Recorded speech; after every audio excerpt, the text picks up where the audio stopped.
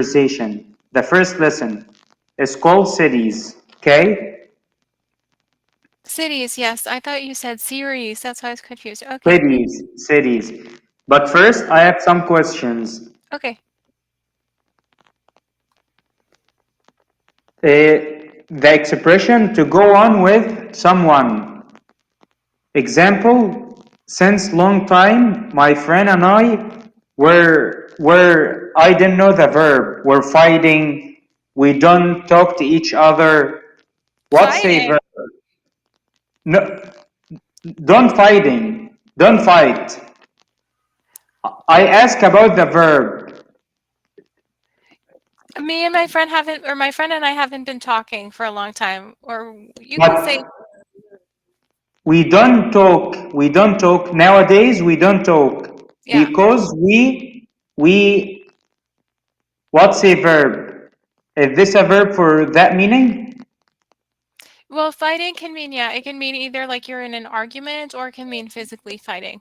Because you went like this. So I was like, what do you mean? Not physical fighting. Okay. We don't talk to each other. I saw him. I don't talk to him. He see me. He doesn't talk to me. Is Well, there then you're like ignoring each other. Is that right? ignoring? Okay. Or fighting. My friend and I were ignoring each other, but now we get on well. We get on very well. Get on is more British English because I'm an American. I know more of the American phrases, which would be like, now we get along well, or now we're, Get we made up. along.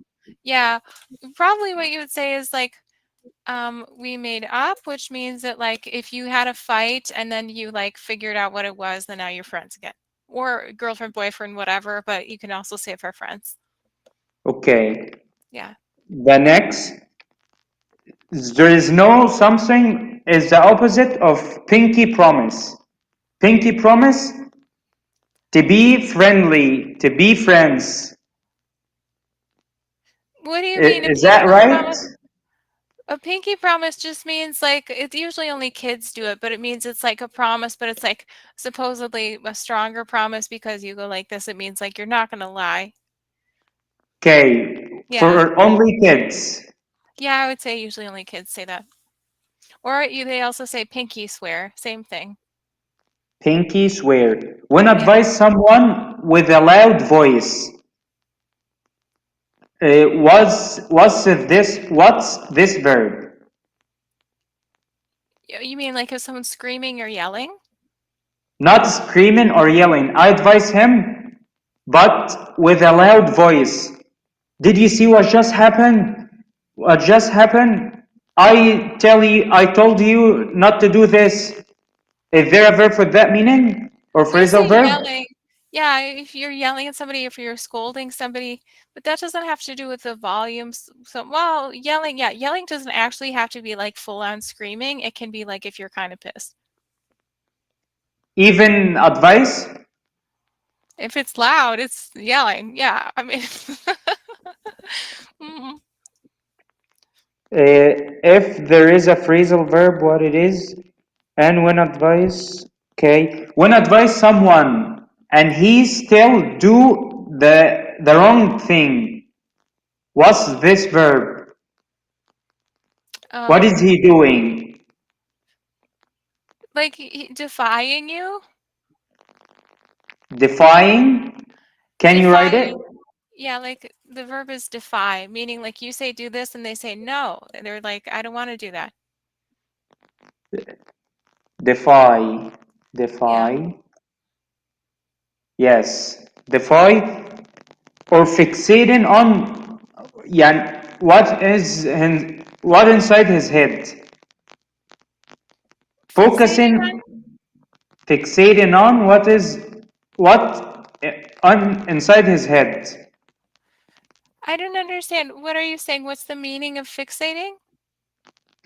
What's the meaning of fixating? That means kind of like obsessing with something. Focusing? Yeah, it's more like in a mental health way, that like if someone has a problem and they're obsessed with something in an unhealthy way. I would say otherwise you would say they're really focused or they're really driven or something like that.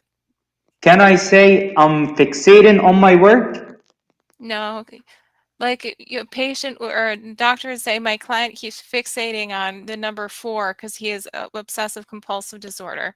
You know, it's not really an Okay. everyday word. Yeah. Okay. Because when he has a viewpoint or point of view, can I say he marches on his own drum? He marches to the beat of his own drum. Yes, that's the phrase. Can I say I like to march on my own drum? No. Wait just a minute. So, it's because when it's an idiom like that, you have to get all the words right. One thing is that you're saying marsh and not march, and that's a different word in English. So it's a CH sound. And then you would have to say the rest of the words. March to the beat of your own drum.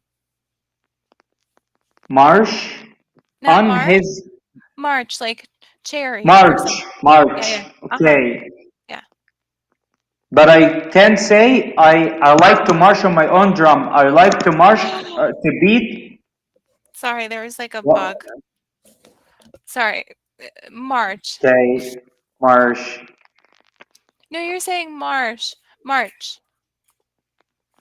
Can I say march? Can I say I like to march on my own drum? No, I because you're like, getting the phrase wrong. March to the beat of your own drum. You have to say the whole thing for it to make sense. but when I heard it, it wasn't marches to the beat. It was march on my own drum, march on her own drum. Well, that's because a lot of people, even native speakers, get things incorrect. I used to be a translator, so it drives me crazy because, like, the idea of people like messing up their own language is crazy to me. But anyway, so that I would say that's slightly incorrect. Okay, the last one. Can I say with the idiom "put you on a spot"? To put someone on a spot. Can I say to my student, "Stop," or otherwise, I'll put you on a spot. So If two you things. don't stop, I'll put you on a spot. No. So I think you're thinking of two things. One, it would be put you on the spot, not a spot. And that's just On on the yeah. But if you put somebody on the spot, it means like they weren't expecting it, and all of a sudden you say, "Hey, do you know the lyrics to this song? Can you sing it right now?" They're like surprised, and it's kind of in a bad way. So you would say, "I don't mean to put you on the spot, but do you blah blah blah blah blah? Do you remember this thing?" Yeah. So you're thinking of if Okay. it's a kid, if it's a timeout. That means if you don't do this, I'm going to put you in a timeout where they sit in the corner. Is that what you mean? Yes, Yeah, so what I mean. yeah, The different meaning. first one. Oh, the first one, put you on the spot. That's like to surprise someone in a bad way. So Okay. you wouldn't use it as a warning because it comes up out of nowhere. Can I say I'm gonna put you on the spot? No. As why? Well, tell me because it doesn't make sense. Explain the rest of what you're going to say. Sorry. Okay. Let's do our lesson. Okay.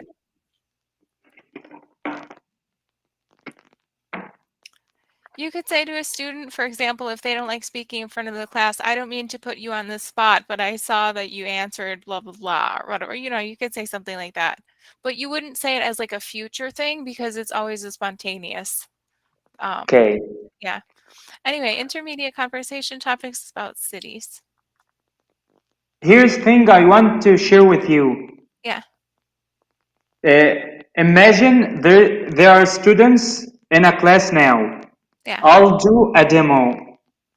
I'll explain something in Arabic. It's translated into English now. I'll read it and you can fix my mistakes. Okay? Okay.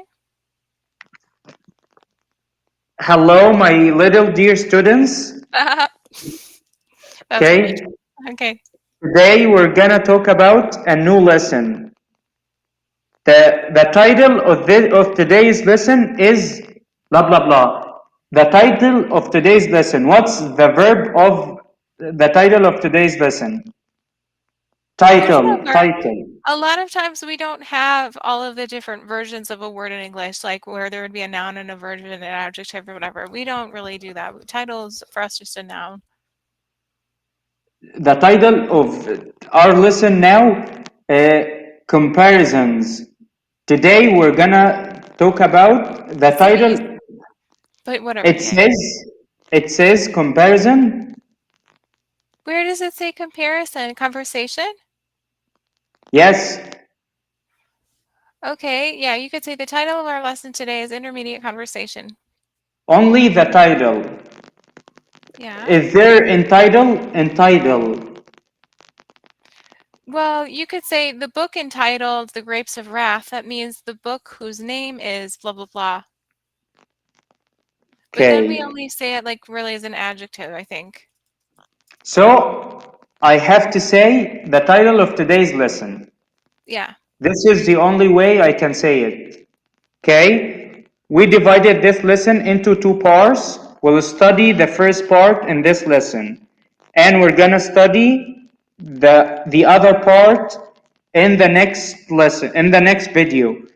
The title of the first lesson, of the first part of today's lesson is the short vowels, or in Arabic, al-harakat al-qasira. Today we're gonna study the vowels. Notice, here's the thing. Notice this picture very well. What do you mean hear the thing? Do you mean listen to this audio? I say to you, here's the thing that you have to pay attention to.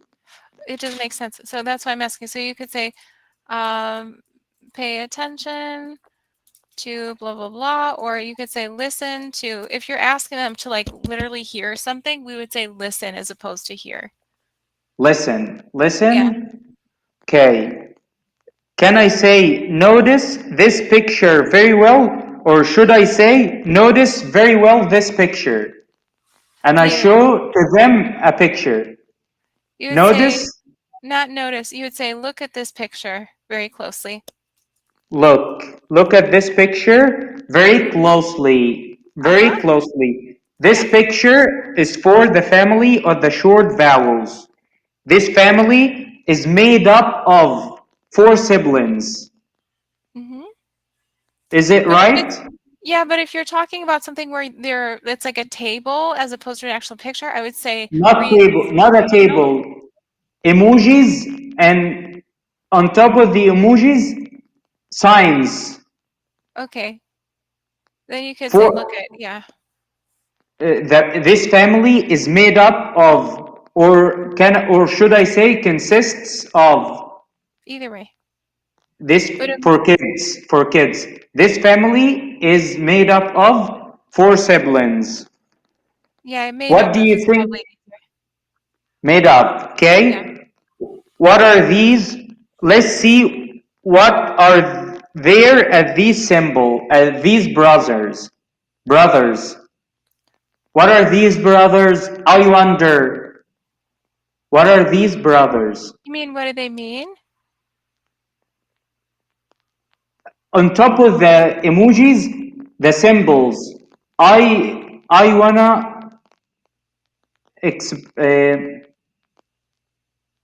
what is this called? I wanna. Yeah. Wanna, just so you know, is kind of informal English. I wouldn't use that so much in a classroom setting, but I mean. I wanna urge them. I wanna urge them to make a question, to think. I wanna urge them to think. What are there these brothers? What do you mean? What are these brothers? What are they called? What do they do? Are you talking about the symbol? It's hard for me to understand. Symbols. Mm-hmm. What are they? What are they called? Okay, so what are these symbols called? What are these symbols called? Uh-huh. Or what do they mean? Okay, take a closer look.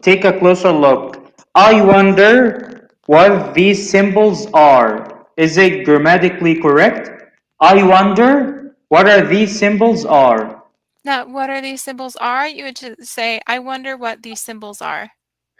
Yes, I said that. I No, wonder. you said an extra verb. You said, I wonder something. You said are twice. What's the correct? I wonder what these symbols are. Yes, this is what I said. I wonder. You talked it back. You didn't. Okay. Do you have any idea about these symbols? I don't have any idea. What about you? Right? Yeah. How about if we get to know all of them? How about to get to know? How about if we get to know the symbols? Is it right? Yeah, that's fine. Okay. We'll start from right to left.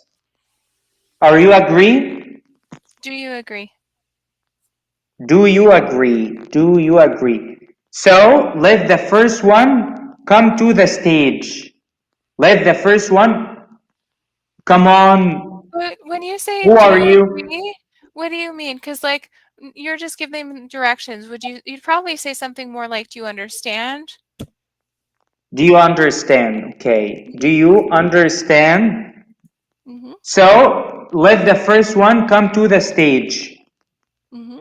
Come on. Who are you? Tell us about yourself. Now, you're talking in a passive voice. We really don't say that much when we're talking about people, at least in American English. You would say something like the first. Can I have the first volunteer to give your presentation? Something like that. What's I'm gonna also? rephrase it.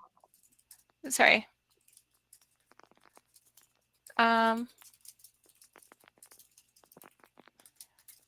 Sorry. What were you saying? I couldn't think and listen to you at the same, or write and listen at the same time. Okay. Would anyone like to volunteer to go first? I talk about the emojis. The first one of the 4 emojis. Oh, I thought you meant that they were going to talk in the presentation. Yes. So I talk to the students. So let the first one come to the stage.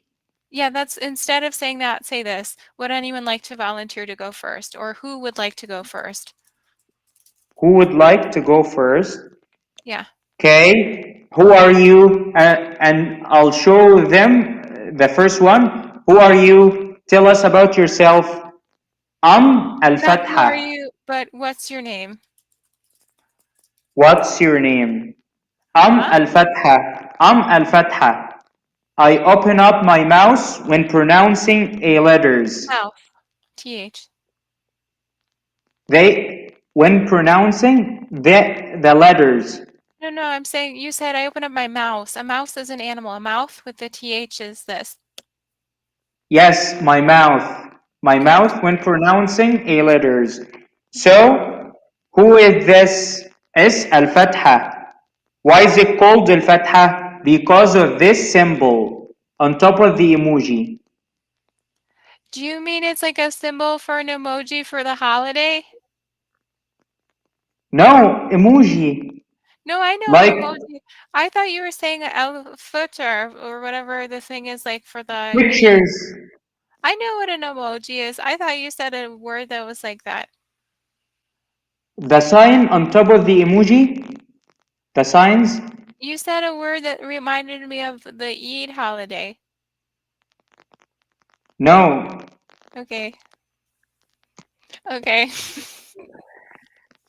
Why is it called Al-Fatha? Because of this symbol. This symbol represents Al-Fatha. What did we call about this symbol? What did we call this symbol? There is no about. You would say, what is this symbol called? What is this symbol called? When I'm asking them again, what is this symbol called? It's called Al-Fatha. Yeah. In fact, we don't call it a symbol. This is important. In fact, we don't call it a symbol. Instead, we call it haraka, like a motion, like action verbs.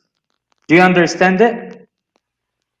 I mean, not really, but I mean, what you're saying makes sense. I don't know what you're talking about exactly. So yeah. Okay. The vowel of al-fatha. It's a vowel. Now look well at the shape of al-fatha. I want to Closely. emphasize Look the well, look shape. closely. Look closely at the shape of al-fatha, the thing I talk about. It's written as a line I on would top of say, the letter. sorry, look closely at the blah blah blah shape. We normally would put the adjective in front in English. Look, okay. Now it's written as a line putting on top of the letter. No, not putting on top of the letter. It's written as a line on top of the letter. On top of the letter. On the letter to change its sound and clear a lovely sound to it. To change its sound. The sound of the letter. To change its sound and create a lovely sound to it. How is that? By No, opening our mouth.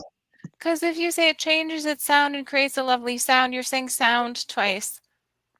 I don't know. What can I do? I don't know. I don't speak Arabic, so I don't know how you describe these things, but I guess you could say sound. It would just sound a little redundant.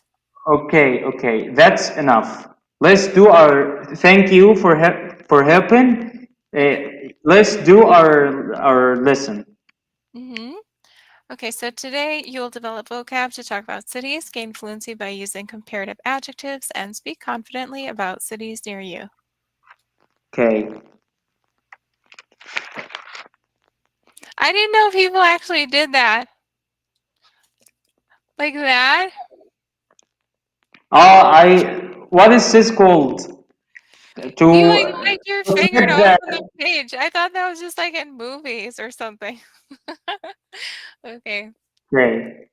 So, okay, then it says, if you'd like, you can read the bottom, and then I have something to say. In this lesson, we're gonna talk about cities in the context of Singapore. Let's start by listening to your tutor to describe their city. Then it's your turn. Okay. So my city in the U.S. is the biggest one in the state. It's not that big though. It only has 600,000 people. It's on a lake and it's in a climate where it snows. I don't know what I'm supposed to say. So, okay. Now my turn. Uh-huh. Where's the paper? Now, okay. I live in a city in Egypt. It's called Al Kubra. It's not a tourist, but it's mainly industrial city. This bustling city is a medium sized. It has 610,000 people. It is actually medium sized. It has one of the greatest cotton mills in the world. Wow, that's right. You're from Egypt, so you guys have all of this cotton. Okay. Okay, do you know the Egyptian cotton? Yeah, because it's like really expensive because it's the best, so I can never buy it, but it's good. Yes. I'm from the town that has this. I'm from the city that has this factory or this mills. Wow. So maybe if you take one of the sheets and you write your name on it and then you Yes, send it, I'll see it in the store. Okay. yes, the Egyptian cotton. Very That's nice. enough. Let's go to the Okay. next slide. I'm concerned about time. I know. I always talk to Okay, I'll train a question tag when I read these examples. Okay, modern. What do you mean you'll say it again? You will see in the example, Singapore. Singapore is a very modern city, isn't it? Is it right? You're saying is the isn't it part correct? Yeah, you would say Yes. that. Uh-huh. Yes. What's next? Okay. You can visit historical temples in Singapore. Can't you? Can't ya? Can't you? Yeah, couldn't you or can't you? Yeah. Would you consider your city or the closest city to you to be more modern or historical? And give examples. My city is a historical city. we have, as I just mentioned, this Mills is built in 1951, Really? and we have, yes, and before that, but I was this gonna say time people have been wearing cotton for a long time. That seems like it's like not that old. Wow. Okay. it's a historical city. It's a historical city. Yes, we have the second oldest clock in this factory after Big Ben in London. Are you serious? Yes, I'm serious. Wow. Okay. What's next? Okay. Do you prefer a modern city or a historical city, and why? I prefer modern city. I like this bustling life Mm-hmm. and vibrance. In private life. Okay, I'm just gonna tell you a fact, and then we can go to the next one. I live in a city where we have the largest four-sided outdoor clock in the world, which is stupid because that's so like, specific. It doesn't even mean anything. Okay. Okay. I can't express more. Do you know I'm a new to Cambly. I'm new to Cambly. Vibrant, okay? Yeah. Vibrant. I Wait, were can't you believe. studying the examples, or were you studying the vocab before the lesson, or how did you just say that? Sorry, I can't understand. Were Can you you studying? Can I what? were you? Were you studying the vocab before the lesson? Yes, I studied it before the lesson. Oh, no wonder. Okay. I can believe how vibrant downtown Singapore is. Mm-hmm. Can I? I can't. Can you? That's how you'd say it. Can I can't. you? Yeah. I talk about myself. Right. You would say, I can't believe it. Can you? Like, oh my goodness, it's so crazy. Okay. Yeah. And then What's next? this says, would you use vibrant to describe your city? You already did. Okay. And what kind of things do you think you could do in a vibrant city? In a vibrant city, I'll go to movie theaters, parks. I'll go downtown. Do you live by the Nile? Yes, I live by the river, a branch of the Nile. Can you go swimming there? No, I can't. Why I not? love swimming, but I can't swim in the Nile. It's serious. It's serious? It requires more skills.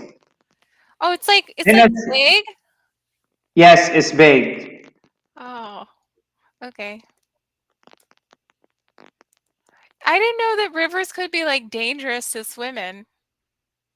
Dangerous for women. For women, why? Women can swim. Yes, but it's dangerous. There is no For everybody. what are they called? Before we finish, who saved the drone? A lifeguard. There's no lifeguard. The man who Yeah, saved. you could be a woman and save someone's life. It's called the lifeguard. Okay. Thank you for having me. Okay. We didn't What finish do you that. want to say? Oh, nothing. We're just on slide 7 of 19 in case you want to finish this whatever day. Just to Okay. Okay. Thank you. Thank you. Bye. Thank you. See you later. Hello. Hi, how are you doing today? I'm doing very well. How have you been? I've been doing pretty good, yeah. Okay, It's been a while before since we we talked. yes, it's been a while. Before we do our lesson, I wanna practice introducing myself in front of the camera. Okay? This is Abdullah Adel. I am 25 years old. I'm a civil engineer. I was born and raised in Egypt. So I had a chance to study at Al-Azhar school. And there I've studied the Quran and its sciences. I'm good at reciting Al-Quran I'm passionate about teaching Al-Quran and its sciences to or for to non-Arabic speakers. Two. Teaching to. I'm a native English speaker. I talk to native English speakers every other day on Cambly platform. If someone asked me if the interviewee is he called interviewee like you, interviewer and interviewee. I'm the interviewer. Here you go. The one who does the interview, the one who is Yes. interviewing is the interviewer. And the one who is being interviewed is the interviewee. I'm the interviewee and you are the interviewer. If the interviewer asks me, what is Cambly? What is Cambly? Can I say it is an English platform? An English platform? Yes, it is an English learning platform. It's an English learning platform. I'm a native English speaker. I talk to native English speakers every other day. So I'm able to teach Quran and its sciences to non-Arabic speakers. And now I'm a Quran teacher specializing in teaching both children and adults from non-Arabic speaking backgrounds. I use creative and engaging. Can I say engaging or engaging? Engaging. I use creative and engaging methods for Quran memorizing and tajweed instruction. Can I say grammar instructions or grammar instruction? Instruction. I use instruction. Okay? Yes, because we are using it in general uncountable. Instructions would be I give you instructions to do something. Both exist. Yes. In this case, it's instruction in the general sense. I got it. I use creative and engaging methods for Quran memorizing and tajweed instruction while accommodating various age groups and language difference. Can I say the language difference? Language differences.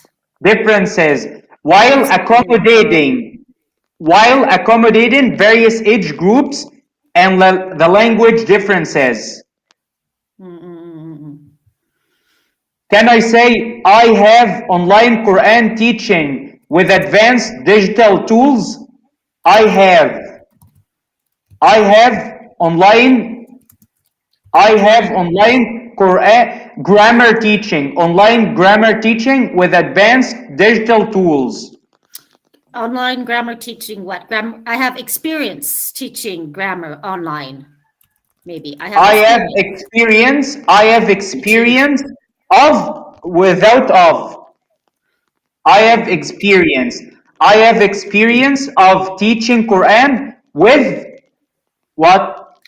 I have experience teaching Quran. And then with digital with digital tools. With digital tools. Okay, it's in your notes. I put all the corrected sentences into your. Yes, thank you. Thank you for your help. Thanks for your help. Let's do our lesson. Let's be fast, please. Okay, so today's lesson is about happiness, yes? Yes, happiness. I want to focus on speaking. In this context, in this lesson, balance things being. Sorry. In this lesson. You said you want to focus on speaking, but this is a speaking question. You can what makes me happy? To me an answer. Yeah, what makes you happy? That's the first question. What makes me happy is being fully present in the moment. Okay. Immerse myself in what I'm doing. Immerse myself in what I'm doing. Can I say into? Immerse myself into what I'm doing right now. Immerse myself in. Just in, not into. Immerse myself in what I'm doing. in what I'm doing, being healthy, also what makes me happy, having good relationships, and having money as a result of working. How can I say that? Having money, is it correct? Having money as a result of working. Yes, you can say it like that. And you can say earning my money. You earned Earning, it. You earning didn't just get money. You earned money. You didn't inherit it. You earned it.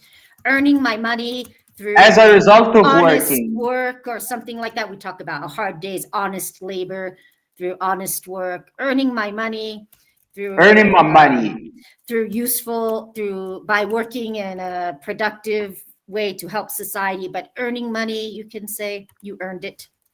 Yes. What's work. next? Okay, so the next we have a bunch of vocabulary, but since you said you want to do some discussion, I think, yes. Can you The talk more about happiest what makes you time. happy? Yes, the happiest time of my life, my first time going to the beach. My first time going to the beach. I remember that moment. I was young. I was about 6 years old. I remember that moment very well. The happiest time of my life was the first time I went to the beach. Yes, the first time simple pleasure, little things. I pray 5 times a day. This makes me happy. I also drink coffee. It makes me awake and focus. It makes me awake and awoke and focus. It makes me awake. It makes It makes me feel awake. It helps me wake up. It helps me. Okay. It helps me wake up. I also prefer simple pleasure, doing exercise. For me, the first thing come to mind when it comes to simple pleasures is doing exercise. Also, reading books makes me happy. Is one of my simple pleasures. Reading books is one of my simple pleasures. Things you can be happy without. I can't be happy without my family. Can I say that? What things can't you be happy without? Can I ask you what things you can't be happy without? Or can't you? What things can't you be happy without? It's hard to say. There have been times when I had nothing and I survived. So I don't want to say there's anything that I couldn't live without. Why did you disappear for almost 10 days on Cambly? Disappear. I had an accident. When someone had an accident, can I say to him, get soon better, get well soon? Yes, That's what else? what we say. We say, get well soon. It's a standard set phrase. Oh, I'm so sorry, get well soon. I'm so sorry, get well soon. Yes, thank you. What? Okay, when someone shaved his head after regular shaving, what can I say to him? We don't say anything. Do you say something? I asked another tutor. He said to me, "You suit a shaved head. You suit a shaved head." Can I say that? You suit a shaved head. I don't understand that phrase. You suit a shaved head. Can you type it? You suit a shaved. You suit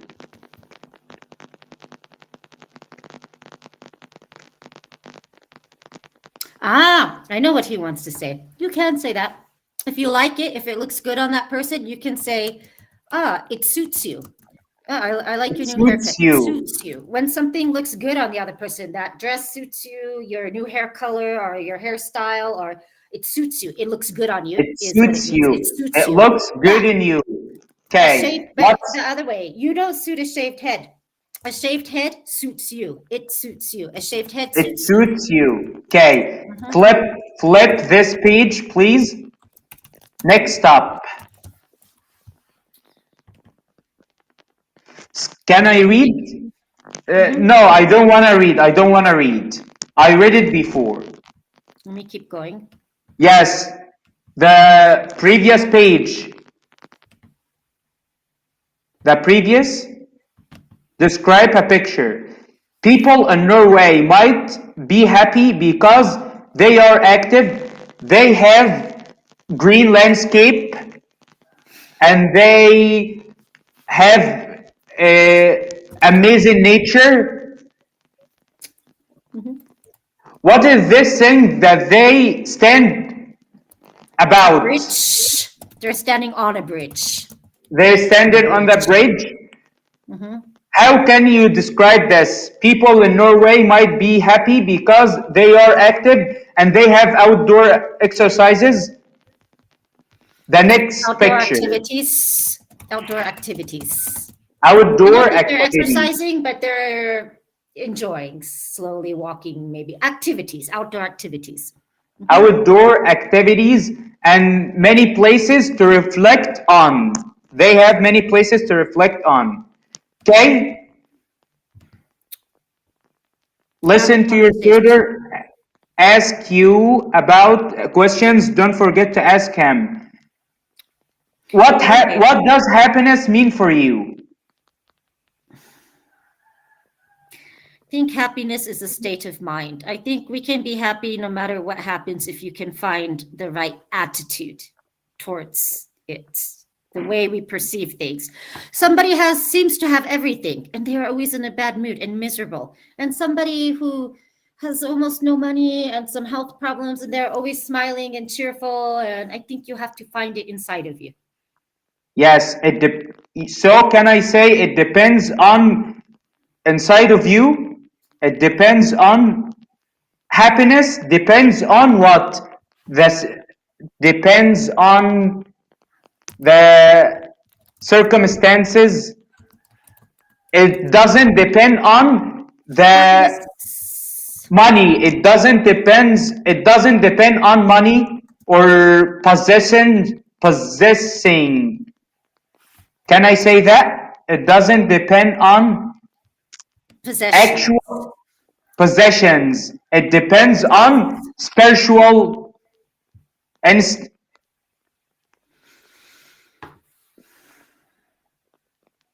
what do you think? Can I ask you what things do you take for granted nowadays in Mexico? Yeah, what do I take for granted? Maybe my health. I'm in surprisingly good health considering. Do you own or rent your house? I rent. Rent. Okay. I own my apartment. Are you married? No. Yes. No. You are divorced or haven't you married? I am a widow. My husband passed away some years ago. I'm sorry to hear that. You are widow. Widow. We say widow. When the male, widower. His wife, widower. Yes, that's right. Time is running out. Thank you for calling me today. Thank you for having me. Hello? Do you hear me now? Do you hear me? Hi, Abdullah. Yes, my name is Abdullah. Do you speak Arabic? It's broken, but yeah. Okay, I wanna read the text and you help me improve my words. Okay, no problem. Sure. Okay, imagine I teach students online. I want to be a teacher. Today we're going to talk about a new lesson. The title of today's lesson is التنوين. We'll study التنوين. We've studied the family of the short vowels. which is made up of الفتحة, الضمة, الكسرة, and السكون. Today, we're not talking about السكون. We're gonna leave him alone. He's gonna play by himself. We'll only deal with the three short vowels, الفتحة, الضمة, and الكسرة. These three short vowels want it to be doubled. Want it to be منونة. Or in English, want it to be doubled. منونة. Want it to be منونة. What is want it? Wanted, wanted. Okay. Want it to be منونة. So الفتحة. Want it to be. Wanted, wanted. Want Can I it. say wanted? Can I say wanted? No, because it sounds like WANTED. Wanted. That's not the word you want. Can I say wanted? Want it. You want it to sound like Wanted, wanted, wanted, it. wanted. There is no it. Wanted, Want it.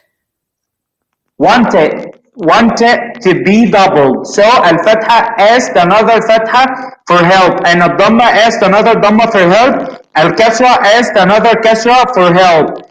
And that, can I say, and that, these became doubled, and that, And they.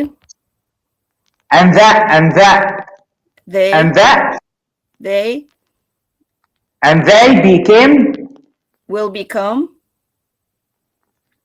and they became doubled, And they will become. and they will become doubled, or منونة. How is that? How is that? By adding the feature of التنوين. Can I say the feature of التنوين? Do you know what تنوين is? No. But feature, can I say the feature of, for imagination, the feature of the gerund in English, add an ing. The feature of the gerund. Ah. Okay. So. Yeah, advantage. Can I say, how is that? By adding the advantage of التنوين. That's confusing. Feature. The feature of التنوين. The feature of the feature of gerund,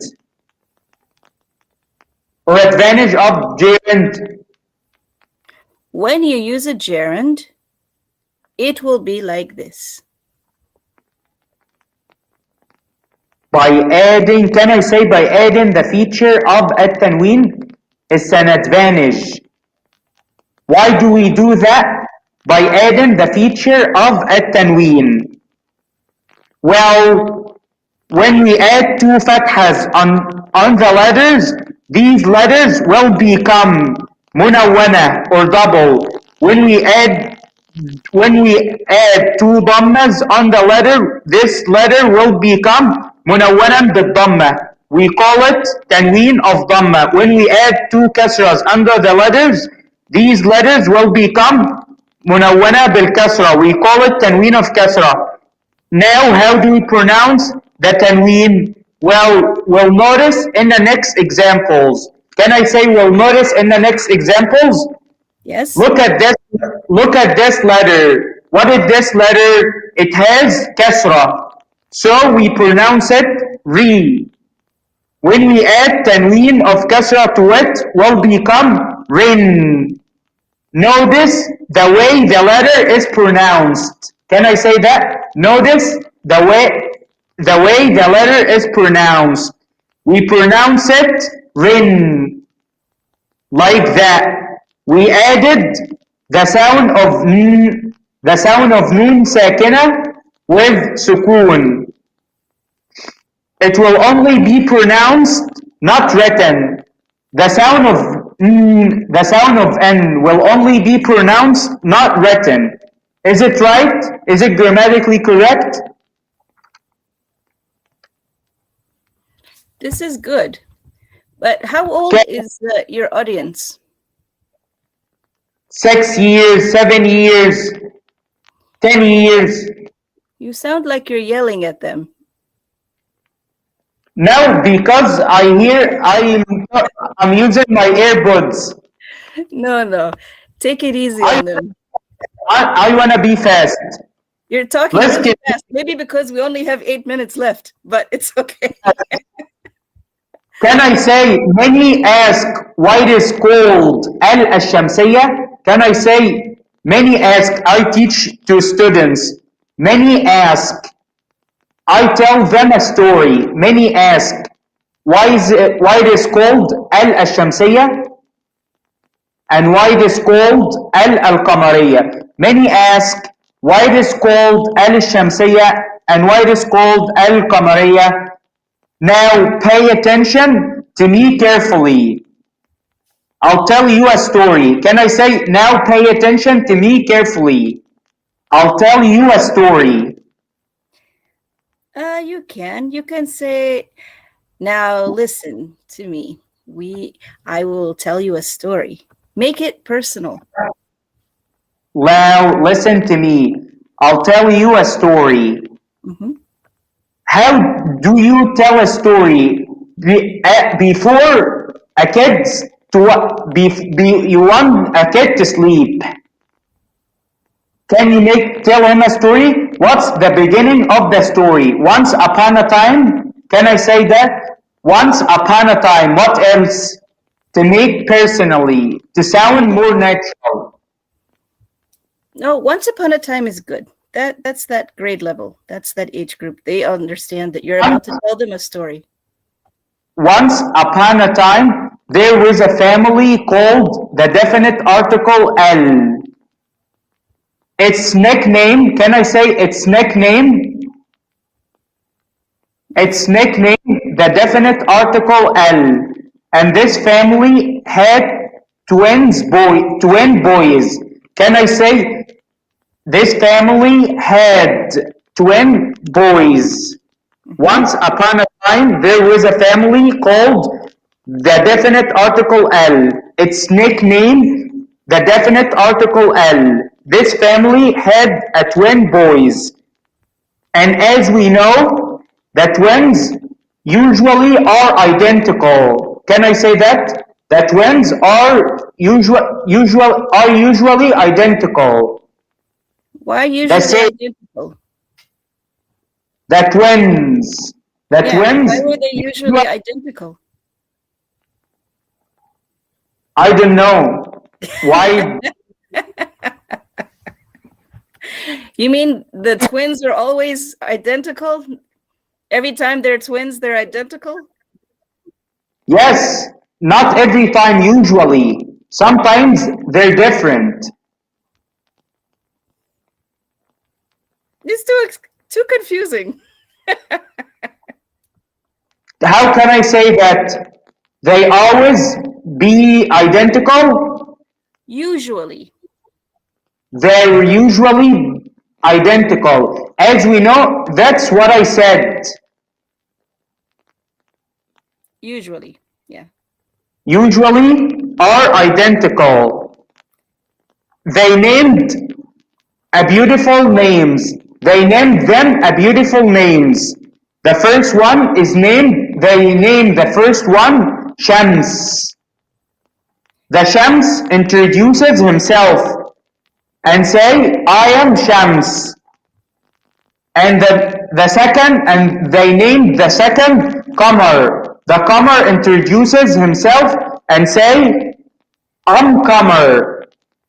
Two beautiful nouns. The father brought to him toys. Can I say the father brought to him toys for kids? His father. Their fathers, twins.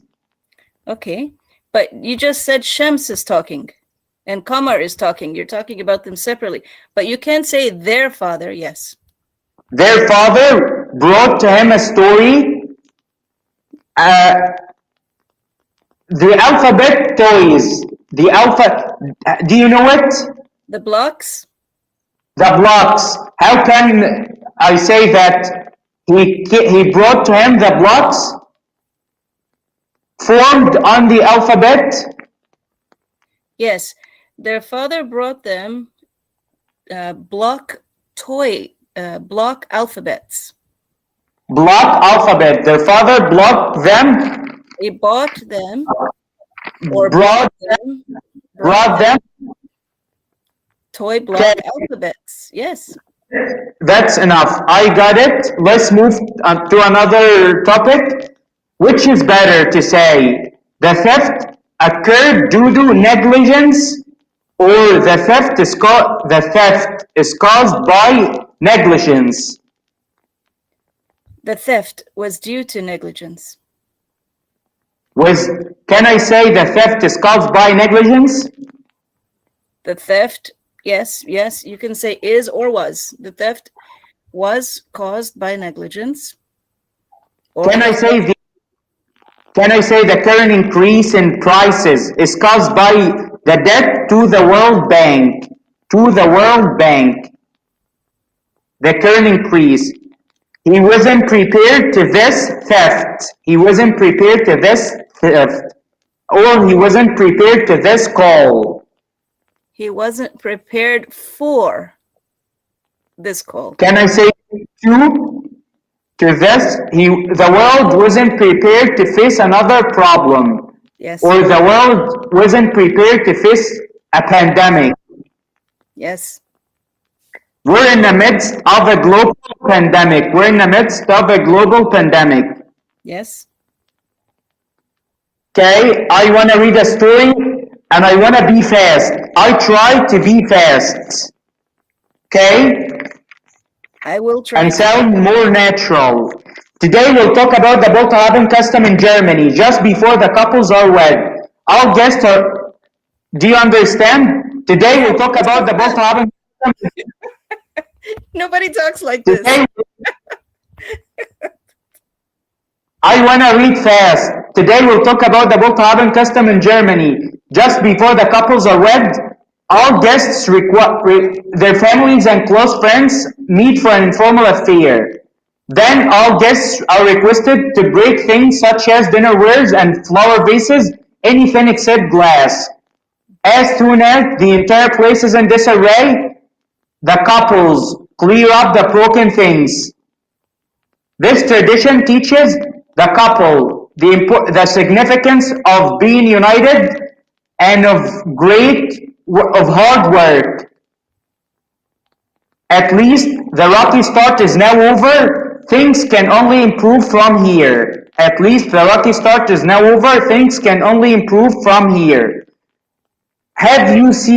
seen someone plant a tooth? Can I say that? Have you planted a tooth?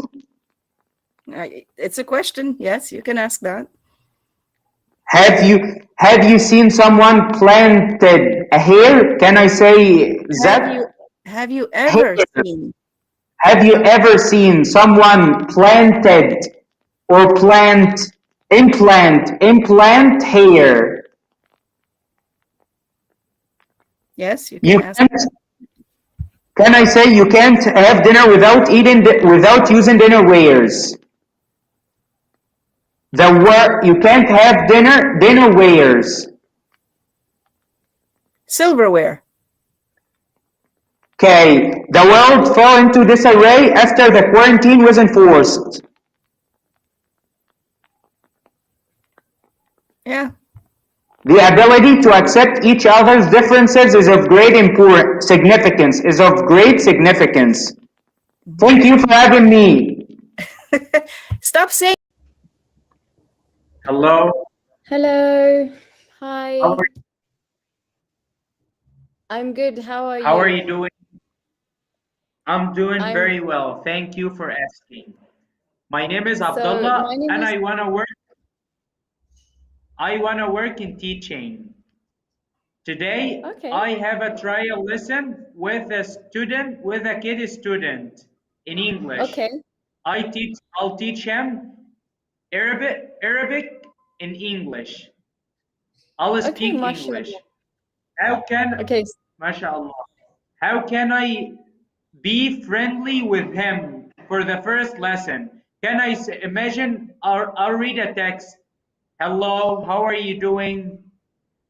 My name. Okay. I am your friend, Abdullah. I am 25 years old. What's your?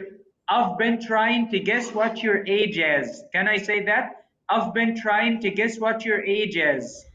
Are Yeah, or you you could maybe ask him. You can maybe ask him. Let me guess what your age is. Let me guess. And instead of Yeah, I've been trying. Yeah. Let me guess what your age is. Let So me are guess you what your going to age teach, is. Abdullah? Are you going to teach your student English and Arabic? How to read Arabic, and How to read? they're English people. They're English people. Let me guess what your age is. Are you two? A little bit older? Are you 20? Okay, he's not going to be that old, think, right? What? He's not going to be that old. He's gonna be 6 or 7. He's gonna be 6 or 7. Okay, so I would advise, if you're teaching a child, maybe to lift your hands up and say it.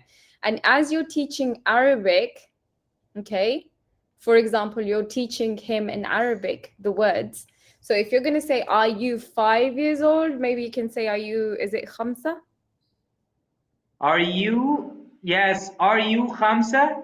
Are you 5 years old? Are you khamsa? Yes. Are you 5? So then you can incorporate. Yes. So you can incorporate the Arabic with your English as you're asking him. And then you can say, my name is Abdullah. And then say, Ismi Abdullah, or however you say it.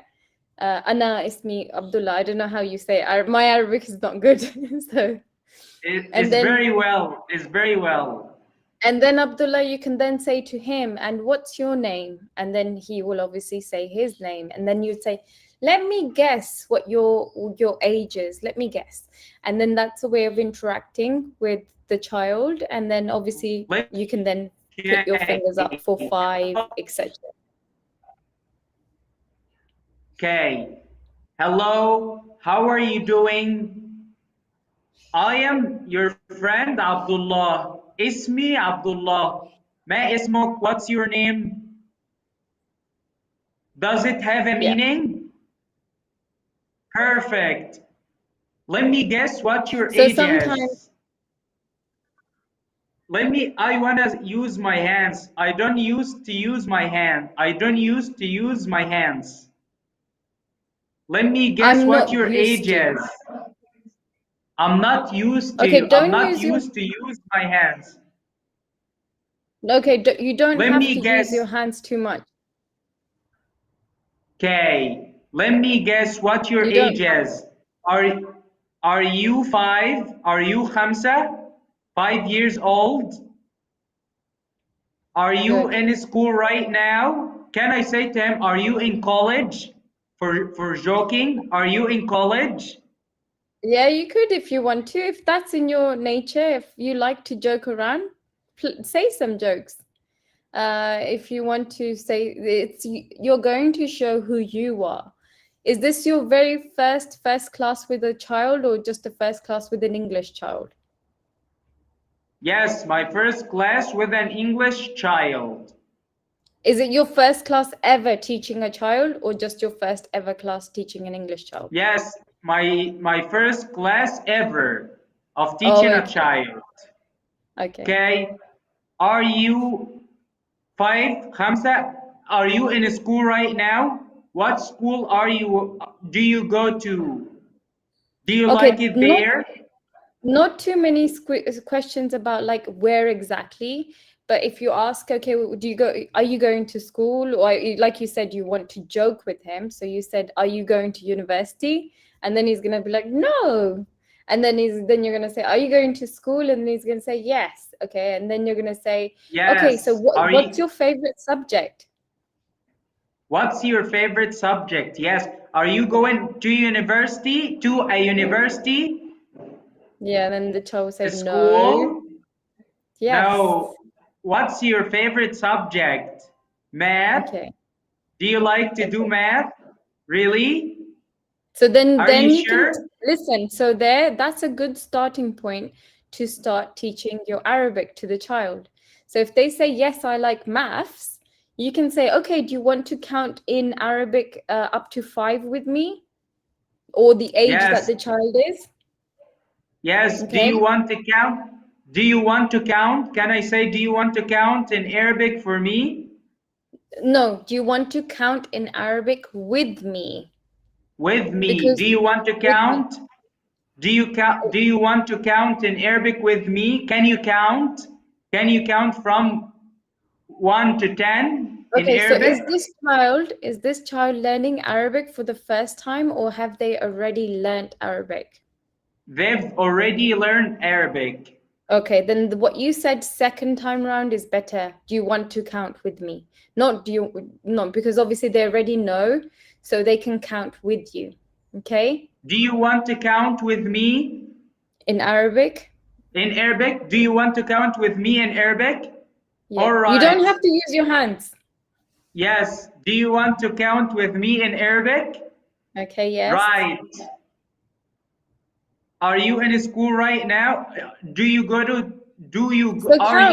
Why are you not counting?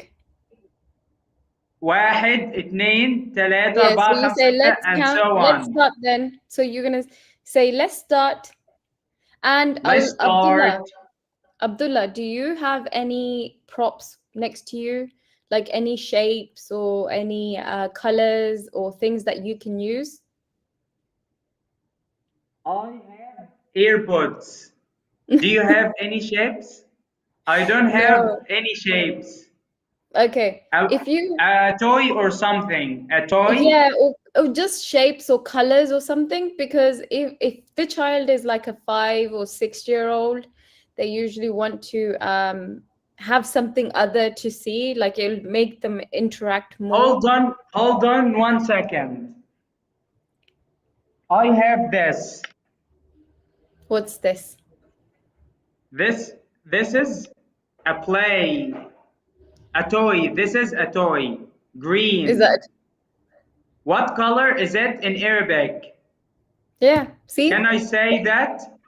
Yes. Or if you have, Abdullah, if you even have like an apple or, some fruits or whatever, a fruit bowl, you can use your fruit bowl to ask the child if they know the colors and the names of the fruit.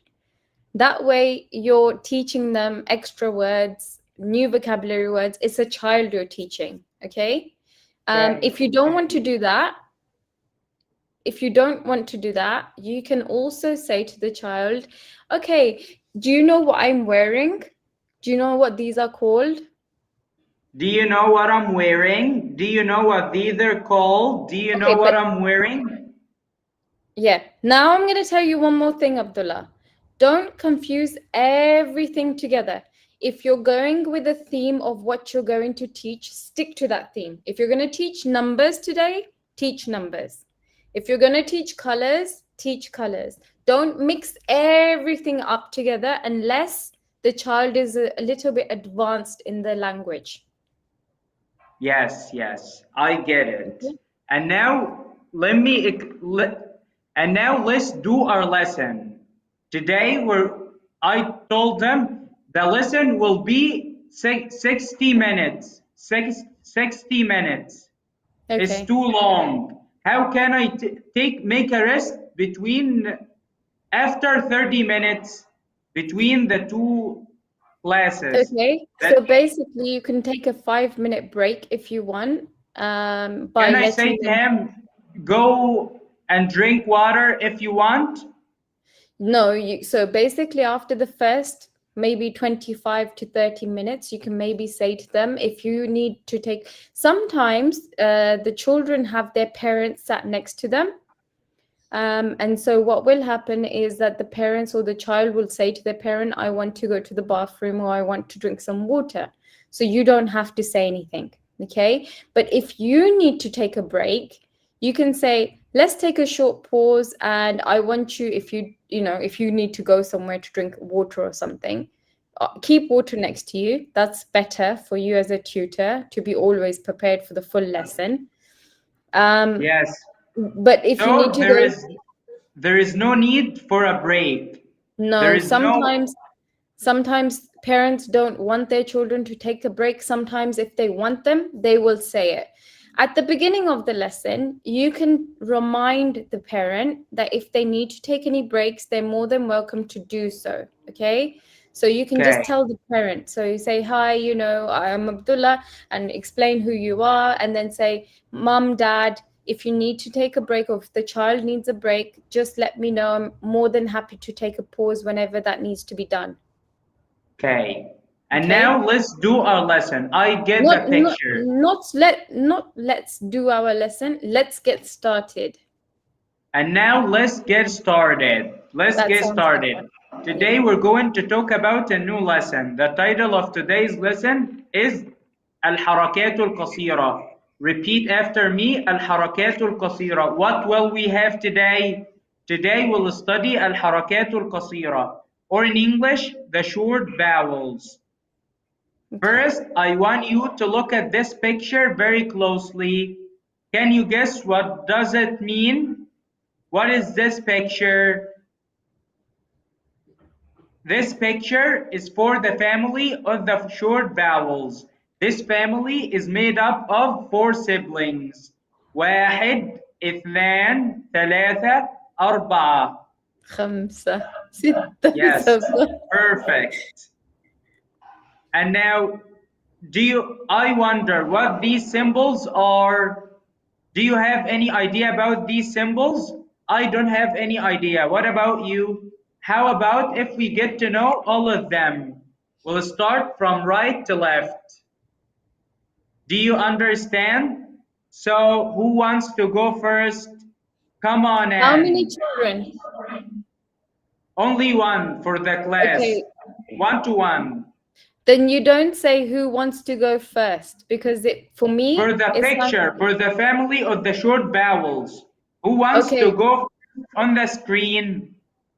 Okay, to me, when you said that, I thought maybe there was more than one child. How can I say that? Okay, then you can say, shall I go first, or do you want to go first? I don't talk to the children. I show them a picture, and this picture is made up of 4 siblings, 4 pictures, 4 parts. I talk to the picture metaphorically. Who wants to go first to teach him that? Don't do that, because that will confuse the child as to who you're talking to. How can I say that? Shall we choose? You can say to your student, do you want to choose who should go first? Do you want to choose who wants to go first? Yeah, should we choose this? Should we choose that? And then give them the options. Yes. Come on in. Tell us about yourself. Who are you? What's your name? Al-Fatha. I open my mouth when pronouncing the letters. Why is it called Al-Fatha? It is called Al-Fatha because of this symbol. So this symbol represents Al-Fatha. What is this called? It's Al-Fatha. In fact, we don't call it a symbol. Abdullah is coming towards the end of our session. Just one last minute advice. Don't worry. Just relax. Be calm. You're going to be fine. Okay? The first one always feels like it's going to be the hardest. But the moment you have your first 5 minutes, you'll be at ease. You will be fine. Okay? So just relax. Say Bismillah and you'll be fine. Okay. Inshallah, inshallah, it's going to be fine. It's going to be fine. Don't worry. Thank you for helping. No worry. Hello? Hello? How are you doing? Hello.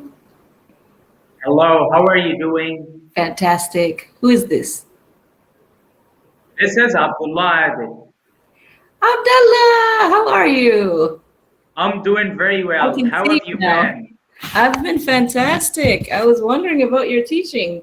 How's it going? It's going very well.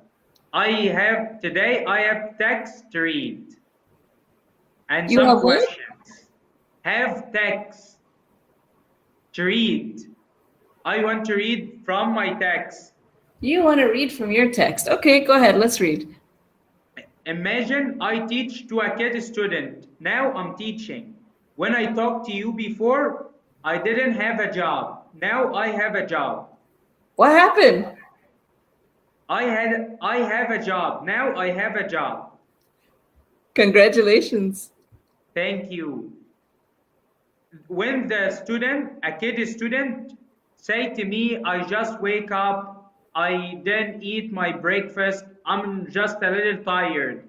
Can I say to him to make a funny vibe,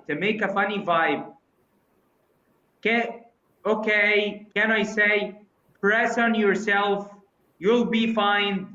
What can I say? Let's push through it. Let's push through it. Let's get through it. Don't worry. Let's push through it. Yeah, we'll finish soon. Can I say we'll finish soon? Yeah. What Tell him, else? don't worry, it's okay. Yeah, relax your student. I want to relax my student with words. Yes. Can I say, push yourself? Well, when you say push, you kind of put pressure on him, right? So you want to de-escalate the pressure. You want to say, don't worry. We'll get through it. We'll get through it. Don't worry. We'll get through it. Yeah. Can I say to him, we only have 30 minutes. We'll finish soon. When the student is tired and in the next lesson, what can I say to him? I hope you became better. I hope you became well. What can I say? After the recovery, I hope you became recovery. I'm glad you're feeling better.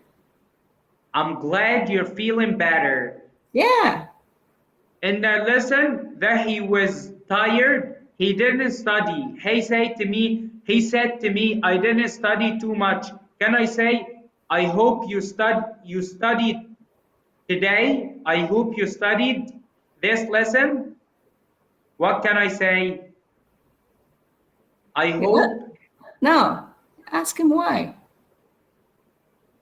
Why didn't you study? Because I was tired. No. Why are you tired? Yes, in the next lesson. Yes. What's making you tired? Get to the root of the problem. Okay, I get it. Can I say you'll be fine? The approach, can I say to him, the approach that we follow is so perfect. We focus on the sentence, not only words. In the last week, we managed to finish 10 verses from Quran. We managed to finish 10 verses. I hope we'll do so this week. Can I say that? I hope we'll do so. I hope we'll do so this week. Yes, we can. So you want to make it sound like it's success, right? Yes. I want to encourage him. Yeah. You want to remind him of the success before. So you say, we've already finished, or we've already managed to finish 10 surahs or whatever it is. Yes, 10 surahs or let's 10 do it again verses. this week. Yeah, let's do it again this week. Let's challenge ourselves to memorize another 10. Let's challenge ourselves to memorize another 10. Yes. Okay. Let's do our lesson. Kambli lesson. Yeah, go ahead. Let's see. Slide number 2.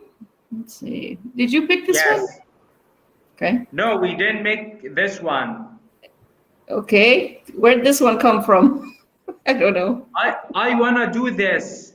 Okay. Next slide. Next slide. Let's be fast. I only have 15 minutes. Go ahead, start reading. Lesson goals. Today you'll develop vocabulary to talk about work-life balance. Gain fluency by using clauses of contrast. Speak confidently about leisure and work in your life. Good. Let's go to the next one. In this lesson, we're going to talk about work-life balance in the context of Paris, France. Let's start by listening to your tutor about their work life. Then it's your turn. Talk about your work life. What do you do?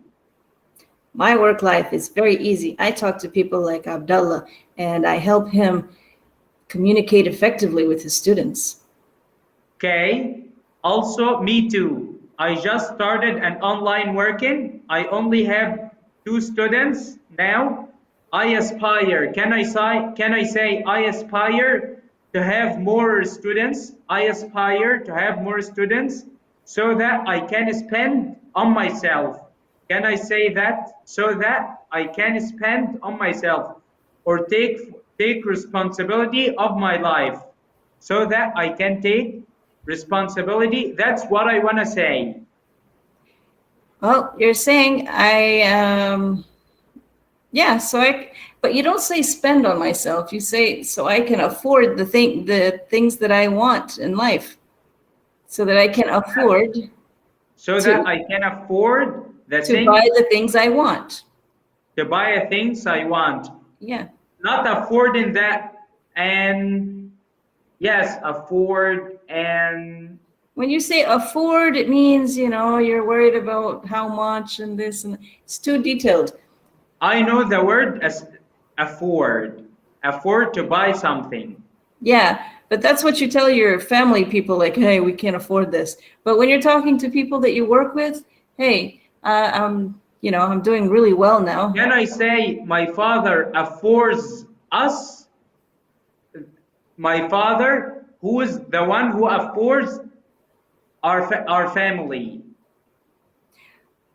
My dad is the one who maintains our family at this point. I want to be able to contribute to that. I want to able to contribute to that. I aspire to only earn $20 per day. Only that. I aspire to increase my student base. I aspire to increase my student base and earn $20 per day. Sure, you can say that. Can I say to my student, I aspire you to read more quickly? I aspire you to read more quickly. I encourage you to read more quickly. Encourage to do something. Can I say I want you to read more quickly. I hope you read more quickly. When you talk to your students, use we. Always talk to them as we, because when you say we or let's, it's teamwork. Now they're going to work with you because you're saying, hey, come on, I'm on your team. But if you say, I want you to do this and I want you to do that, it feels like a command. Then he's like, you've isolated him. You want him to be a team player, right? So you're going to say, let's do this. Okay, how about we do it this way? You're asking for him to participate. Okay, right? Let's read quickly. Yes. Can I say that will faster your journey to Arabic mastery? That will faster. Quicken.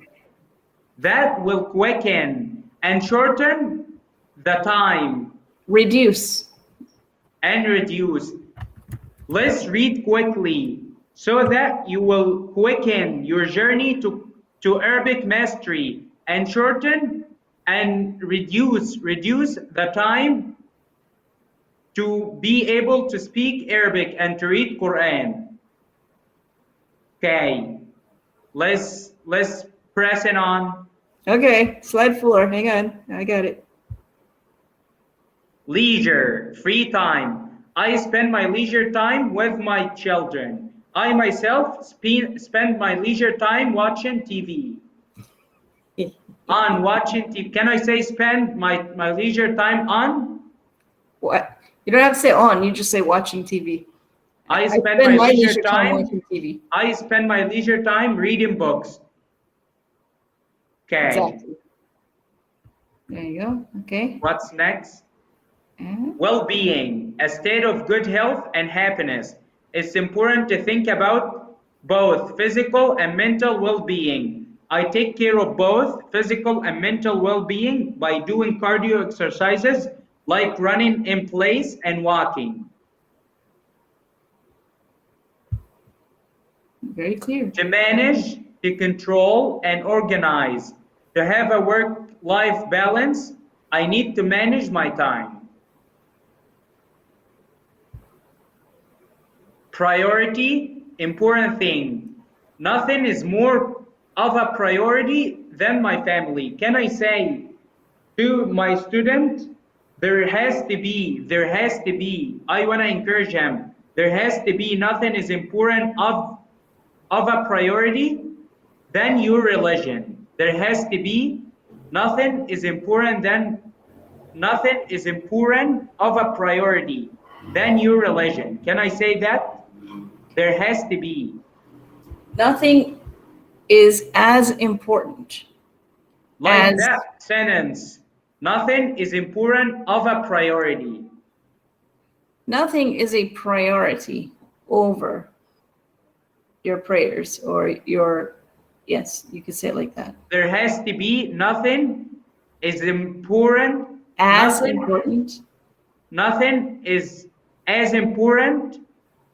Nothing is as important as prioritizing your prayers.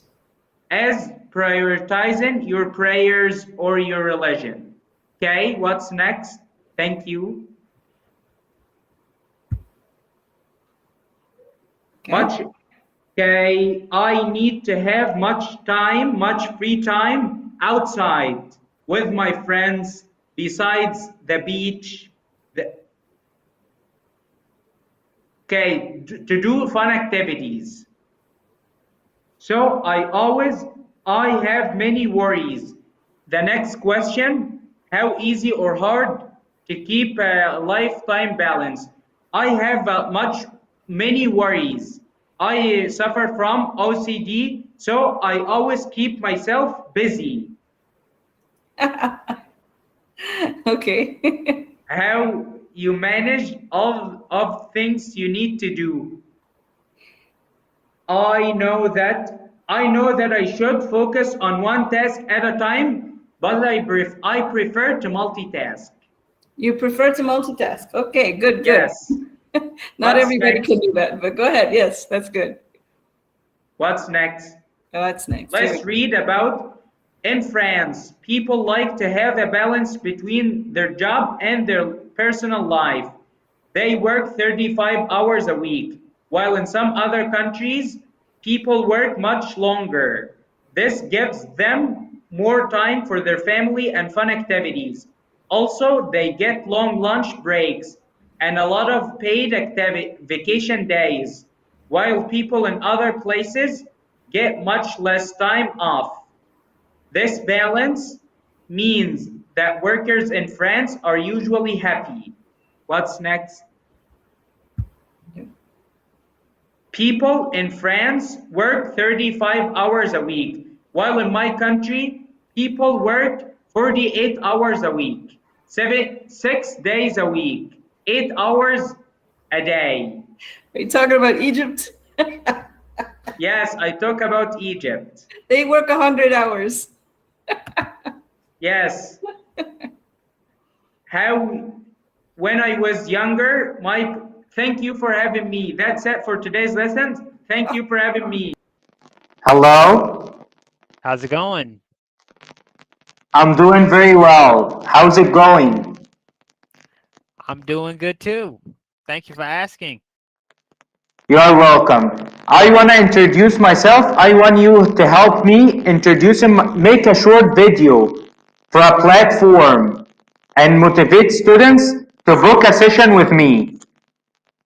Sure. Can you help me? Okay. This is Abdullah Adel. I'm 25 years old. I am from Egypt. I'm a civil engineer. I was born and raised in Egypt. So I had a chance to study at Al-Azhar school. I memorized the Quran at an early age. I'm good at reciting the Quran. I'm a fluent English speaker, and now I'm a Quran teacher, specializing in teaching both children and adults from non-Arabic speaking backgrounds. I use creative and engaging methods for Quran memorizing and tajweed instruction, while accommodating various age groups and the language differences. What can I say to make them book a session with me? Can I say, I hope to talk to you soon? What else? A motivation phrase. You can say you're let me think. Because in my profile I wrote that I hope to see you in my class very soon, or feel free to book a session with me anytime, or if you have any further questions, feel free to message me and we can Feel free to book a session with me. I hope. Okay, let's do our lesson. And let's be fast. We only have 14 or 13 minutes. All right. Yeah, no problem. You want to do this lesson, movement lesson? Yes, movement lesson. All right, no problem.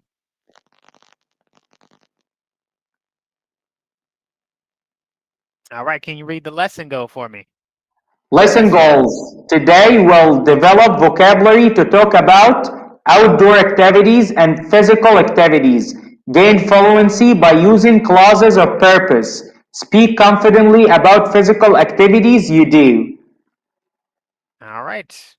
Good news, you can read English. Very nice.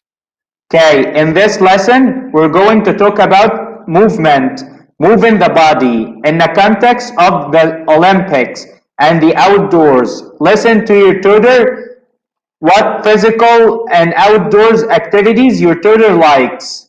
Then it's your turn. What do you like? Oh, I like to play basketball and go hiking and bike riding with my family. What about you? I like to go out with my friends. I pray in the mosque 5 times a day. Outdoor activities.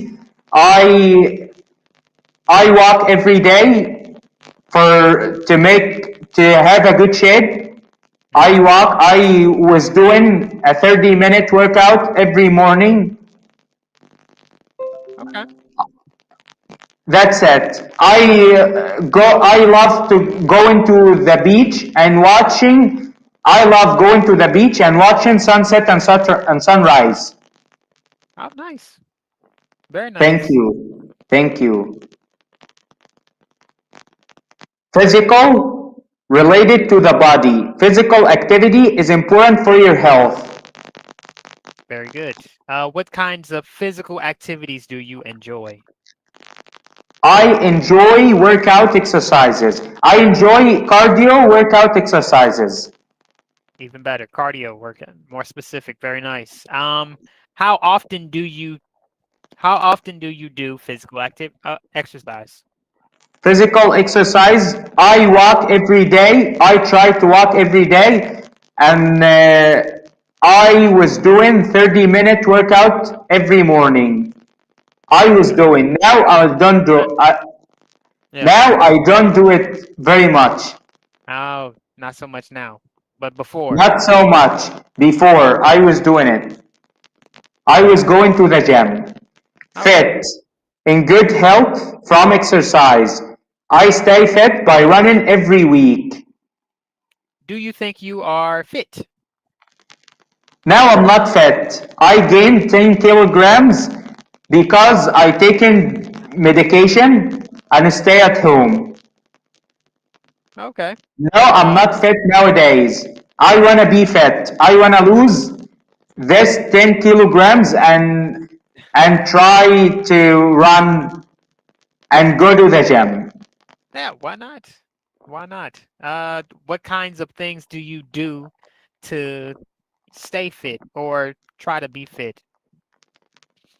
I try to move my body. Yeah. I try to do outdoor activities instead of indoors.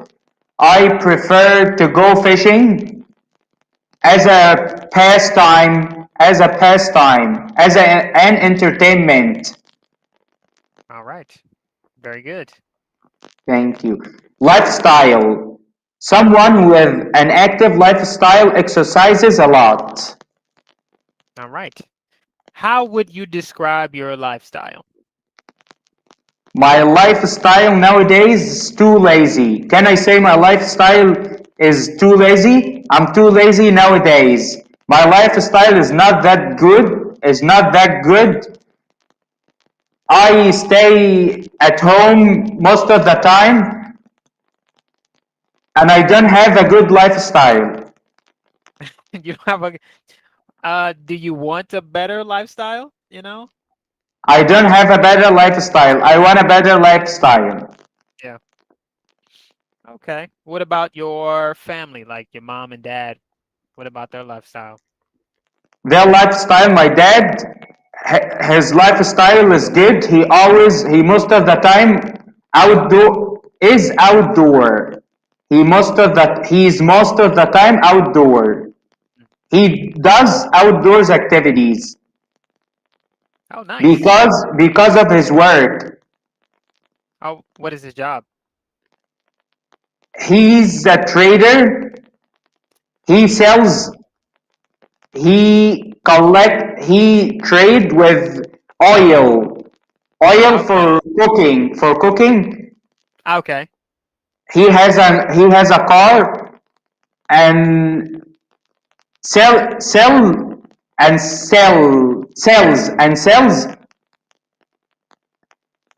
What is this called? A bottle of oil? Yeah. A gallon of oil, not bottle. Okay. Big Gallon of oil. Yes. To the restaurants. Oh, he has clients. His clients are restaurants. Yes, his clients are restaurants. Nice. Motivation, a want or reason to do something. Spending time with friends is my motivation to exercise.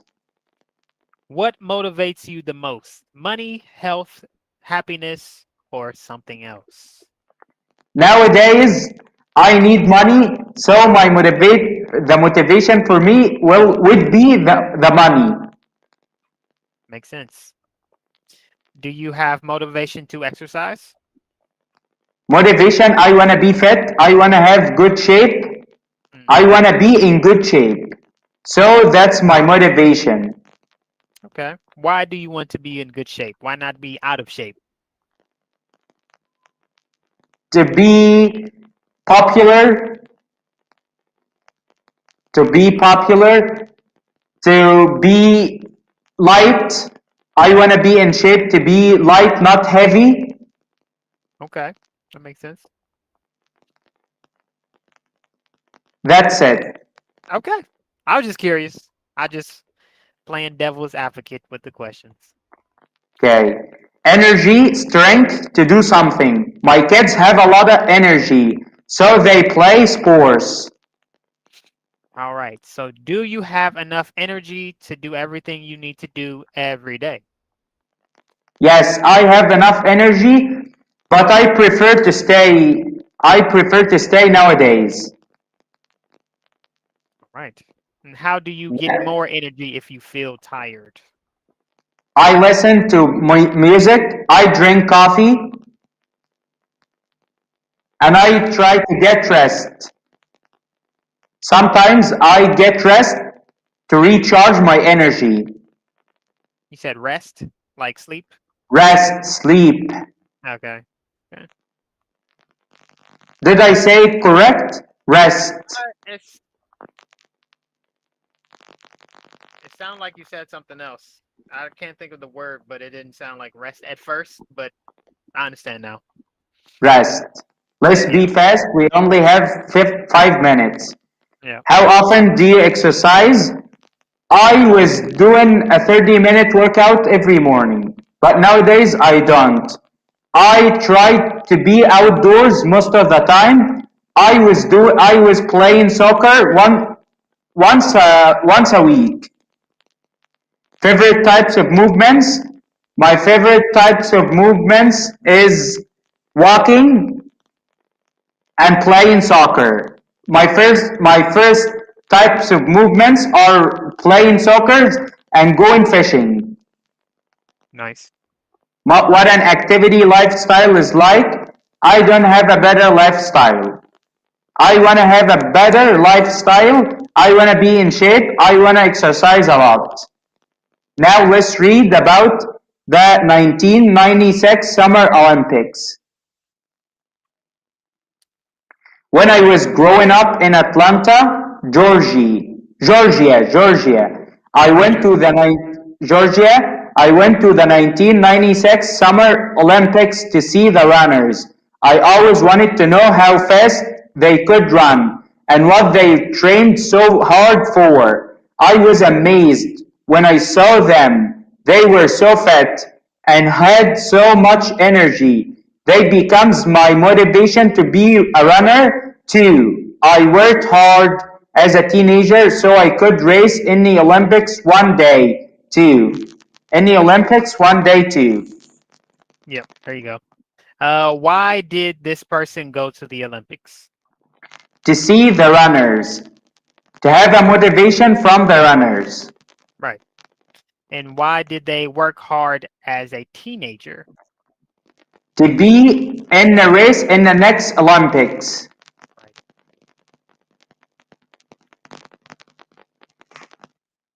We just saw two clauses of purpose. Read the sentences. I went to the Olympics to see the runners. I worked hard so I can race in the Olympics one day. Okay, I think it's important to exercise so you can get muscle strength and boost your endurance. To be healthy, I need to eat less and move more. I'm going to be optimistic so I can live a long and healthy life. I use Cambly to enhance my English speaking, to improve my English speaking and confidence. Or that sentence was fine too. Very good. Nice. Thank you. I want to see the Olympics to motivate myself to exercise.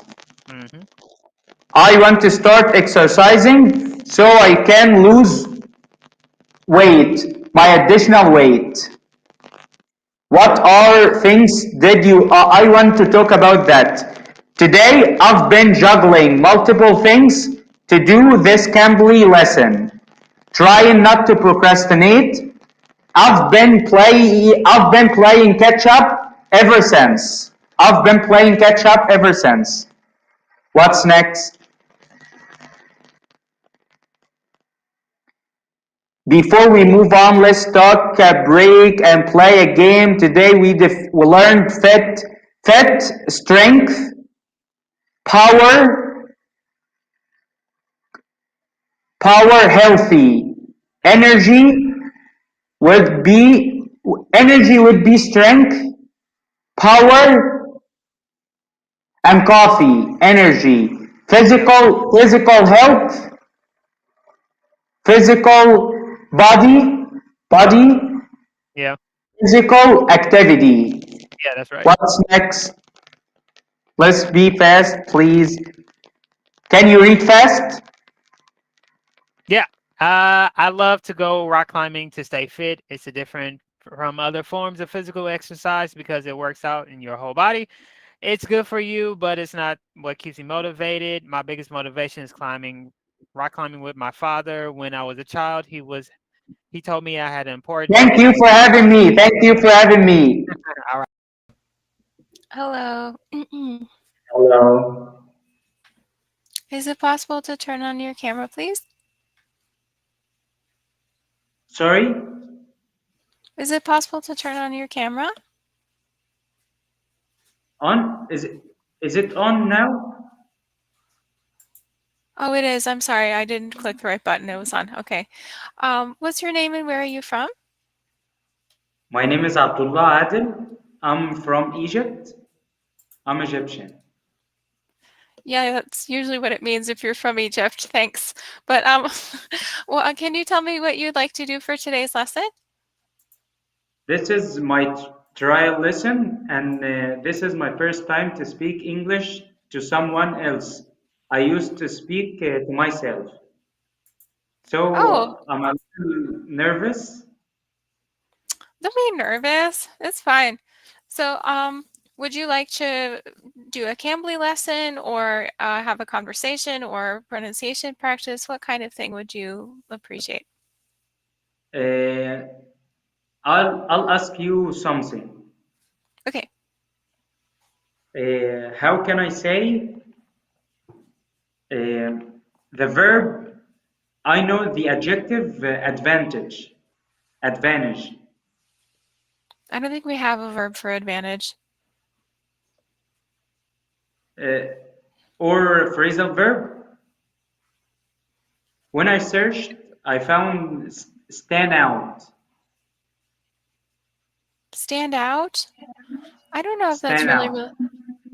I don't think that's related to advantage. I mean, you could, no, I don't think it's the same. They're not the same? No. Yeah, there is no verb from the adjective advantage. No. As far as I'm aware, no. In English, a lot of times we only use like one form of the word for some reason for certain words. Like what? Like advantage. I don't know. That's the first thing that comes to mind. But there are other ones where it's like we might just say it in a different way, but we don't hardly use the. If there's another word, I don't even know what it is because that's how much we don't use it. Let me explain what I mean. If Okay. I want to say America is known for democracy. Bah. Did you see what just happened with the elections? Okay. Yeah, but what about advantage? What's the example there? Is not they're not the same. Is famous for or is known for. Is known Isn't for, the same famous as for? advantage? No. Advantage is like if you have like you're better off than somebody else or something. Better often? Great. I know the meaning of advantage, but I want to explain with a verb. America You could is say known has an for. you could say have an or has an advantage over, but really we don't say it like that much. Great. What does it mean? Let's roll up our sleeve. In the first of lesson, let's roll up our sleeves.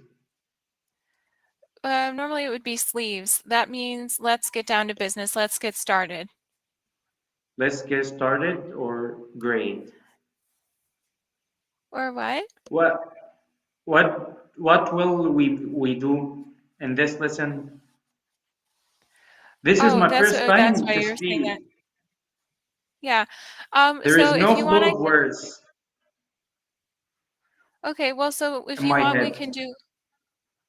Yeah, we can do conversation questions if you'd like, or if you prefer, we can do pronunciation practice or a Cambly lesson. Kambli lesson. Okay. We'll go for Kambli lesson. Okay. So,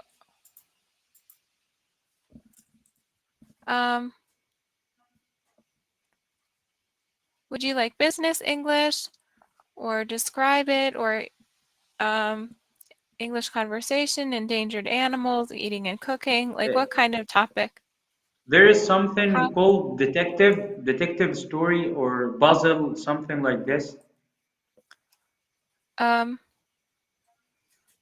It's new. I'm looking to see. Yeah, but I don't know what it's called because I think it's not under D for detective. Okay, what do you think? What do you Mystery the recommend? Hotel Puzzle?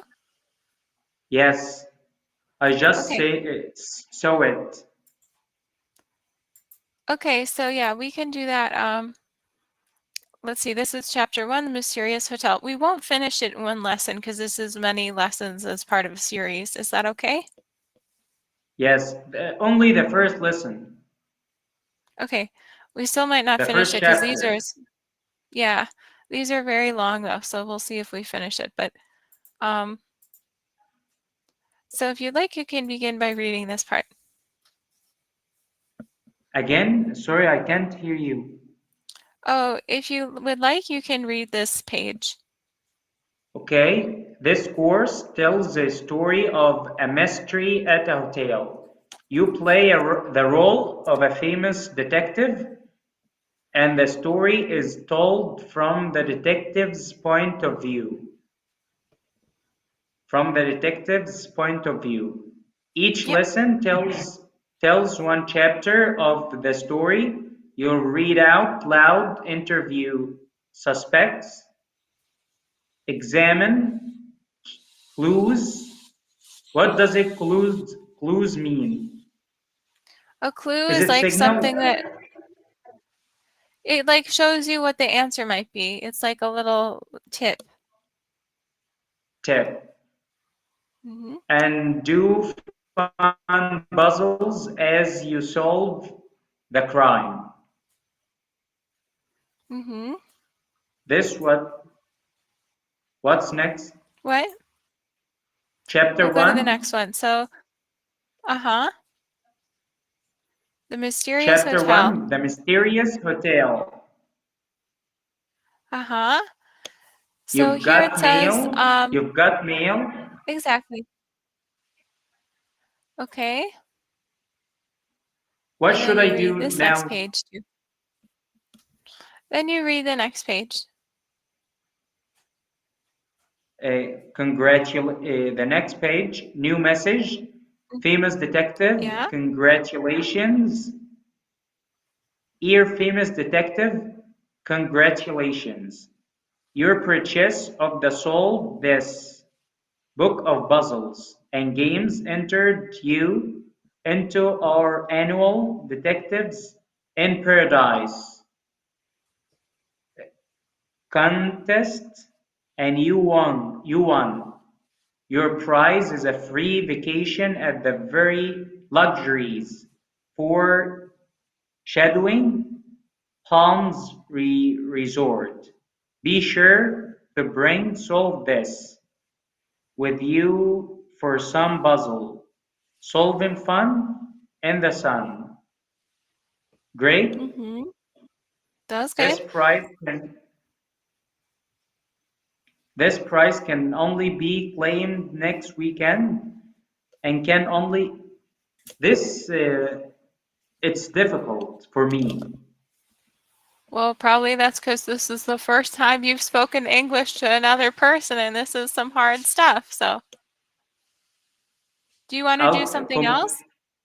A little easier. Okay. What do you recommend? Well, then there are some beginner ones. It wouldn't be the same kind of lesson, but I can find a different lesson. Let's see. I need to speak without thinking in my language. Yeah, that takes a long time in a foreign language. I don't know how to get to the other ones now because I think since we selected this lesson earlier today, I had a problem too. It's not showing all of the lessons like it should. So instead, I can show you a different website. This is for conversation questions. This is probably a good example of how Cambly sometimes has technical problems, if I'm honest, but I'll share my screen, and if you want, you can also open the page if you prefer. I'll show your screen. I'll look at your screen. Okay. So if you don't want any of these questions, you can just tell me to skip. This first one says, should women always get custody, like keep the children after a divorce? Why or why not? Custody, what does custody mean? Custody, the mother take the children? Yeah, custody is who gets the children, the dad or the mom or both. Separate the children, or the mother or the father take the custody children? means. Yeah, which do you think is better? Could you please speak slower? Yes, custody means who gets the children. Who gets the children? Okay, After I a think divorce. mother. Great. I think mother should take the children. She's so close to the children, and most of the time she's with him. Father, most of the time, will be outside and work, but mother has this right because the mother, from the emotion, mother is close to the children. Okay. More than the father, more than fathers. Okay. So I'm just going to ask her another question. We'll do a different one. Well, this is about religion thing, so we'll just skip that one because it's not your religion. But what would people think of a man who backs down from a fight? Backs down from a fight. Mhm. Fight like An argument or a physical fight. Yeah. Physical Back fight. down means, yeah, so back down means like they stop. They don't want to do it anymore. Who backs down, like give Yeah. up? Yeah. Give up from a fight. He's the loser. It could also be before the fight begins that they just say, I don't want to. But you would say the same thing? I don't think so.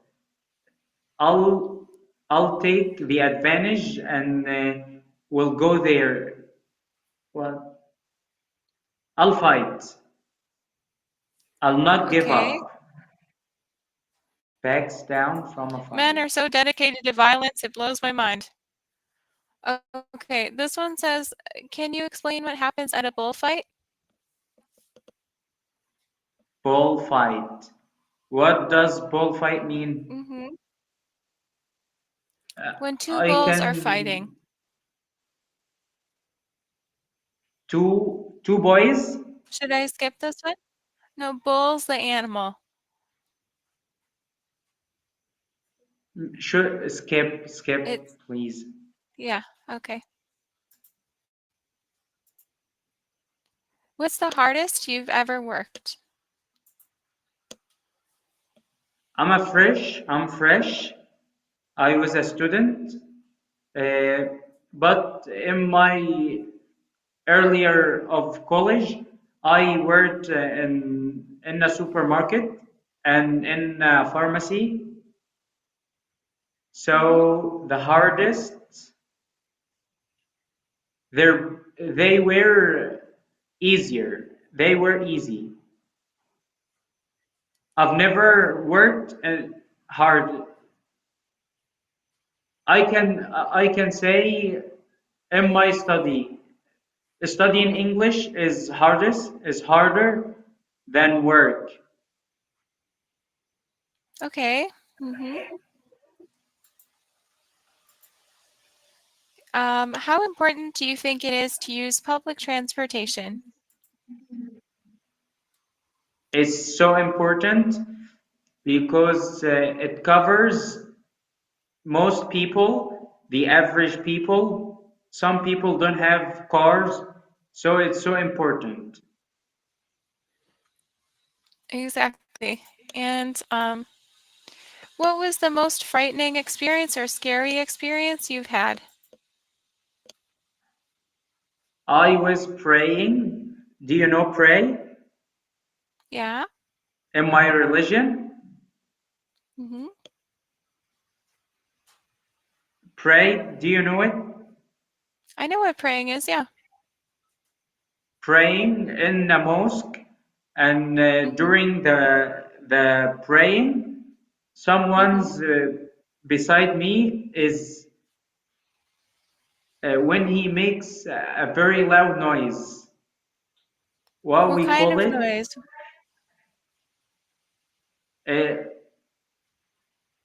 Cry with a loud noise. Crying?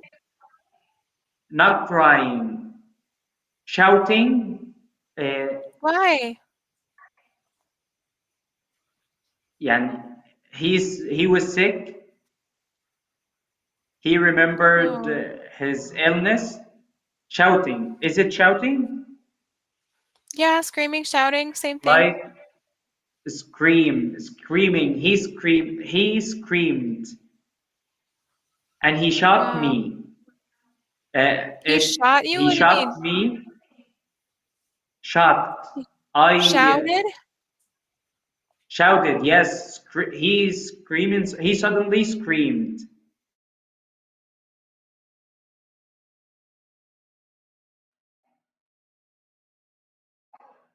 Are you with me?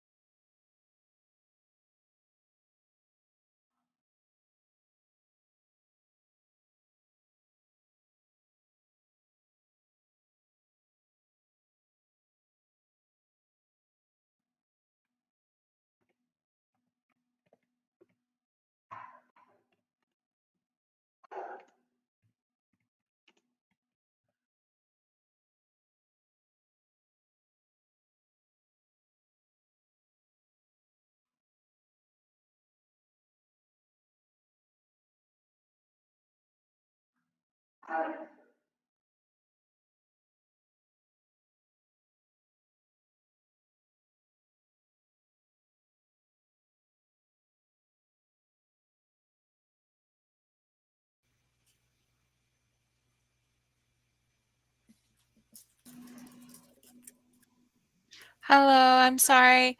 I forgot to No plug in my problem. computer. Okay. That's So you're great. telling me.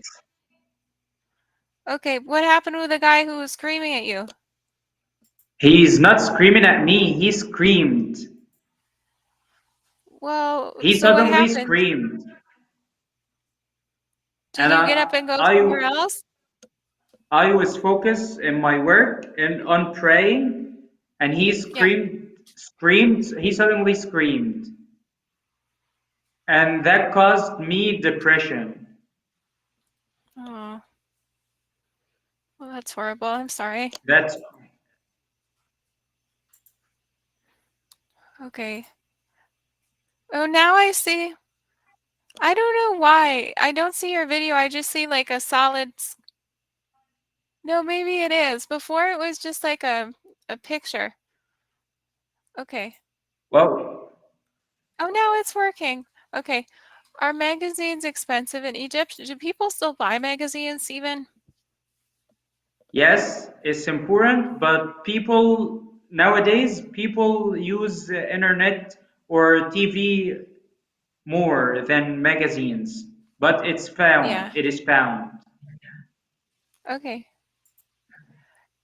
Expensive? The question was, were it expensive? Yeah, if they're Yes, expensive. it's expensive. It is expensive. Just to let you know, I know Cambly has the feature where it writes what I say, but I would encourage you in general not to use it because I think students practice their listening skills better without reading.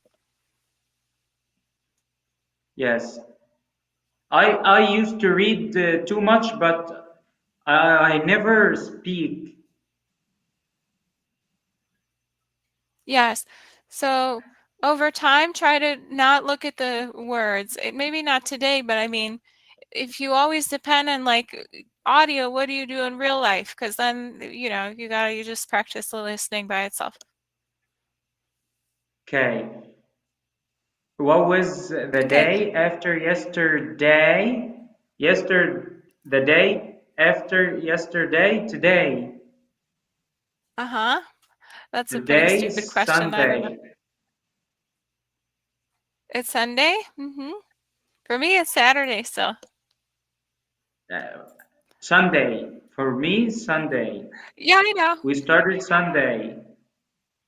I believe you. There is I a know. difference in time. Yeah, I know. Oh my God. Okay, so then it says, what kind of things do you do to improve or maintain your appearance? My ability to speak English. No, like your appearance means what you look like.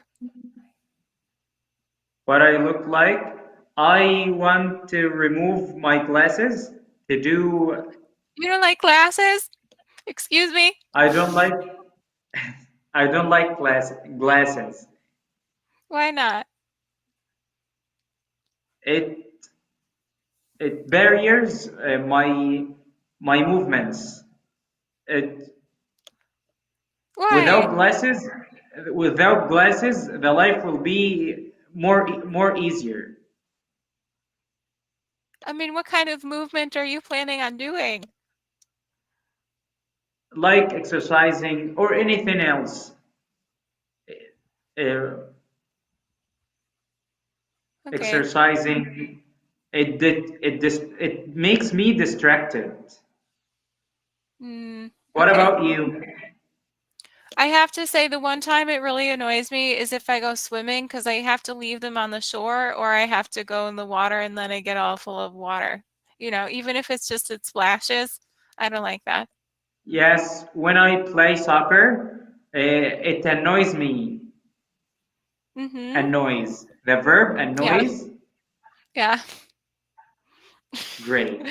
You're using a new word. Yes, that's very good. Okay. So Thank you. These questions are very random today. This one says, would you ever consider being a farmer? A farmer? Yes. Something like this. A farmer. Since before I raised chicken. Really? Yes, I give it a try, but it failed with me. Why did they die? What happened? They died. All the chicken died. Did you starve them? Suddenly. What was going on? Oh my God. Did they have a disease? Yes, because of the weather. Why? Because it was too hot? Where did you keep them It's outside too in the sun? hot. Suddenly the weather was cold or a little cold. The next day, suddenly it's hot. But there was advertisement on the internet, but I didn't see them. Oh, well, I'm They sorry. shocked because of the hot degree, or suddenly the temperature increased. Oh, that's pretty horrible. Well, I had a bunch of fish when I was younger, and either I got them when they were sick or I didn't feed them right or something because they always died really fast. So this next question I'm said, afraid. would you rather? I'm afraid. You're afraid of what? No, and in the UK they say I'm afraid when they want to say I'm sorry. Is it right? Yeah, But not in general like this. Well, I mean, you wouldn't just say like instead of saying, I'm sorry I spilled this water, you'd say I'm afraid I spilled it. Well, I guess you could. I don't know. It's not really an American phrase, but you can say it. Yeah.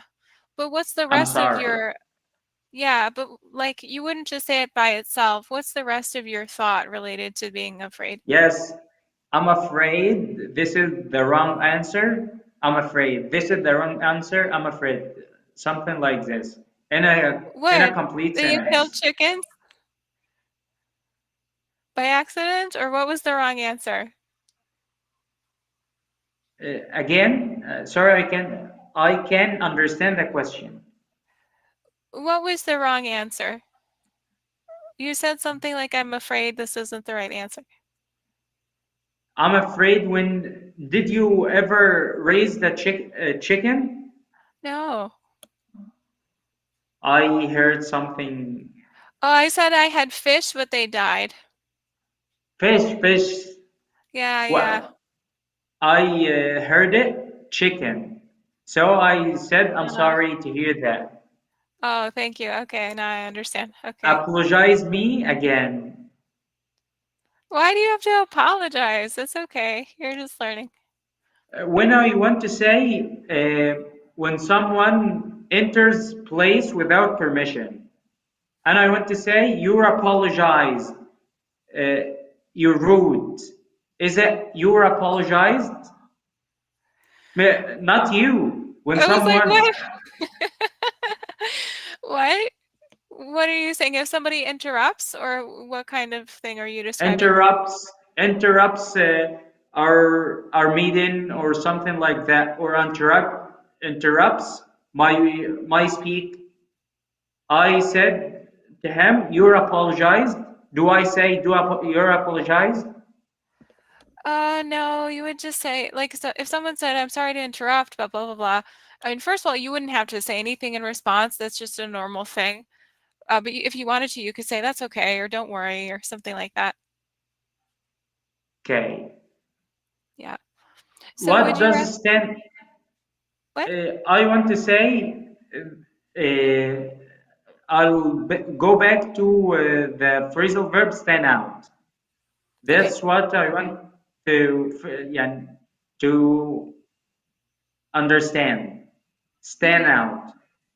Yeah. I want to say, there is no phrasal verb or verb from the adjective advantage. We already covered this. No. No. Great. What do you want to finish with me? Well, whatever you want. Another yeah, we have 2 question minutes left. Whatever you'd like. I like to. And what do you recommend me when I start a video with another teacher? What do you recommend I do? What should I do to get the useful from the class? Well, I would say you should determine specifically why you're learning English so that you can narrow the focus of what you need to practice. I mean, that's just generally what I would suggest. But also in general for students, I would say, because I used to be a translator, the 2 most important skills, in my opinion, are listening and speaking. You can also look at individual tutors to find one that has like an area of specialization if you want that. Great. I want to talk about myself at the end of this class. Mm-hmm. I'm a civil engineer. I said my name. My name is Abdullah. I'm a civil engineer, but I want to work in teaching. Okay. I'm very passionate about learning and teaching languages. I need English I need to speak to gain more confidence while speaking. And I'm also needed to speak fluently and with a prestigious accent. Mr. Fancy over there. Okay. Thank you. Yeah, that's fine. Oh, that was the end of your introduction. Oh, that's very nice. Okay. Yeah. You're so I think you could so say nice. that. You're so cool. Oh, you're very kind. Thank you. Shukran lak. You're Hey, do you have welcome. a favorite singer from Egypt? Shukra. Again? Sorry? Shukran lak. Do you have a favorite singer from Egypt? Favorite singer? Amr Diab. Oh my God, he's the best. Do you like Mohammed Al-Sharnubi? Hey, hello. How are you? I'm good. Thank you. No worries, no worries. So I will just introduce myself. Okay. So my name is, I'm from England, but I'm living in Thailand. Do you want to tell me a little about yourself?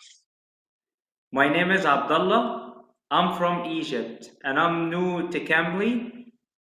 So we'll go for conversation 101. Okay, well, we only have 7 minutes here. Okay. Okay, yes. So, okay. I have some questions for you. Okay, ask me some questions. If someone from the countryside, we say he's from, they're from, as a They're mockery. from the countryside. From the countryside. So he is. You can say he is from the countryside, or they are from the countryside. Or he's is something like that. He's like a farmer. He's yeah, so a farmer as a mockery. Yeah, so he is. He's naive. The same as he's. Yes, he is. He's. Yes, I know he's. We can say he's naive or something like he's that. He's naive. Yes, he's naive. He's a farmer. He's not very intelligent, or he is very intelligent. There is no word for that meaning. He is or he's. So he's. He's not a civil. So he's is a word. So he's is he is. Yes, together. I know he's. He is. He's not a civil because he grew up in the countryside. So he's what? Fill in the blank. He's not. He's okay. He's all right. Not, he's okay. You don't get me. No, I don't get what you're asking me to do. Okay. The next question. My little brother wears his shirt wrong. So what can we say about it? The shirt, his face is back, and his back is inside. What we call about it? He wears He wears his shirt wrong, or he is wearing his shirt wrong. Wrong. There is nothing for that. Only this. Or he is wearing his shirt incorrect. He has the shirt is. Or the shirt is being worn incorrectly. Also, you didn't get. The shirt is on backwards. Yes, on backwards. The shirt is on backwards. The Can you shirt write is it? on back to front. Yeah. Back. So the shirt is on Words.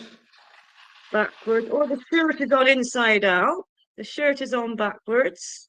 I have another one. Okay. Or the shirt is on inside out. Okay, I get it.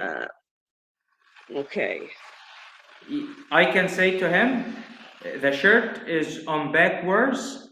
Wear it again. Can I say flip it? Flip it. Flip it. The shirt is on backwards. Turn it around. Flip it. Turn it around. Yes. And another thing we say, instead of backwards, back to front. Your shirt is on back to front. Okay. Do you know the word chalk? Chalk. Can you write it for me? CHALK. Chalk. Chalk. In American pronunciation? Chalk. I'm English, but we call it chalk, like a chalkboard. Chalk. Yes. Chalk, like a chalkboard, yes. Did you ever write with a chalk or explain a lesson with a chalk? When I was younger, yes. At school we had chalkboards. When we was call it? them blackboards. So you write on a blackboard with chalk. With chalk, okay, I get it. But children have chalk now. Children have blackboards and chalk. Okay. In the example, why does everyone keep fixating on that? Keep fixating on that. Keep succeeding. Fixating. Fixated. So this word. Fixating. Fixated. Fixating. Fixating means somebody is constantly thinking about this thing. Fixating. Can I say focusing on instead of fixating? Yeah, fixated is very extreme. Okay, when someone is still woken up at night, why do we call about that verb? We can say why are you verb at Awake. that awake. Why are you awake? Why are you awake at this hour? At this hour, okay. The idiom take it with a pinch of salt. Oh, take it with a pinch of salt. Just oh, this is a hard one to explain. Let me see. Idioms are quite take it. Pinch of salt. Another a track record. A track record. Track record, which means they do it all the time. So she has a track record of being late. She has a track record of being late. Or yes. Okay. Thank you very much. Okay, and taking it with a pinch of salt means like you're skeptical about it. Skeptical. To accept it while maintaining a degree of skepticism. So it may be true, it may be true, it may not be true. So take it with a pinch of salt. Thank you for having me. Hello. Hello, Abdullah. Hold on 1 second. I'm just fixing my camera. No problem. How are you today? No problem. I'm fine. Thank you. What about you? I'm doing okay. Okay, so my name is Del Williams. I'm from the United States. What's your name and where are you from? I'm from Egypt, and I'm new to Kambli, so I want to go for Conversation 101. Conversation 101. Okay, tell me a little bit about yourself. Kambli lesson. Okay, my name is Abdullah, as I said. Yes. I'm from Egypt. Yep. Go ahead. Great. I'm a civil engineer, but I want to work in teaching. So I want to improve my English speaking and gain some kind of confidence when speaking in front of the camera.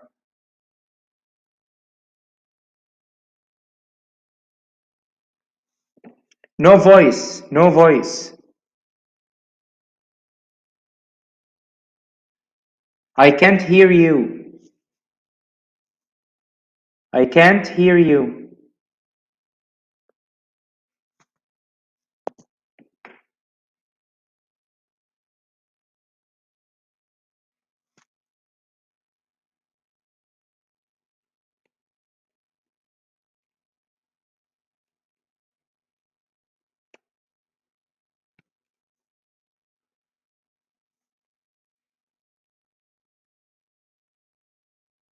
I can't. There is no voice.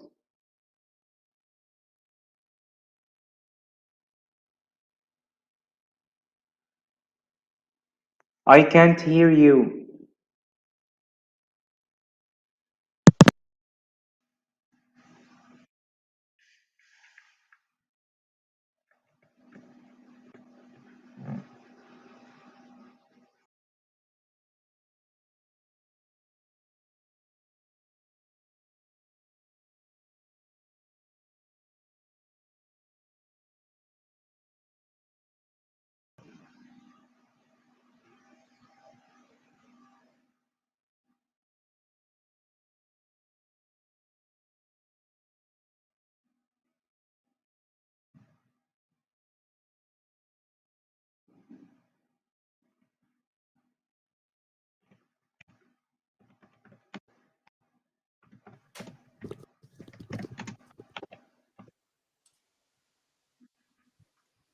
Okay. Can you speak? Here we go. Yes. Okay. Now Can I you hear can- me now? Yes. Okay. That's And you'll okay. be able to hear me in a second. Okay. All right. So I'm back. Now, so what do you We want to do- be? You said you wanted to teach English, or No, can not you say that? English. Hmm. Arabic. I want to teach Arabic, so some Okay. non-Arabic speakers, Okay. English Okay. speakers. I understand. I understand it now. Okay. And this is your first time on Cambly, is that correct? Yes, my second Okay. time. I made Your the sec- trial lesson. How many lessons have you taken with native English speakers outside of Cambly? I used to speak to myself. I never. Yeah. I You never had a native speaker teacher, is that correct? yes, that's Okay. correct. So would you like to work on your fluency and conversation skills? What exactly would you like to work on, Abdullah? I want to work on. There is a topic. It's called Conversation 101. I see free time on my computer. The free time lesson 2, is that the one you want to do? No, that is not. There is a lesson. It's called Eating, Food and Eating. And it's English Conversation 101, right? Yes, yes. Okay. It's Now, under Abdullah, English. I got it. Abdullah, you're higher than that level. Your English is a little bit higher than the English Conversation 101. Do you still What do you recommend? What do you recommend? I recommend basic conversation topics. Okay, basic. Let's go to it. Let's go to it. All right, let's do it. Let's do it. Did you ever study with Chalk? Do a lesson with Chalk? Yes, high school. I'm an English teacher, so I teach in Vietnam. Okay. Is the word Chalk countable or not countable? Chalk. No, I got it. You can say, pass me a piece of chalk. And if you say, pass me a piece of chalk, the piece of makes it countable, right? Okay, I get it. You get it? Or I could say, it could be both. Because I can say, there is some chalk next to you, right? Some chalks? Not chalks, not with the S. But you could say, there is some chalk next to you. Let me type it so you can see it. One moment. There is some chalk next to you. Okay, can you see that? Yes, some chalk. So it's not countable. Right, that's right. So in that sentence, it's uncountable, right? Uncountable. But if I say pass me a piece. A piece will make it countable. That's right. Pass like a piece of advice. That's right. That's right. I can say, pass me a piece of chalk, and then you know that I only want one, right? Okay. Can I say advices? No, because advice would be uncountable, right? Uncountable, so pieces of advice. So I can say, now, well, that makes it countable, right? That makes it countable. So, for example, advice by itself is not countable. But if you say something like, let me give you a piece of advice, that makes it countable. Okay, I get it. Right. Let's go to the lesson. All right.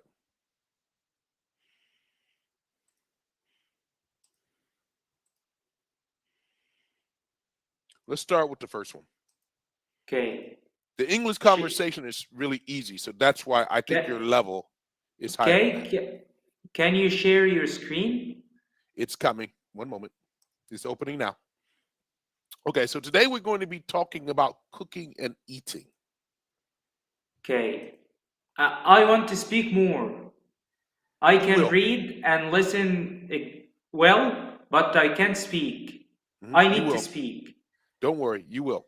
We're just starting the lesson. Don't worry. Okay. Okay, so let's talk about your favorite dish. I want you to read and answer the question. So can you read the question and answer it for me? Yes, what's your favorite dish to eat? My favorite dish is steak.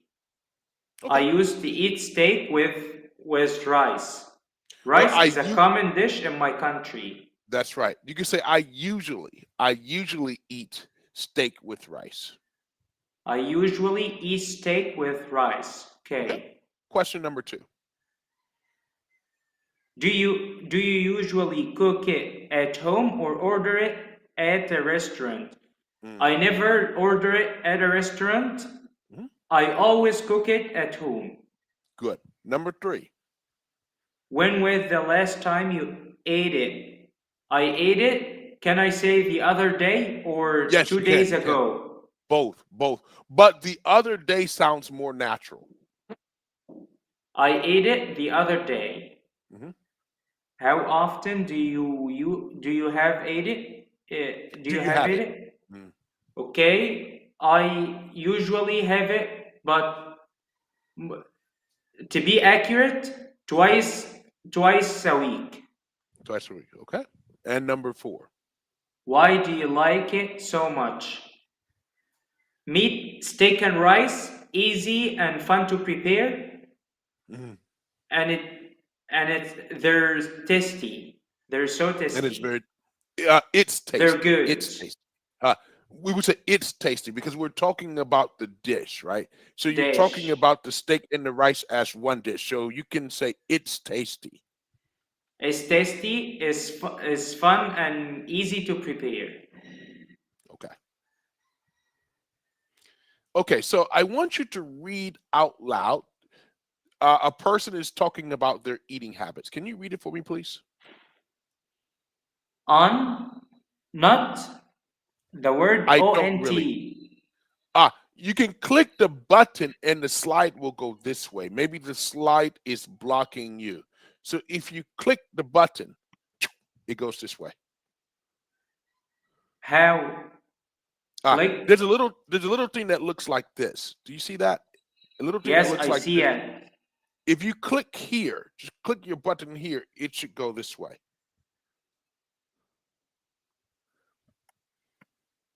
I can't. Try again. Just click it. And it will go. See, I click mine. I know the word, but I can't. I don't know where I click. Okay, I'll continue. So I don't really enjoy cooking. So most nights I eat out. Luckily, I live close to my favorite restaurant. I usually pick up dinner from there. What? Nights a week. Twice a week or 2 nights a week. A few nights a week. I like to order extra food so I don't heat up my leftovers the next day for lunch. Leftovers. When I do cook for myself, I used to whip up. Is it whip up? Quick. Whip up, that's right. Whip up. Something quick and easy. Like scrambled eggs. Eggs. That's right. Do you enjoy cooking? Cooking? I never cook. Sometimes I cook pasta or noodles or scrambled eggs. Okay, I just learned it. Okay, so you do cook, but you cook something simple, right? I cook. Sometimes I cook. Okay. Okay, so let's talk about the first word. Can you read it for me, please? To eat out, to buy and eat food outside of the home. Okay. Example, I usually eat out 1 or 2 times a week. The question, how often do you eat out? I never eat out. You never eat out. I always eat at home. Okay, good. To pick up. To get something from a place. Example, I didn't have time to cook, so I'm just going to pick something up. What kind of food do you usually pick up from a restaurant? When I pick up from a restaurant, I used to eat it at home, but when I have to pick up something from the restaurant, I pick up pasta or spaghetti. Okay, so I usually pick up pasta or spaghetti when you do it, right? Okay, great. I usually, heat up to make something hot or warm. Example, Warm. I never heat up my leftover pizza. I love it cold. The question, do you prefer to heat up your leftovers or eat them cold? I usually heat them. I heat up my leftover. I just learned the word leftover. Let's talk about that. That's right. That's better. So that word, the pronunciation will be leftovers. Leftovers. That's right. Leftovers or leftovers. That's right. Right. You can be plural or singular, right? Leftover pizza or leftovers, right? Leftover, plural or singular. Great, right. I got it. Okay. And there's one but more. I didn't like leftovers. I like the food fresh. Fresh food. I like fresh food. Better. That's right. I like fresh food. Good. To whip up. To quickly prepare something to eat. Example, when I'm busy, I usually whip up a quick salad for dinner. The question, what's the fastest meal you can whip up? The fastest meal I can whip up is absolutely noodles. Okay, so we don't say absolutely. You could just say the fastest meal I can whip up are noodles. Fastest meal. Singular. The fastest meal I can whip up. Yes. The fastest meal I can whip up is noodles. That's right. Okay. What's next? There are a few minutes. Okay. Oh, we got you. Now, how about go to number one? Go to number one. I'm feeling lazy, so I'll probably just heat up some soup for dinner. Good. Would you rather cook or eat out tonight? I can whip up some stir fry in no time. Okay, so these are phrasal verbs. These are phrasal verbs that native speakers say, right? And when people are studying for the IELTS test, they study these phrasal verbs because phrasal verbs make you sound like a native speaker. I'll train it. Okay, that's right. With myself. Okay. All right, number one. What's your favorite way to heat up leftovers? In the microwave, on the stove, in the oven, or some other way? What do you think? What's the answer? For you, what is your favorite way to heat up leftovers? In the microwave. In the microwave, okay. Number two. What's something you need to from the store pick up? That's right. Now I need to pick up a bag of rice. Okay, sure. Do you prefer for dinner or for lunch?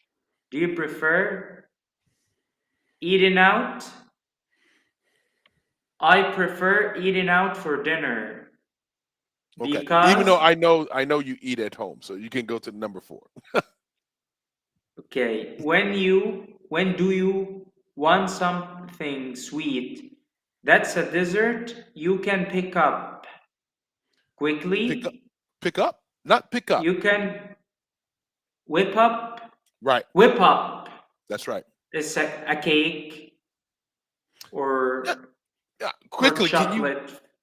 Can you whip up a cake? Can you whip up a cake quickly? No. No. But you can whip up like a yogurt or a smoothie. Yogurt, but sweet. A dessert. Like a blender, right? You can put some bananas in a blender and a little bit of juice. Yeah, I can whip up juice. Okay, let me ask you some questions to help me to express myself. When I say someone is from the countryside, I could say he's fill in the blank. He's what? He's from the countryside. Yes, there is no word, single word, or adjective like naive. He's naive. Or he's not a civil. Well, there's different sentence structures for different things that you want to say. So I guess the biggest question, if you want to say he's from the countryside, that's the answer to that question. That's how you can formulate that sentence. Okay. The idiom to get to, I forgot it. The idiom to take it with a pinch of salt. It means don't take it too seriously. Don't take it. Can I say you took my words with a pinch of salt? Did you see what happened? Take my words with a pinch of salt, because take my words. In the example, when I speak to someone, you took my word with a pinch of salt. No. You have to say take my words. Take my words with a pinch of salt. Take with the simple verb. Right, because maybe you're giving me advice, and you're saying thank you for having me. All right, thank you. Very much. There is no time. Thank you. All right, thank you. Bye-bye. Hello.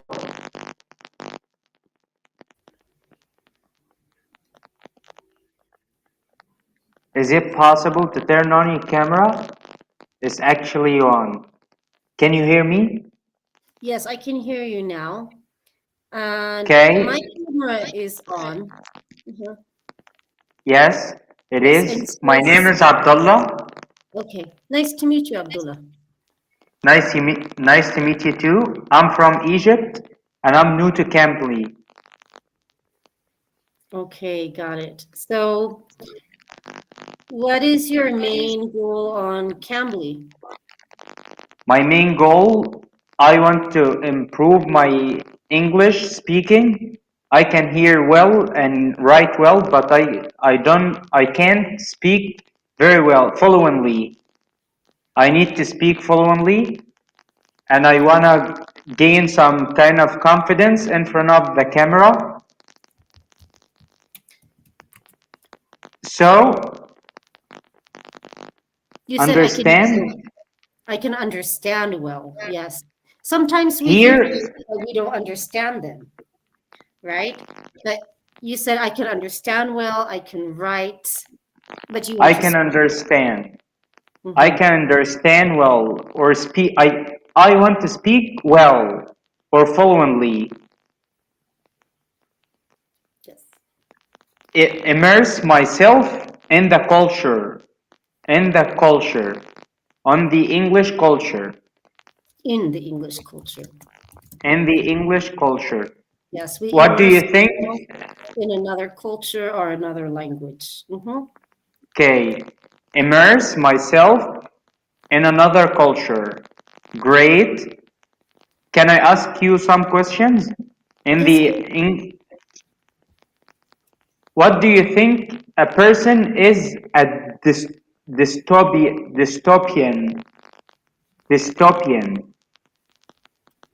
You got it? Yes, I know about dystopian movies, literature, living in a dystopia or a dystopian environment. To be dystopian. Yes. I don't want to be a dystopian. Is it noun? So what do you mean when you say, I don't want to be, it's not a noun, a dystopian. I don't want to be dystopian is an adjective. A dystopia is a noun, to live in a dystopia. Dystopian. Living in a dystopia. Someone is miserable. Yes. So I don't want to be miserable. but when I heard it, they said it as a noun, a dystopian. I will look it up. Let me check.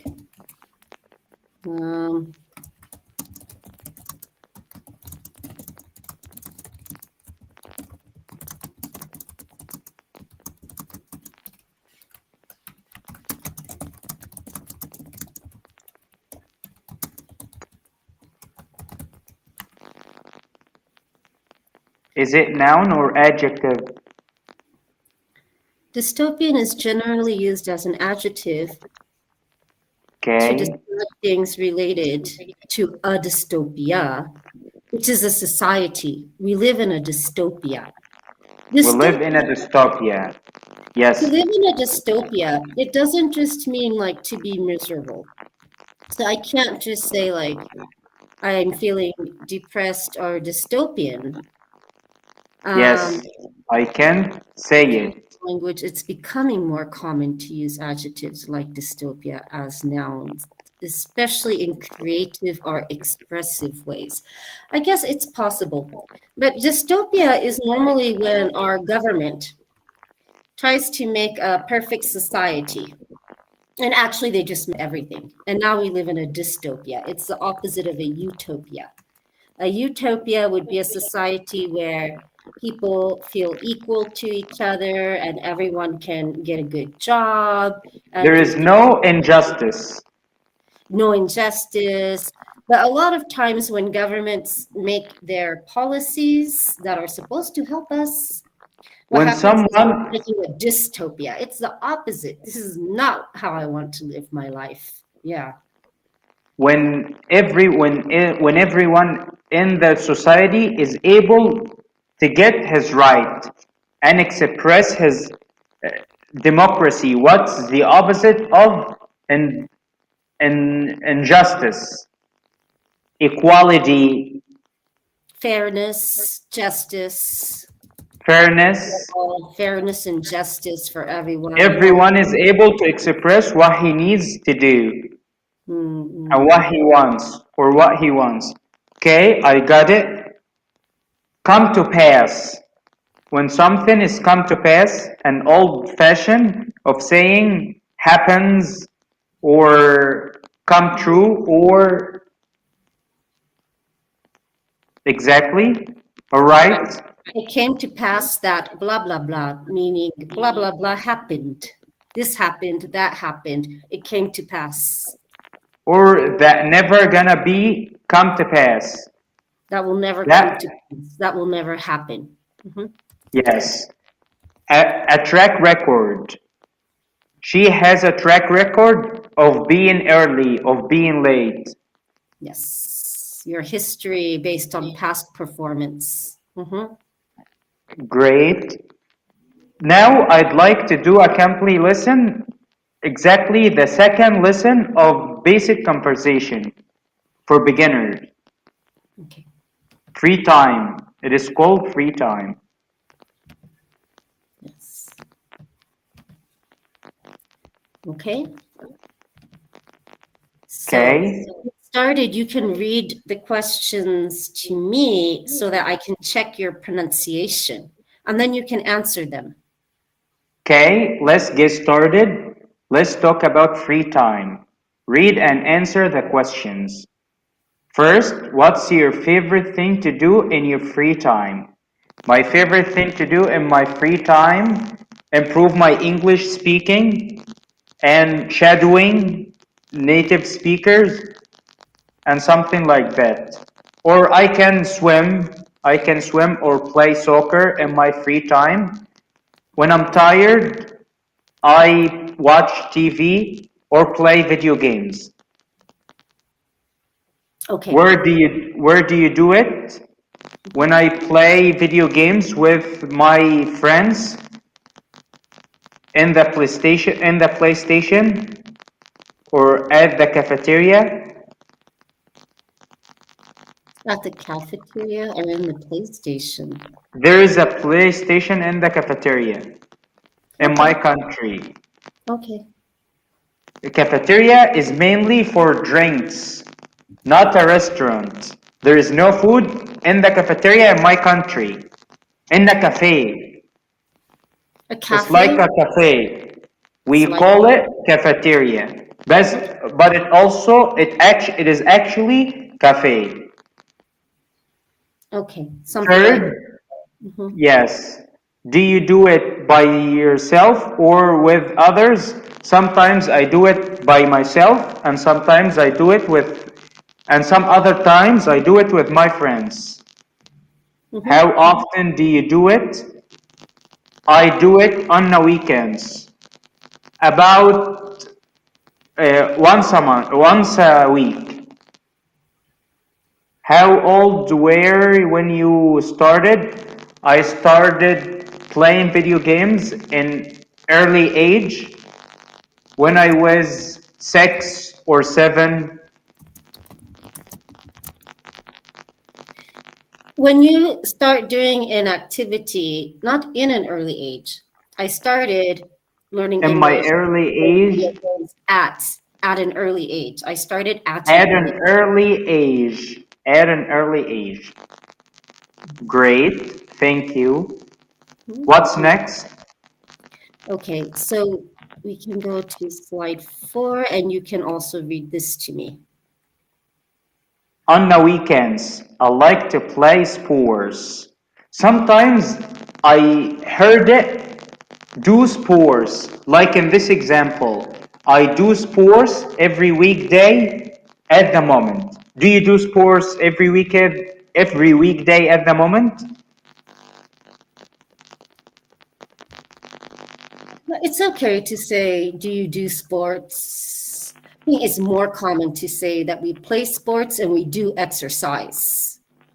We do exercises. I need to do more exercise. I need to do more. What about every weekday? It means every day? Every weekday for us in our culture is going to be Monday through Friday. Monday, Tuesday, Wednesday, Thursday, Friday, weekdays, and for us, weekends are Saturday, Sunday. Why doesn't she every day? Yes, except for Saturday and Sunday in your culture. At the moment, nowadays means nowadays. Yes, nowadays. Yes, so I got it. Play sports and do exercise. On the weekends, I like to play sports. Basketball. Nowadays, currently, or recently. No, I know it. Recent time, yeah. Not in the past, but nowadays. I didn't used to do it, but nowadays I do. Nowadays. At the moment means nowadays. Yes. I like to play sports. Basketball is my favorite. I play basketball every Sunday with my friends. I also like to go swimming when the weather is warm. But when I'm tired, I just like to listen to music or watch TV. What about you? Do you like playing sports? Yes, I like playing sports. Which ones? I like playing soccer. Why? It makes me happy or cheerful. It makes me relaxed. Yes. Okay. Good. So we can go to the next slide. And this is supposed to be listening practice. So you can't see the sentences, or can you see them? Listen to your tutor say sentences 2 different ways. Which do you think sounds more natural, A or B? This is only what I can see. Okay, all right. Then I will read the sentences to you, and you tell me if my first sentence is right or my second sentence. Which one is right? Okay. Do I say, I like to do basketball or I like to play basketball? Which one is correct? With Paul, I like to play basketball. Yes, you are right. We play basketball. Almost all of the sports that have balls, we play tennis, we play basketball, we play soccer, play pool, billiards is another word. If it has a ball, then we use play, not do. Yes. Okay. Yes, I understand. Right. The next one Or I is, see. yes, I see. We say that very metaphorically sometimes, like I see, even though I'm not looking at it. Yes, it means I understand. You are right. Metaphorically, yes. I know this word. Thank you. Okay. Then our next set of sentences, you can choose A or B, is I like to listen to music or I like to hear music. Which is better? Listen to music. We listen to music, yes. What do you say? What do you say? What did you say or what did you say? Set of next example or set of next. The next set of sentences, or we have a pair of sentences coming up. Pair or couple. A couple of sentences, the next couple sentences, the next pair of sentences, or next set, because they go together for this next question. The next, yes, like paper cup or something. A set. Set. Things that go together. I understand. What's next? So the next one is, am I supposed to say, I like to go yoga, or I like to do yoga? I like to do yoga. And last, we can say either I like to go hiking or I like to do hiking. I like to go hiking. Go hiking. What did you call either? Either this one or that one. Which one is correct? Yes. It is up. Which one is correct? It's a choice. Yes. Either this or that. Yes, it's a choice. Yes, I understand. What's next? I need to speak more. Yes, this is why if you want to speak more, because your English is not so bad. I see that this lesson seems quite easy for you. Basic conversation topics, beginner. What do you recommend? You might, need to move up a level. I think you're an intermediate student. You're not really a beginner. I'm a beginner in speaking in this specific scale. And this is my second time to speak on Cambly. Sometimes the Cambly lessons are useful. They have like questions and things for us to talk about. But for some reason, this one seems to be very focused on your grammar. And then there's some listening and then vocabulary that you probably you can exit from this lesson. That happened with another teacher. Yes, you can choose another lesson. What category? The intermediate conversation topics, we can try. Yes. They used to be that they changed them. But we have intermediate conversation, more your level, because you're not really a basic beginner student. So, okay, let's do it. Okay. I'm concerned about the time. Yes, I understand. Let me try to show the lesson materials. And we don't want this one. So cities. There is a topic called cities. The first topic. Exactly. I just saw it. Yes, you're right. That is the first topic for the intermediate conversation. Yes. Okay, so let me erase and you can read this to me. In this lesson, we're gonna talk about cities in the context of Singapore. Let's start by listening to your tutor describe their city. Then it's your turn. Go ahead and describe your city to me. My city, I live in a town in Egypt. There is no hotels in my city. There is a train station, and my city is an industrial city, not agricultural or something like. It's industrial. My city, my town is famous for the Egyptian cotton. Is it called cotton? Yes, cotton. That's something what is produced. Couch is made for is in couch or blanket.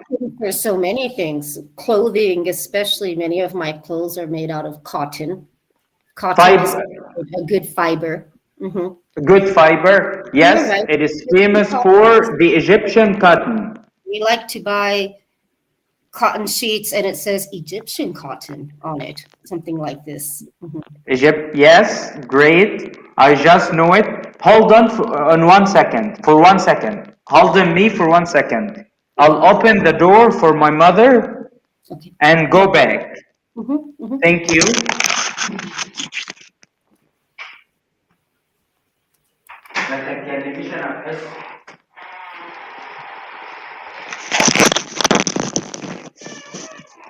Now I'm back. Thank you for letting me to go. What did we say? My town is famous for the Egyptian cotton. It's a small town. Yes, that's all what I can say about my town. Cultural. It is industrial, and you produce cotton there, right? It's famous for cotton in your town. It's famous for cotton. That's all what I can. I never talked about my town before. Okay, so one question. I need to practice it.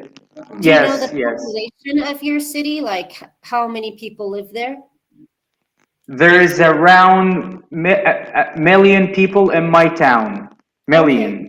Okay. A million. It's a medium-sized city in my country. We consider it not that small. It's a overall in Egypt.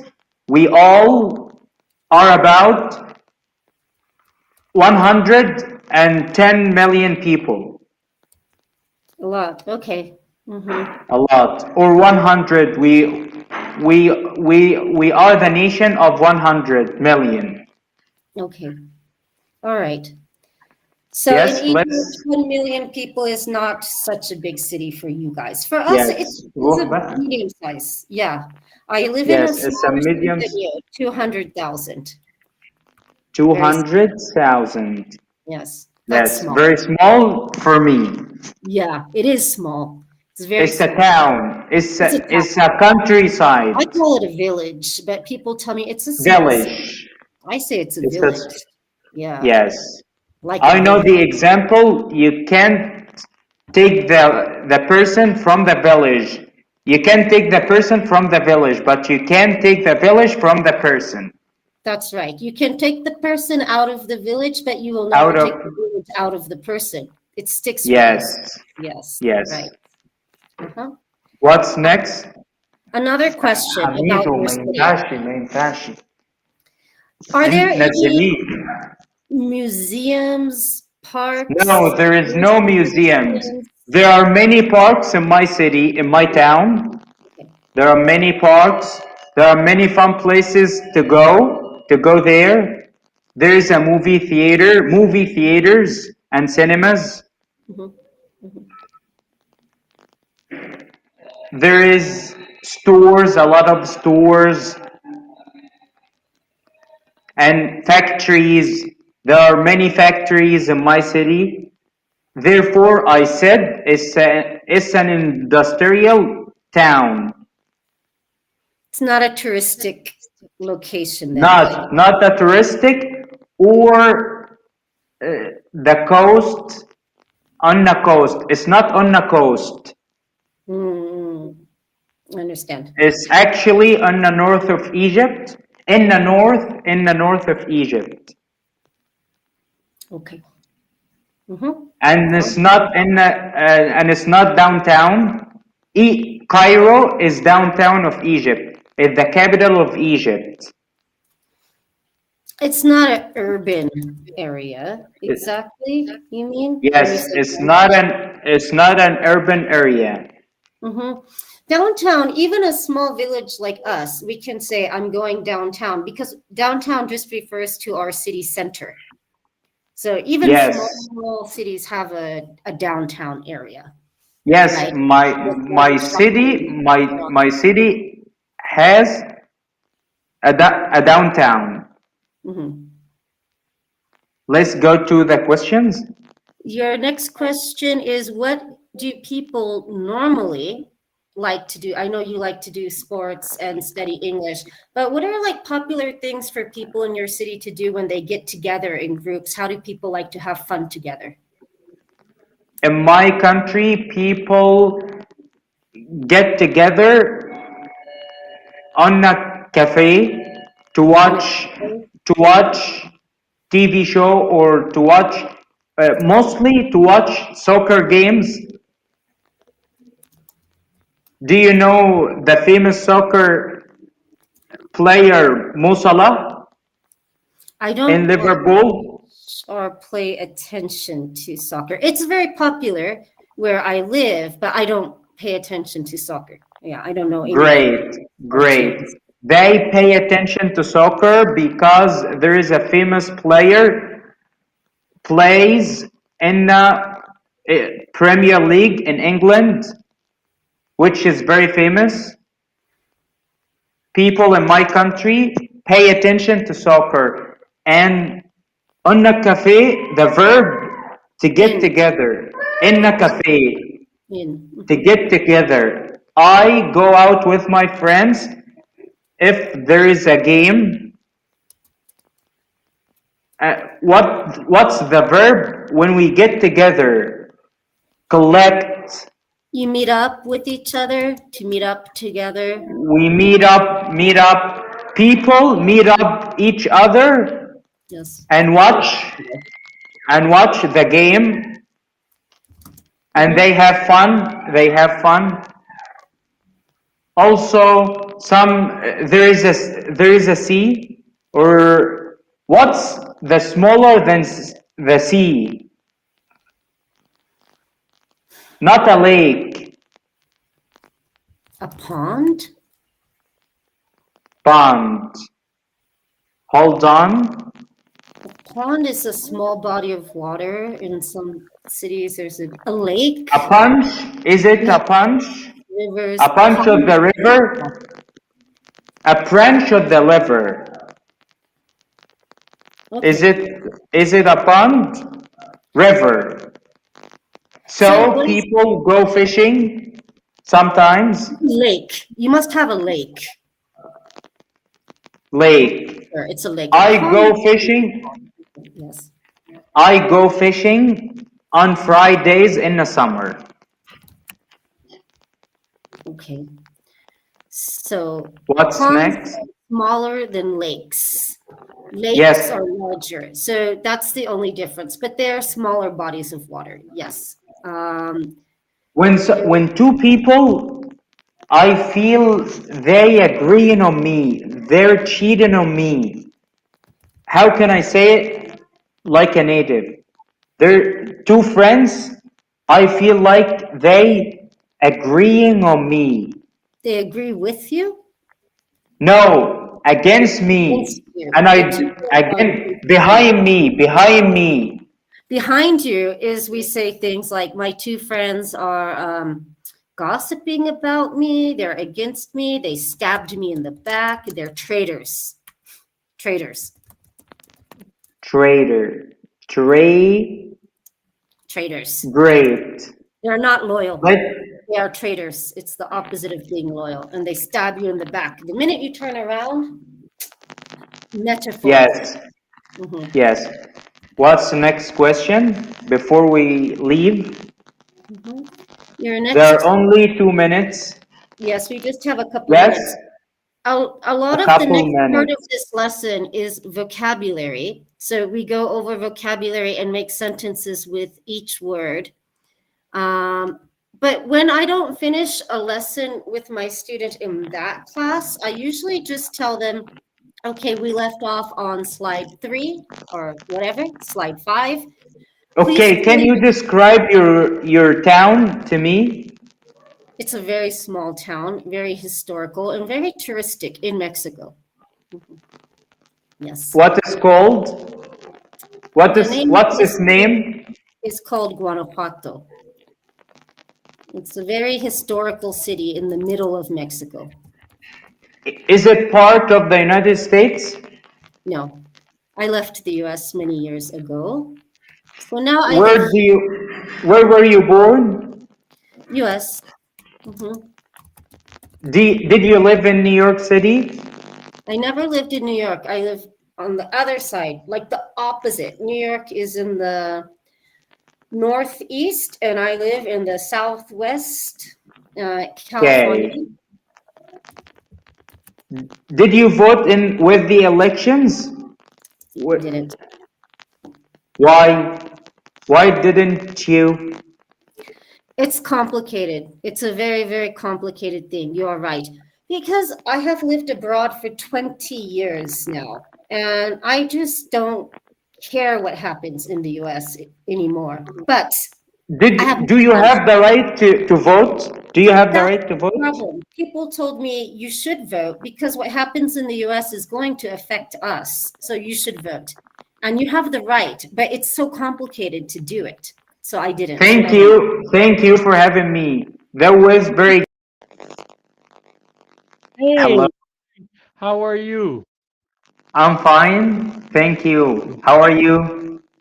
I'm doing well too. I just had a class that ended and I ran out of time and I was very stupid. I don't watch the time very well. Only 15 minutes. Yeah, this is 15 minutes here. So we should get right into your class. What city do you live in? I live in Al Kubra, a city in Egypt. Oh, Egypt now. Awesome. I'm Egyptian. Oh, I have some questions before we start. Okay. Can I ask? Absolutely. Can I say, after I wake up, I whip up some coffee? Yeah. I wake up and drink coffee. And drink coffee. When I'm heating up the coffee, what can I say? Yeah. I heat up some coffee. Or I am brewing coffee. I'm brewing coffee. Yeah, brewing. Can you write it? Yep. Brewing. Brewing coffee. The word brewing. Okay. The verb is brew. Yes. Okay. When I say, is your house rent or your house rent or you own this house? What's this verb? Okay. Or what's this adjective? You would say, do you own or rent your house? Do you own or rent your house? Yep. Can I say, are you rent your house? Do you? Yeah. It's a verb. You're right. Are you renting or owning? Do you rent your house? Yes. Were you behind your rent? Sometimes were you behind? Sometimes were you behind on your rent? On rent, behind the phrasal verb I want to focus on. Behind or rent? I'm behind or rent. Okay. The way you might say that would be if you were asking someone that, which sometimes might not be considered polite. Yes. You I wanna focus the phrasal verb or the idiom. Behind on rent. I'm behind on rent. Yeah, you could say, have you ever been behind on rent? Have you ever been behind on rent? Are there different? Okay, I get it. I get the picture. Okay. Yep, that's Okay. good. Are there different ways to say for someone, here's the deal, man. Here's the deal, man. Is there a formal way to say this word? Here's the deal, man. Are you describing someone who makes the final deal? Or are you saying... Here's the summary. Here's the summary. Yeah, you would say... I'm sick of telling this again and again and again. Here's the deal, man. Okay, so you would say to someone, if you are offering a deal, you would say someone, so here's the deal. Here, only this is not... Okay, what can I say? Only this? Yep, if you say that, so here's the deal. And then you would tell them what the deal is. This is the rent, this is the price of the car, this is, you would tell them the deal. I cannot keep coding sugar this for you. I cannot keep sugar coding this for you. Oh, yeah. This is, and you would say, I can't sugarcoat this for you. I can't sugarcoating. Keep sugarcoating. Or I can't sugarcoat this for you. Both of them work. Both of them work. Okay. How can I say about someone he has a rich interior life? He has a rich interior life.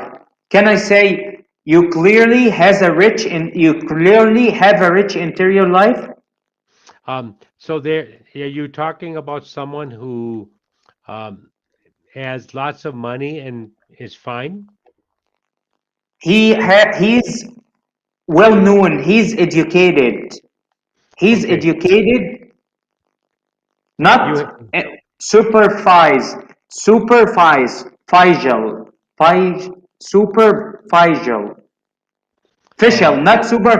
not superficial. Yeah. So you might say you have a rich life. You have a rich quality of life. You have a rich quality of life. What's the opposite of superficial? She's superficial. And she's... Yeah. Superficial, the opposite of superficial is real, actual. Okay. Superficial, and all her priorities are all not clear. What's the adjective? Her priorities are not apparent.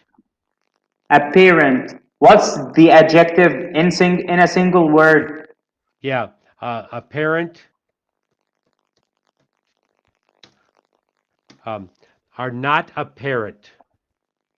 Okay, when I describe someone as he's hot, does it mean handsome? Yes, he's hot. Yes. Okay. Yeah. If you said he's hot, that would mean hot isn't just handsome.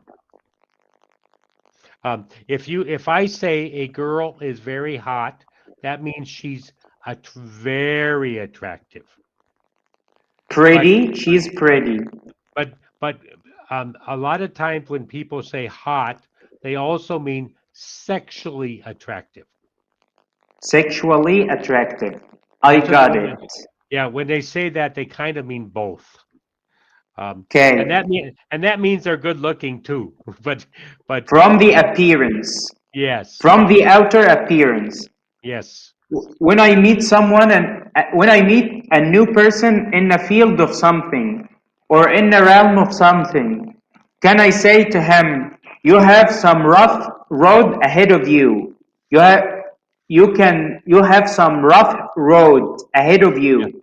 Yeah. If you think where they are going or what their job is or how people are going to perceive them, then you would say you have a rough road ahead of you. Is there another way? Is there another way to say this? You could say things can be difficult for you. Things can be difficult. The best way to say I'm dating her. Can I say I'm hooking up with her? I'm hooking up. Yeah, hooking up a lot of times has again a sexual meaning. Yeah, kind of. Yeah, hooking up. You got a lot of times it's more sexual.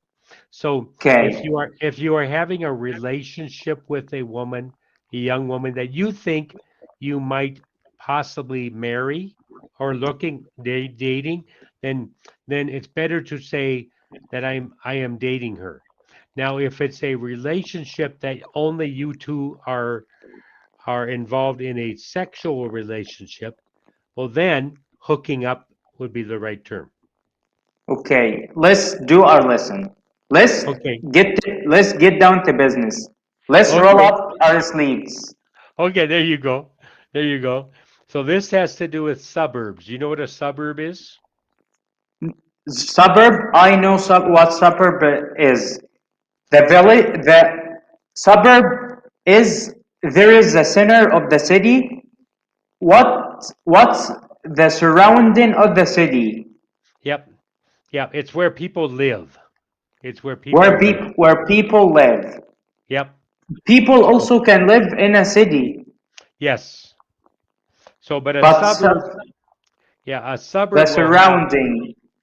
In the United States, a suburb would have a front green lawn, a house, a backyard with green lawn.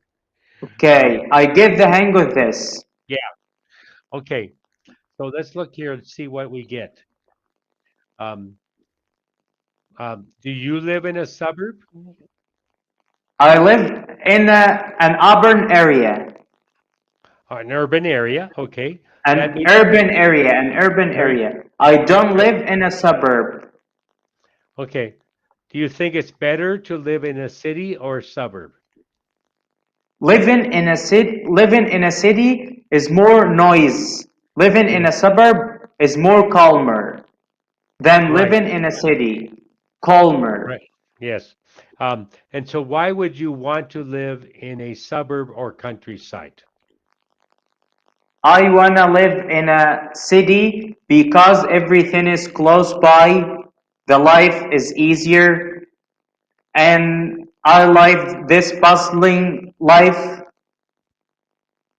And the city is more vibrant than the suburb. Okay. So are you married? No, I'm not married. Okay. So if I'm single. If you get married, okay, and if you have children, where would you want to live? I want to live in a city. You would want to live in a city? But yes. Is that easy for children to play? Yes, it's easy for children to make friends and wake up all the day. In the suburb is calmer. Yes. Life ends at early time. Yep. Yeah, in the suburbs is where they make friends and they can go just play in the street. Yes. With their friends. They can play soccer in the street. Soccer, yes. They can get together with their friends. Yeah. Meet up with their friends. And it doesn't require yours as much supervision to make them safe. That's that's the advantage of suburbs. That's the advantage of suburbs. Yeah. Life in city is dangerous than life in suburb. Absolutely. Safer. So living in suburbs is more safer than living in a city. Yeah. Now you would say more safe or more safe. Or you say is safer. Means it's the safer. Same thing. Yeah. is safer than living in a suburb, in a city. Yeah.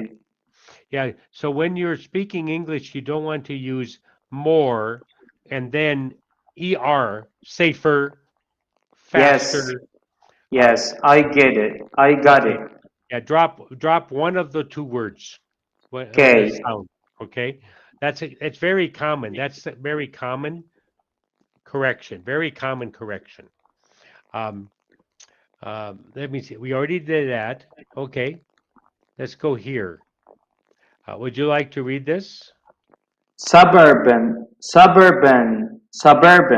related to areas outside of the city. Living in suburban areas is quieter than living in an urban areas. Yes. In urban areas. Right. Okay. Let's go. I think you know that already. Rural, yes.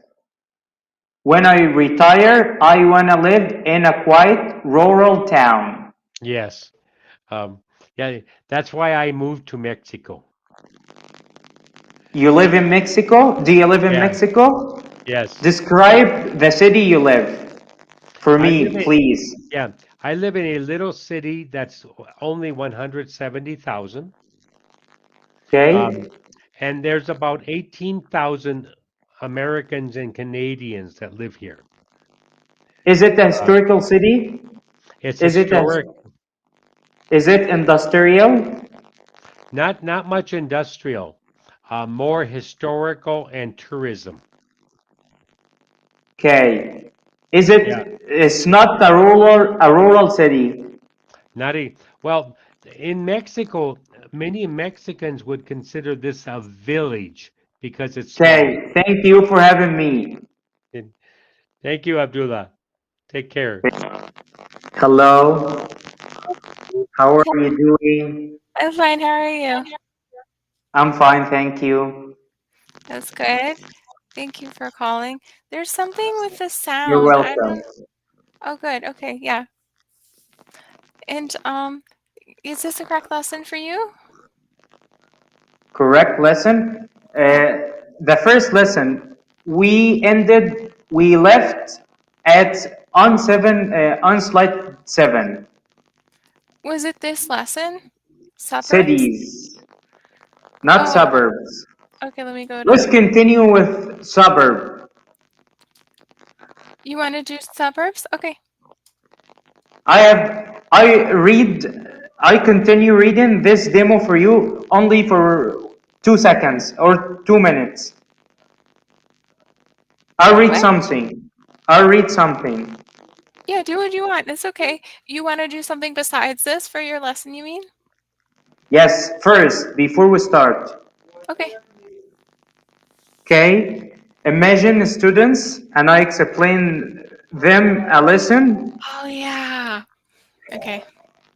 Did you remember it? You're the civil engineer teacher guy. I knew I'd talked to you, but I couldn't remember why you're... Okay, yeah. Yes. Welcome, my little dear students. How are you doing? Okay. My little dear students. Okay. Yes, okay. Is it popular? My little dear students. We wouldn't really in say English. little dear. We would just say welcome students, but whatever. I'm just saying, if that's the translation, that's fine. If there's, can I share a picture in this here? I don't know if you can share a link, maybe. No, I can't.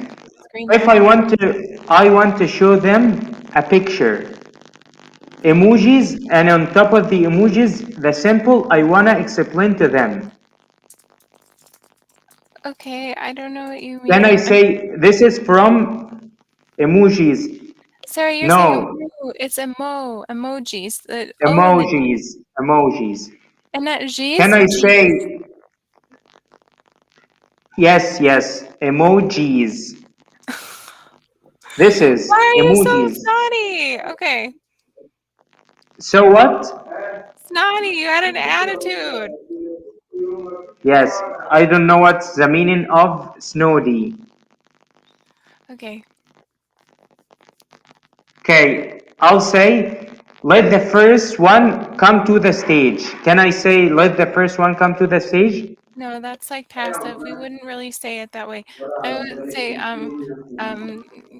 Not for the students. For who? I imagine I talk to the emojis. Let the first emoji come to the stage. If you're talking For to emojis, kids. you got bigger problems. But anyway, you could say now we're going to take a look at the You first said to emoji. me, you said to me the lesson before. Yeah. Who wants to give first? Who wants to give first? Yeah, who wants to volunteer to go first? Yeah. This is correct. So I get the hang of this. I got it well. I got it well. You would say I did it well. I did it well. I was confused. If you meant the students. Yeah, the students. Yeah. I were talking to the emojis. You were talking about the emojis? About the emojis. Who wants to give first? Let the first one come. But emojis aren't people. What are you? I don't understand. I want them to imagine. Mm-hmm. I talk to the emojis. Let the first one come to the stage. Okay, let's do our lesson. Let's do our lesson. You didn't get what I want to say. Yes. Okay. No problem. Okay. So here we'll be talking about suburbs today. You will develop vocabulary to talk about rural and suburban areas, gain fluency by using superlative adjectives, and speak confidently about different types of places. Do you have a cat? No, I don't have a cat. I had a cat. I had a cat on my screen. Yes. It's a bug. Fly? I couldn't figure out what it was. Fly. Yeah, like It's a fly. Okay. It's a fly. Okay. Mm-hmm. So, okay, then it says, if you'd like, you can begin by reading this bottom part, and then I have some questions for you. I need to ask you something about the phrasal verb. The phrasal verb crop up. Yeah. Can I say to someone, you disappeared, and suddenly you crop up, or only for things? Things, situations. We wouldn't really say that about people, I would say. Yeah. Crop up. What does it mean? It means suddenly appeared. Not even necessarily suddenly, like almost usually more gradually, but yeah, like so this thing cropped up like, oh, my computer all of a sudden, I guess not all of a sudden, whatever. It just like, it shows up unexpectedly. Okay. Can I say I had trauma and I want to improve my self-image? Trauma. I had trauma. I experienced Is it correct? trauma? I experienced trauma and now trauma. Yeah. I experienced trauma and now I'm improving my self-image. Yes, but the G sound you're saying trauma. Image, I mean. My self-image. You're saying image. It's image. Should I say Can I say image? No, only ja? Only ja. Okay, image. I get it. I got it. Yeah. Okay, let's do a lesson. Okay. So then if you'd like, you can start by reading this part in the bottom. In this lesson, we're gonna talk about suburbs in the context of Seoul, South Korea, Seoul, South Korea, and Tokyo, Japan. Let's get Tokyo. Not Tokyo, Tokyo. So, Tokyo, Japan. Let's start by listening to your tutor define suburb. Then answer your tutor's questions. Okay, so do you live in a suburb? And describe where you live. I live in a city in Egypt. is an industrial and agricultural city. Mm-hmm. It's a medium city. It's a medium-sized city. Mm-hmm. It has 610,000 people. Only this. It's not an urban area or a rural. It's between them. It's not an urban and not a rural. That's amazing because that's It's the size something of in my. between. Oh, I would just say, okay, thank you for sharing that information. When you said the number, I think you meant 600,000.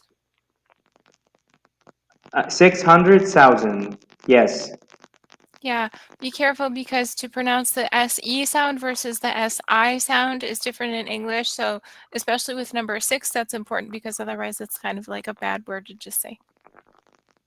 Yes, yes. 606. No, Yes. not that's it should be. Say 600,000. Yes. Thousand. 1,000. Okay. And then, okay, so then it says, do you think it is better to live in a city, a suburb, or the countryside, and why? I prefer living in a city because living in a city is easier than living in the countryside or a suburb. Okay, so I would say I prefer to live in a city. To live. I prefer to live. I'd rather live in a Yes. city. Yeah. Okay. Mm-hmm. Because life in cities is easier than living in the countryside. Suburban related to areas outside of the city. Living Yes. in suburban areas is quieter than living in urban areas. Mm-hmm. What's next? Okay, Rural? Yep. Yes, what do you want to say? Oh my God, go ahead. Yeah.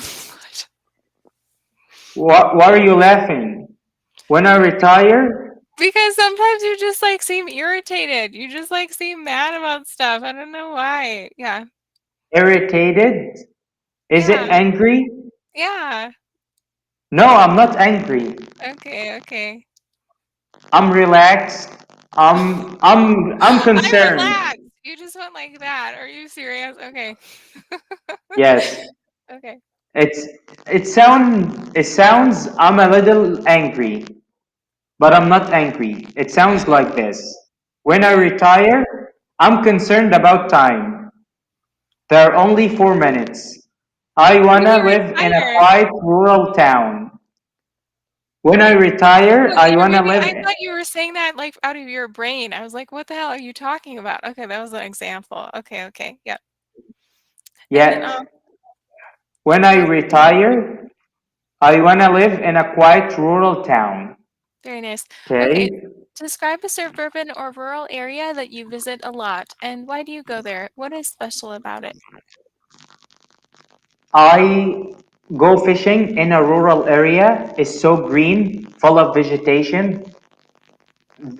I usually go at night and I see the sunrise. I see the sunrise. If you fall in, no one's gonna see you. It's dark. No. When I start waking up in the night, what's this verb? On the beach, on the river, on the You wake up pond. on the beach in the middle of the night? That's bad news. Yes. I'm fishing. I fish on a pond or a lake at night. Yeah, but you can still drown in a pond if it's deep enough. There is much light, and I have light. Small flash, and with the phones. Do you know how to swim? Yes, I can swim. Okay, good. But I can't swim at a lake. Why not? It's so small. The lake I'm fishing in is so small. Oh, then it's a pond. Lakes are big. It's a pond. It's a pond. Okay. Do you go at nighttime because that's when the fish eat? No, I'm not eating the fish I catch. No. But I mean, that's when the fish are like awake because they're awake at nighttime because that's when they come up to the surface. Awake. Yes, something like this. Mm-hmm. There are more fish at night. Yeah. What? I don't like fish. No, I don't like fish. It's delicious. Delicious? Not for me. Okay. For me, steak is delicious. Meat and chicken with rice is a common dish in Egypt. Very nice. Okay, what's next? Yeah. Okay, so here's another Public. Japan has many public parks where people can relax. Yeah. And what's the definition? Definition: public, available for all people. Okay, very nice. Why do you love swimming? Let me finish today. As I'm aware, you love swimming. As far as I'm aware. Yeah, you're right. Why do you love swimming? Because I love the water. I don't know, because it's fun. Also, it's very good exercise, but I love swimming. Yeah. Is it the only sport you love? I don't really like sports at all. I do like swimming, but mostly recreationally. No, I'm not athletic. Can't you tell? I'm not healthy at all. This is like the worst state I've been in my life. What about you? What do you like? I like running. I run most of the time. I usually do a 30-minute exercise in the morning. Sometimes I do.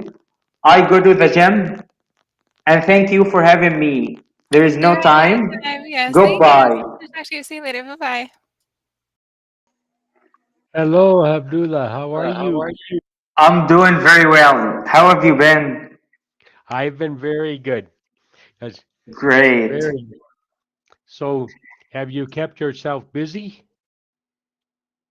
Busy? What busy? Capture? Yeah, busy. Busy is. Busy. I know the word busy. Have you? Have you been busy? No, I'm not busy. No, I mean, in the last couple weeks, have you been busy the last couple weeks?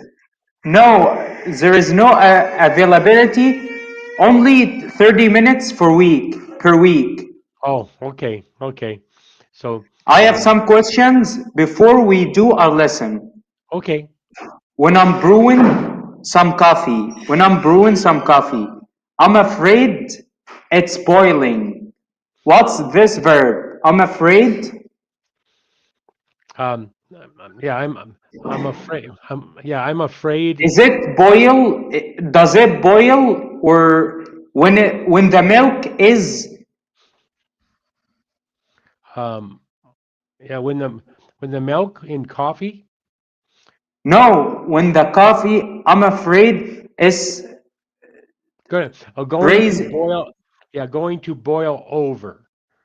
Going to boil over, and the milk is also boiling over. Going to boiling over. Yes. Or boil over. Just boil over. Yes. Can I?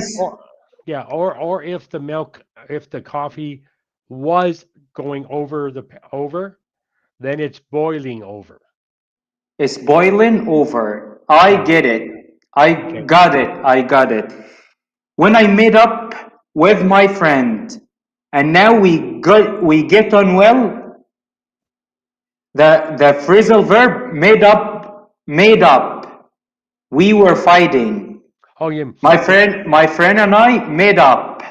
Yes, that's correct. And now we get along very well. Is it correct? Yes, that's correct. Get along, or in British English, get on. Now we get on very well. Yeah, you could say that too, but now we get along back. Now we are back to getting along very well. That's the same thing. Okay. What should I do to stay young at heart? From your point of view, the phrasal verb, the phrase or the idiom, stay young at heart. Yep. Have you ever heard this idiom? Yes. You stay young. Yeah, you stay young at heart by doing things, by experience. By doing exercise. Yes. Every day, or thinking positive, be optimistic most of the time. Yes. I want to be with a positive attitude. Do you want to be with a positive attitude? Yeah. So you would say I want to have a positive attitude. I'd like to have a positive attitude. Yes. Twins studies. Have you ever heard this phrase? Twins studies. Use twins to investigate the roles of genetics and environment. Okay. Yeah. So that would be investigating twins who are born the same time. Yes. A twin study. Yes. Have you ever tried diet? Have you been in diet before? Have been in diet. Oh, and have I ever been in balanced diet? Yeah. Have I in ever a diet? It would be on a diet. On a diet. What diet did you on? What diet were you on? What diet were you on? I've tried. Is it a balanced? Yes, a balanced diet. Like what? Balanced diet. Have you ever tried the keto diet? No, I haven't done keto. Normally, I do my normal way of eating is kind of a diet because But you eat less? Yeah, eat less, but eat once per day. Once every one meal per day. Yes. I tried this before. It's good. Yeah. What about the Mediterranean diet? Diet. Yeah, have you heard Mediterranean diet? Yes, I've heard of it. Mediterranean diet. Yeah, I haven't. But it's good. Yeah, I know people who do it. What's your favorite meal? What's your favorite dish? My favorite dish. Oh, I like lots of food. Do you like steak? I love steak. What about fish? Fish is not my favorite, but I like certain fish sometimes. I like one of my favorite things is hamburgers. I like hamburgers. Fast food. Yep. Well, I like them. I like them cooked, not fast food. Yes, cooked at home. Yeah, cooked at home, or go to a good restaurant and have a hamburger. Yes. The phrasal verb tucked away. We stayed in a lovely hotel, which was tucked away in a remote town. Tucked away. Yes. Did you tuck your shirt into the pants before when you were younger? Yes, I still do sometimes, according to these shirts. The classic style. This is the classic style. Yep. I wanna focus on the phrasal verb tucked away. Yeah. Tucked away means if it's tucked away, it means it's not in it's kind of in a remote area. In a remote area, a quiet place. Yes, right. With not a lot of traffic. Yes, let's do our lesson. Okay. From 2 days ago, I make the idea to my friends to go out, and then I canceled the going out. Okay. We would go out at the cafe and watch a soccer game. Oh, good. How can I express that like a native? I agreed with my friends to go out. How can I say this like a native? Yeah, you just You just said, I went out with my friends. I went out. No, I made an idea. I tell them the idea of going out. How can I say I did what? Yeah, there's so many different ways to say that. I planned an outing with my friends. I proposed to them to go out. Yes. And then I canceled the meeting. I canceled the. Yeah, you could say what? But I canceled our plans. Our plans. Can I ask them, are you annoyed with me? From me? Or are you, annoyed with me, or are you upset with me? Yes. I can say to them, apologize me, I'm tired. Yeah. Is it right? Yeah. I apologize.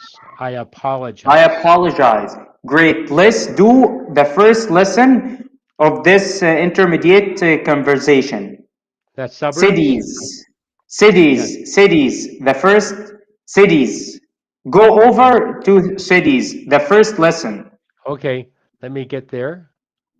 Okay. Go over that. Yep, got it.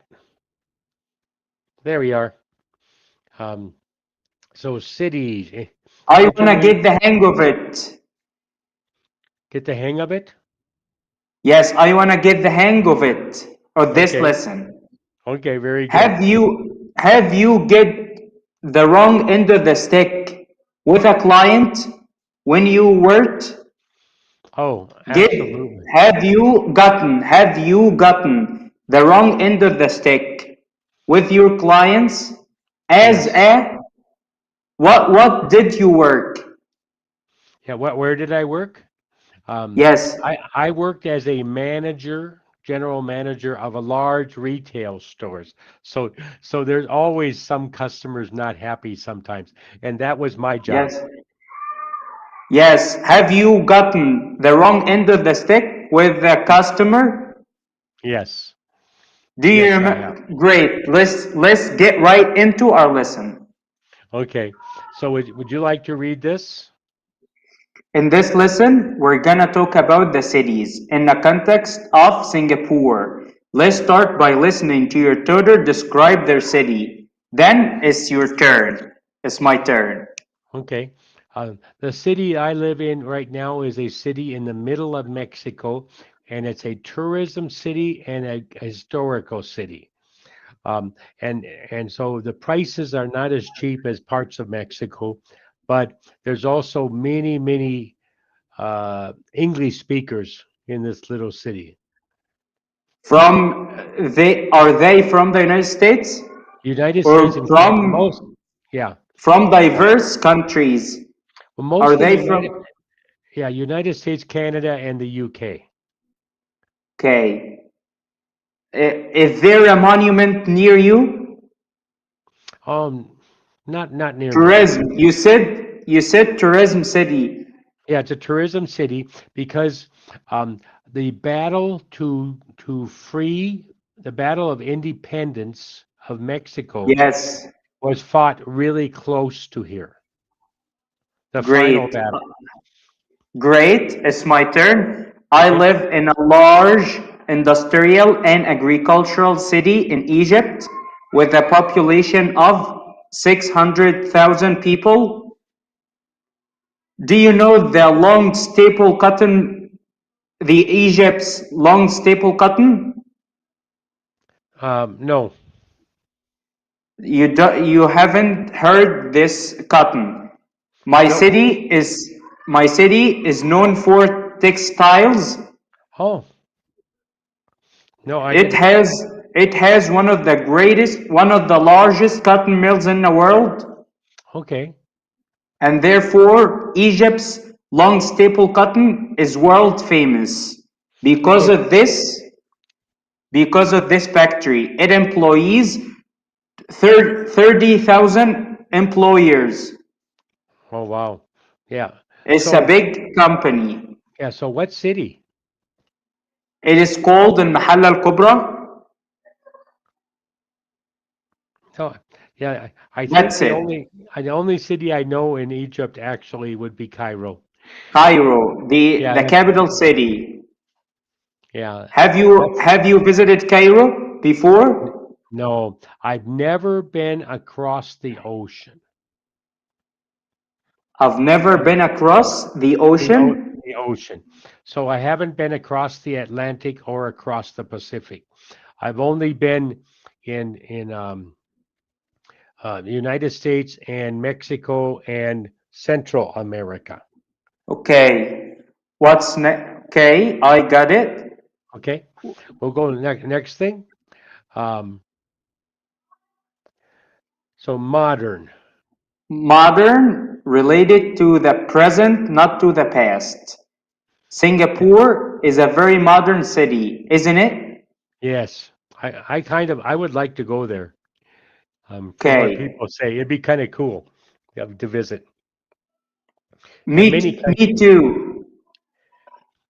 Yeah, I'd like to go Singapore after studying this lesson. Very good. Very good. Yeah, I'd like to go to Dubai too. Yes, me too. I'd like to go to Dubai.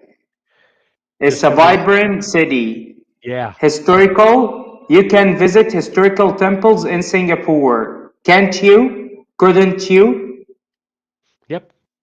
Yep. Couldn't Question you? tag. Okay. So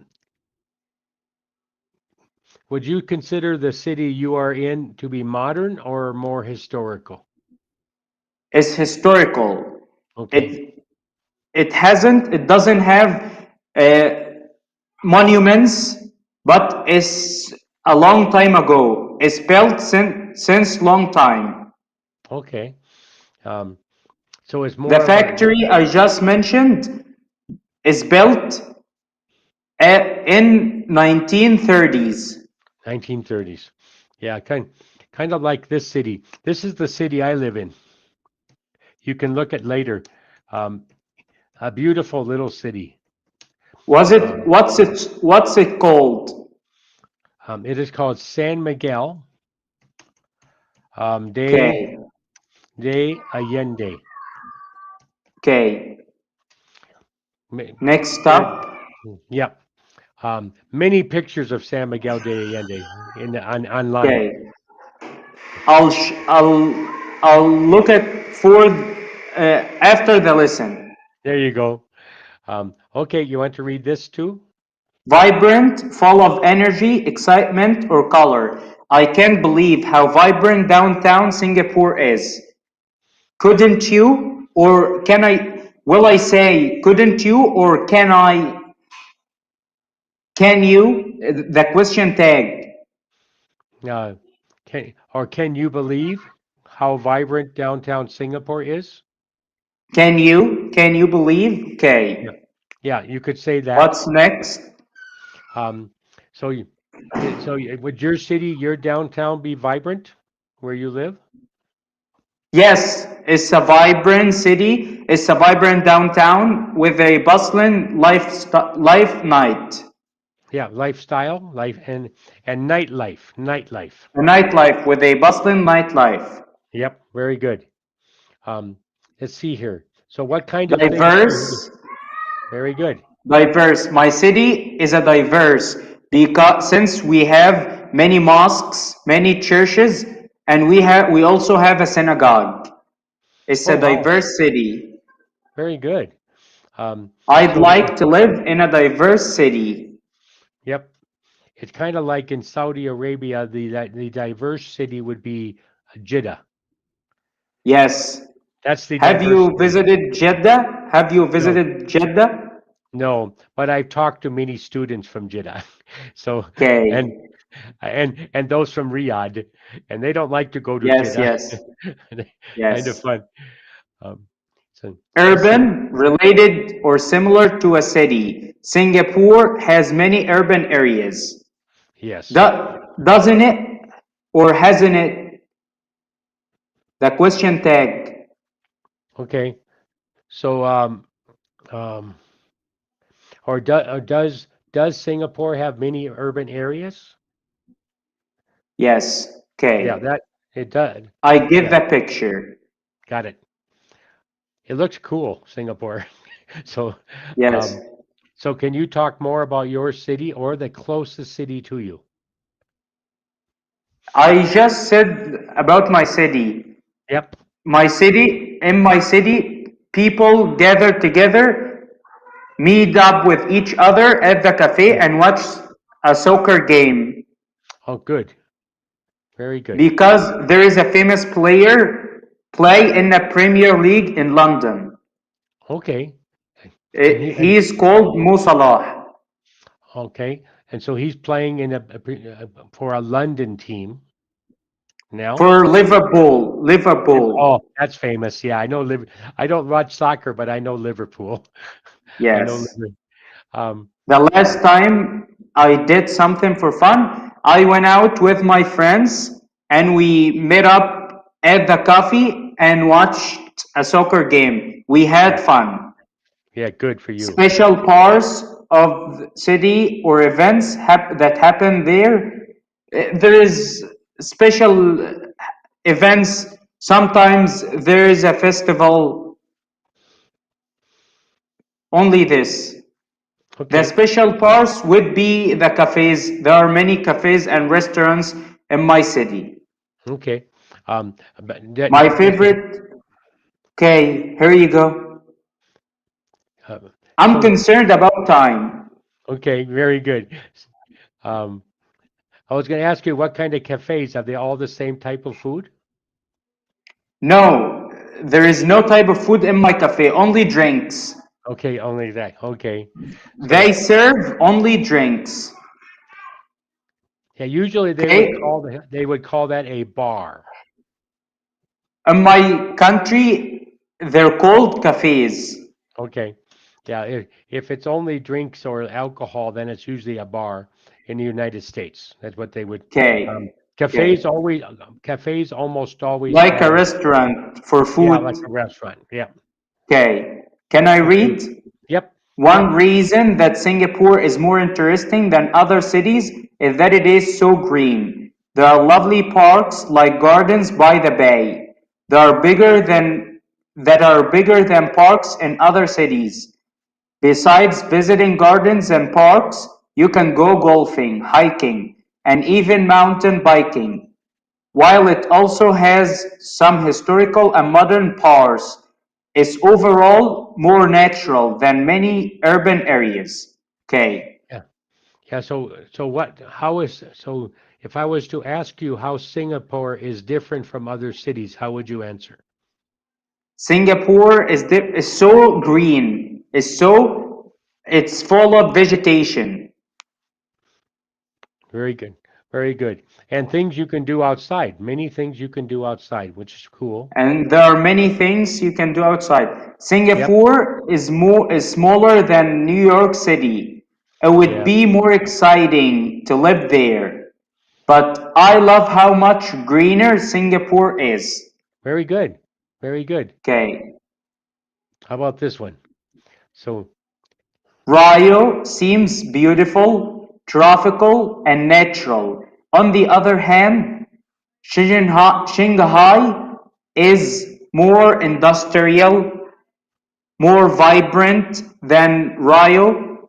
It's richer than Rio. okay. So yeah, it would be real. Real, actual? Yeah. Is it actual? Yeah, real would be the name. What about Rio? Rio. Yeah, I don't know what Rio is, but Rio, like Rio de Janeiro. Yes, in Brazil. Yeah, in Brazil. Rio. It would be Rio. Yeah, because that would mean water or river. Okay. When it's rich or based on economics, Shanghai and China, they're richer than Rio. Yes, absolutely. Richer. And they are richer than Rio. More economical than Rio. Yeah, I don't know if it's more economical. There's more. There's economical would mean that it's cheaper to live there. But yeah, cheaper, not cheaper, has much money. Yeah, but so the economy is much larger. The economy is much larger in Shanghai than Rio. In Rio, yep, Rio. Yep. I would definitely like to visit Shanghai. It's more urban than Rio and cities near me. Also, more industrial than cities near me. Only this. Yes. Next up. Very good. Okay. Stockholm looks really vibrant and pretty. Cape Town looks modern and cool. I'd rather visit Cape Town because it's more modern. Cape Town, it has many rolling hills. Yeah. And pristine beaches. Yep. Also, it's more natural. Yes. Yeah. I think this and is in the woods. Yes. Yeah. Stockholm is more natural than Cape Town. Yeah, I like the old architecture. So I would like to see it. It's different. I'd like to visit. You would like to visit Stockholm. Yes. I'd like to visit Stockholm too. Yeah. Very good. Okay, can I ask, if I teach to students online, I want to warm up about cities. The warming up, ice break, what can I ask them? About cities? About cities, like in warming up. Yeah. Have you... go ahead. Can I ask them, have you visited Stockholm? Have you visited New York City? Yep.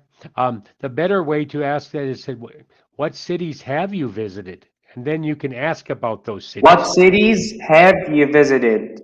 Okay. Can you use comparatives to talk about your city or closest and Singapore? My city is just like Singapore because it has a great transportation, a public transportation system. Very good. Public. In my city, life is easy. No more people have cars. No. They depend on the public transportation system. Yeah, so most people don't have cars. Most people don't have cars. Only a few people. I don't have a car. I commute to college by train or microbus. Okay. So my city is cheaper than Singapore. Oh. I think my city is more urban than Singapore. Yes. It is? It's more urban. Oh, okay. It's a bigger city. It's a bigger city with a bustling nightlife. What's next? Very good. Okay. Modern, like downtown. The life in downtown would be modern. Skyscraper. Technology. Yeah, that technology would be modern. Yes. Downtown would be urban. Urban? Yeah. Skyscraper. A skyscraper is almost always urban. Urban. Yeah. Art, modern art. Yes, modern art. Very good. Modern city. Yeah, that could be both. It could be modern city or urban. Okay, present, modern, historical, past, museum, monument. Yep. Let's go to the next page. Okay. There are only a couple seconds. Okay. So how is Singapore similar to Copenhagen or Amsterdam? Yes, the life. What can you say? Okay, I will read this and you can tell me what I've read. Okay.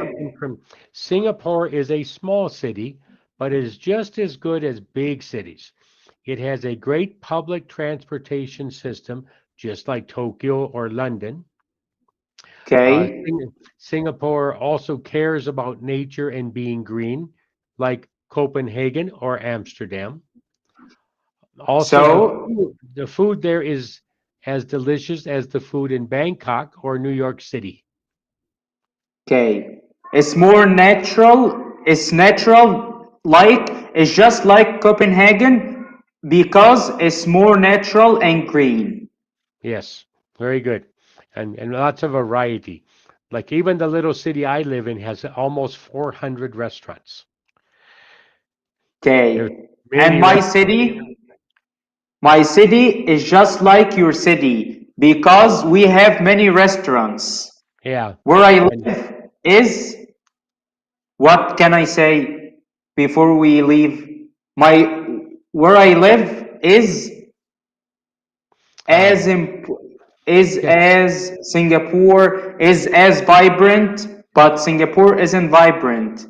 Okay. Can I say is as vibrant as Singapore? Yes. You can say is as vibrant as Singapore. As Singapore, the culture in my city is just like many other cities because we are a diverse community. Very good. Thank you for having me. Let's see you later. See you later. Bye-bye. Hello. Hello, how are you today? I'm good. Thank you. How are you doing? Good. Nice to meet you. Nice to meet you too. My name is Abdullah Adel. I'm Egyptian. I'm a civil engineer and I want to work in teaching. So I want to have some kind of confidence while speaking in front of the camera. I'm new to Kambli. Okay. Yeah. Well, it's nice to meet you. Nice to meet you too.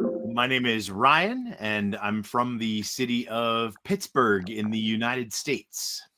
Pittsburgh. Okay. Nice. I've been on Kambli, I think, 4 years, and I think you're only the 7th person I've ever spoken with from Egypt. Okay. Yeah, it's very rare. So this is always nice.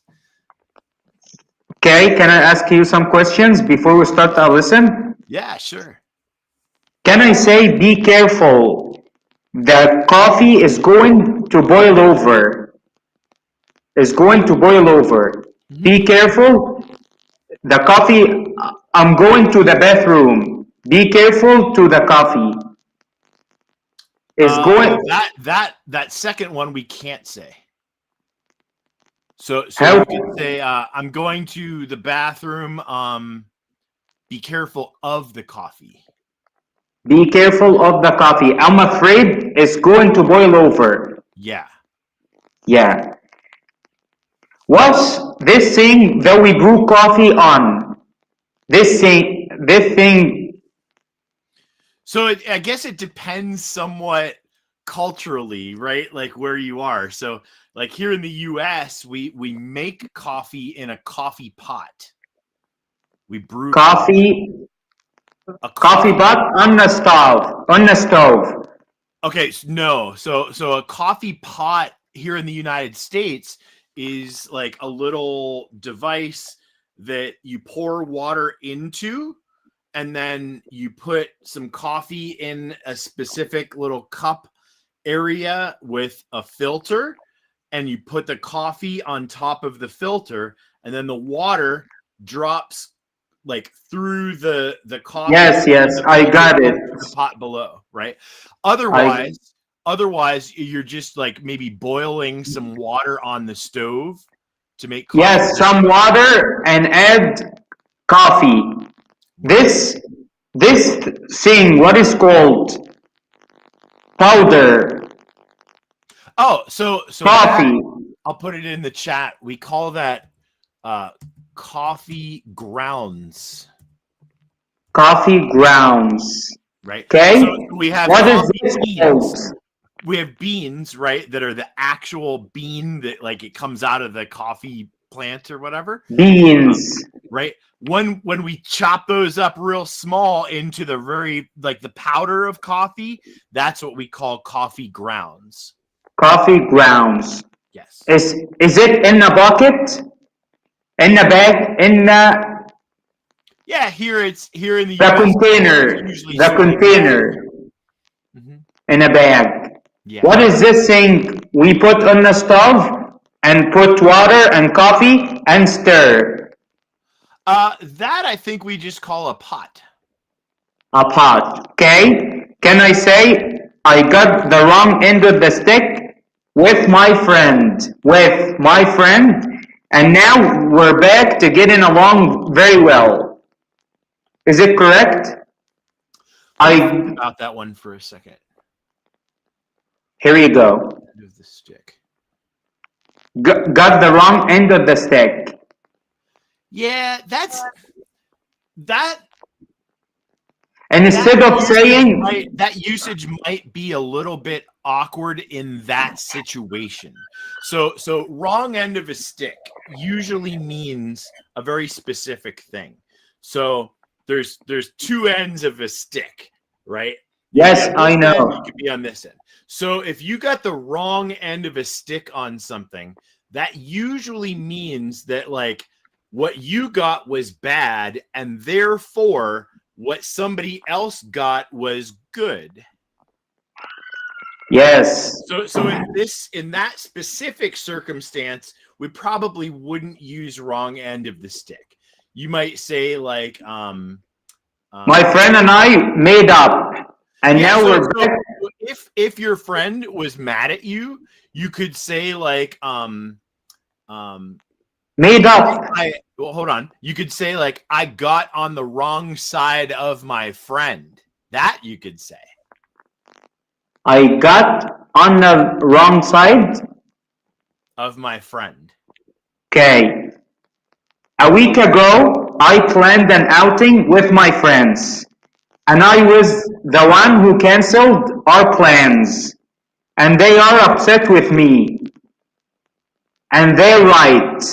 Can I say they're right? Yeah, that's perfect. They have the right to be upset. Well, okay, no. So the usage of right in that example means they're correct. They are on the correct side of this argument. It's not right like we have certain rights as citizens. It's not that meaning of right. It's the right meaning like correct. They're correct to be upset with me. Yeah. I meant that. Do you prefer eating at a communal meal or eating alone? Do you prefer to eat at a communal meal or eating alone? Communal meal. Yeah, that would be unusual to say. You would just say like, do you prefer eating with others? Or alone? Do you prefer eating with others or alone? Yeah. I prefer eating. Yes. Okay. Is it popular in your culture to live in multi-generational households? Is it popular? So there, let's see, multi-generational. No, what are you trying to express when you say multi-generational? Multi-generational household, people from 2 or more generations of the same family live together. Okay. All right. So yeah, that is fine in that usage there. So repeat the sentence one more time. It's, do you prefer to live in a multi-generational? Is it popular in your culture to live in living in a multi-generational households? Yeah, you could use popular there. That would work. Can I say this in a different way? Yeah. Multi-generational household. You could say is it common for people to live in multi-generational households? That would probably be the more common usage, would be the word common. Is it common to live in multi-generational households? Okay. To take something for granted. Is it right to take everything for granted? Is it common to take everything for granted? I want to focus on the phrase to take something for granted. Okay. You accept or assume without question. Right. Yeah. Is it right? Yeah. Yeah. Why is it right? Wait. Now, do you mean your usage of it, or do you mean like, are you asking me personally? I ask you personally. Okay. Some things we take for granted, other things we probably shouldn't take for granted. So I'd say it depends on what the issue is. What should we do? What should we do? It depends on what? I'd say what does it depend on? If it's something that you value, right? So like the love of your family, for example, like you try not to take that for granted. You try to appreciate that. That's something that we value. But there's certain things that we take for granted, like gravity, right? Like gravity holds us to the earth, so we don't go flying out into space, right? So we don't really think about gravity. We're not thankful for gravity. It's not something that we value because it's just there all the time. There's no real need to value it. So we take it for granted. I get the picture. Can I read text and explain? I want you to explain my mistakes. Okay. And I want to sound more natural. Okay. Imagine I teach to a student online. Hello, how are you doing? Okay. Are you in school? What school are you in? Good. Great. Is it a big campus? Do you like it there? Okay, good luck with school. And now let's go to a lesson. Today we're going to talk about a new lesson. The title of today's lesson is الحركات القصيرة in Arabic, or in English, the short vowels. So what will we have today? Today we'll talk about the short vowels. Let's look at this picture very closely. This picture, he's a kid. Okay? This picture is for the family of the short vowels. This family is made up of 4 siblings. Let's meet these siblings. I wonder. I show him. Real quick pronunciation issue. We want to say siblings. Right? Siblings. Yes. We have siblings. That ing sound. Yeah. So that word, we spell it SIBLING. That ING sound, we want to make sure to get that ing sound. So siblings. Perfect. Okay, let's meet these siblings, and I'll show them emojis. On top of the emojis, signs. I want to explain to them. I wonder what these symbols are. Do you have an idea about these symbols? I don't have any idea. What about you? How about if we get to know all of them? We'll start from right to left. Do you understand? I talk metaphorically. Who wants to go first? About the emojis, about the sign. Who wants to go first? Here you go. Come on in. Tell us about yourself. Al-Fatha. I open my lips up when pronouncing the letters. Okay. Who is this? This is Al-Fatha. Yeah, that's all perfect. Very good. Why is it, continue, pressing on. Why is it called Al-Fatha? is called al-fatha because of this symbol. So this symbol represents al-fatha. What's this symbol called? It's called al-fatha. In fact, we don't call it a symbol. Instead, we call it haraka, or a vowel. Look closely at al-fatha shape. It's written as a line on top of the letter to change from its sound and create a lovely sound to it.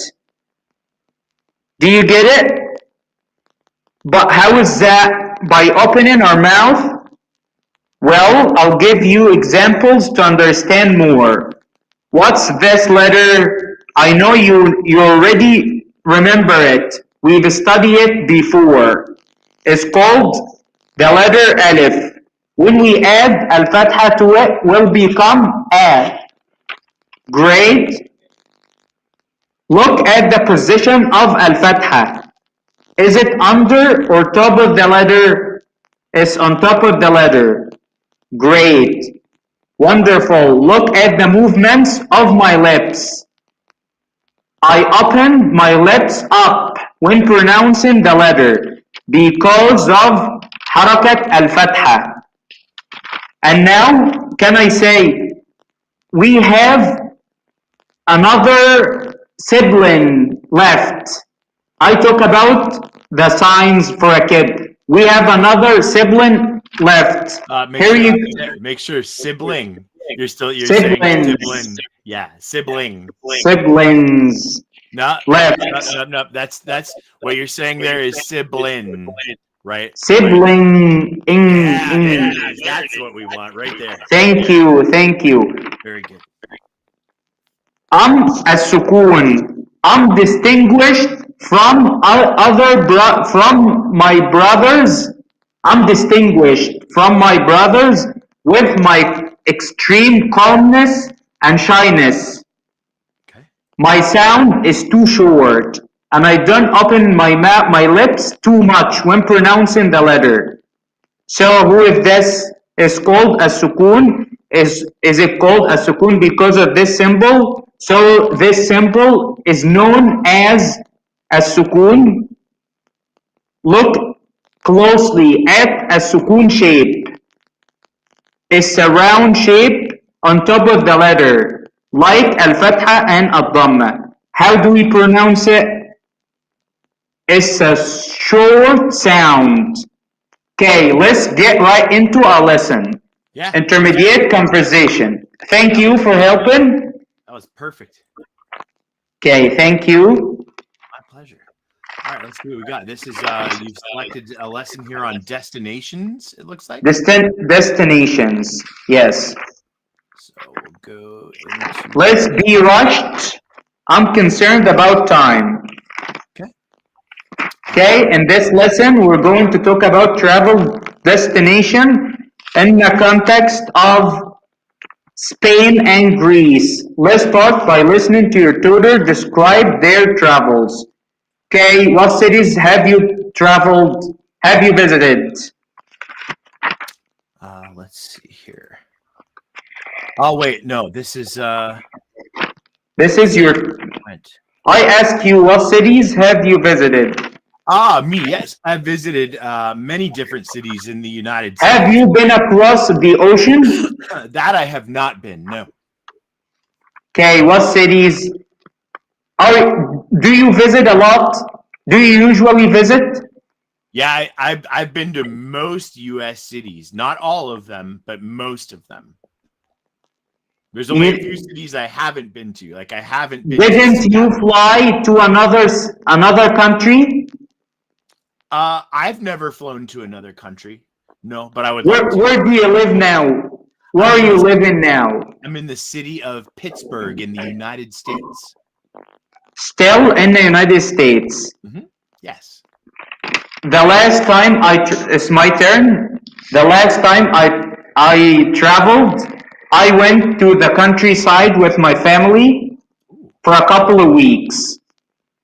We stayed in a picturesque, sleepy village, surrounded by some dramatic mountain scenery. We stayed in a lovely hotel which was tucked away in the village. I was so happy because my room was opened onto a balcony with a view of the countryside, and I could see the fields and the woods stretched away to the horizon. Ooh, yeah, that's good. That's perfect. Mostly we went hiking in the mountains and hills nearby.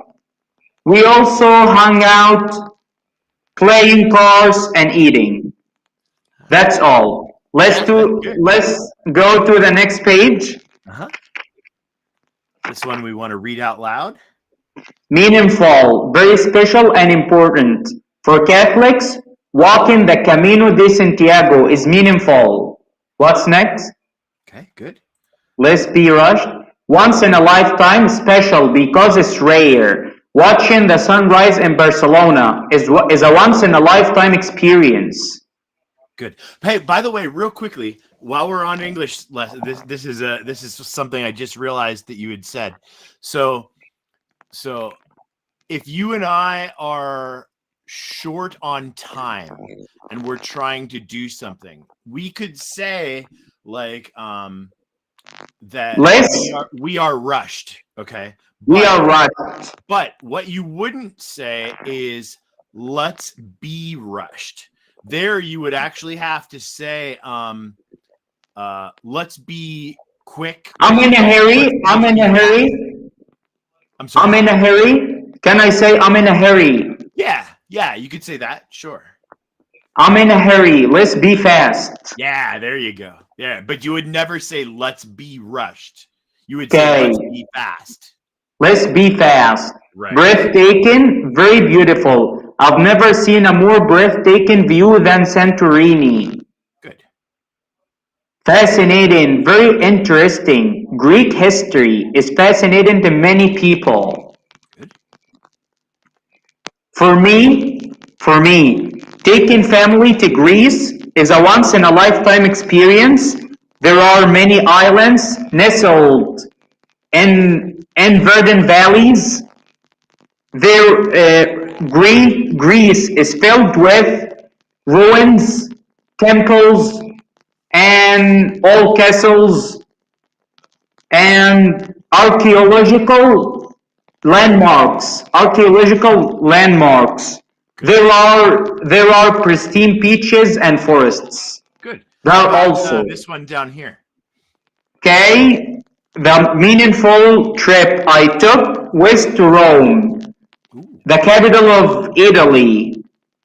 It's a city like no other. There are many tourist attractions in Rome, such as the famous Colosseum, the Vatican, and the Trevi Fountain. I tried not to miss visiting the Trevi Fountain because of the coin throwing tradition, which some believe brings good luck. Did you know that more than 3,000 euros end up in the Trevi Mountain every day? Ooh, I like that. That's good. I didn't know that. Okay. More than 3,000 euros. How would you describe each picture? For me, exploring an old castle is more fascinating. Me too. Seeing historical monuments is breathtaking. Will be a breathtaking view. Good. When you travel, do you prefer? I prefer to relax on the beach and see beautiful places. Okay. Use breathtaking to talk about trip. When I went to Greece, I saw breathtaking views and also went to fascinating museums. For example, Parthenon. Okay, next up. Thank you. Let's be fast. In my country, there is a city by the Mediterranean Sea. It's called Alex. People like to go there because the sea. They just that's key relax. Right there. People like to go there because of the sea, or because of the sea, so they can visit the sea, so that they can relax on the beach. Right. There are And by the way, so what's important at the beach. what's important there is having a verb, right? So when you first said it, you said Yes, they like to go because the sea. So we because can't really of the sea. Noun. Okay. well, yeah. So we have to say what we're doing to the sea because of the sea, or because they can visit the sea. So visit is the verb that we need in that clause. Yes, the best thing to see there is the sea. My experience, I visited Alex before and I enjoyed by the sea. There you'd have to say I enjoyed being by the sea. I enjoyed being by the sea, and I also visited the Alex library. It's a big library. Okay. Okay. Good. I like What's that. next? We have My family is from a Greek island called Crete. Crete. But we moved to the United States 10 years ago. This year I went back to Crete to see my relatives and my hometown. It was a more meaningful than I thought it would be. My childhood home still looks the same, and my aunt's cooking is better than I remembered. I wanted to stay forever. Leaving was harder than I was the first time. now. Then it was. There's a question I have up here that says, "Did this person enjoy visiting their hometown? Why? Yes. Or why not?" Yes, he enjoyed a lot. Yes. He said it was more meaningful than I thought it would be. Yes. Good. Because his childhood home still looks best. Only this. Yes. We have 4 minutes left. Very good. Okay. Traveling to other places is more meaningful now than it used to be because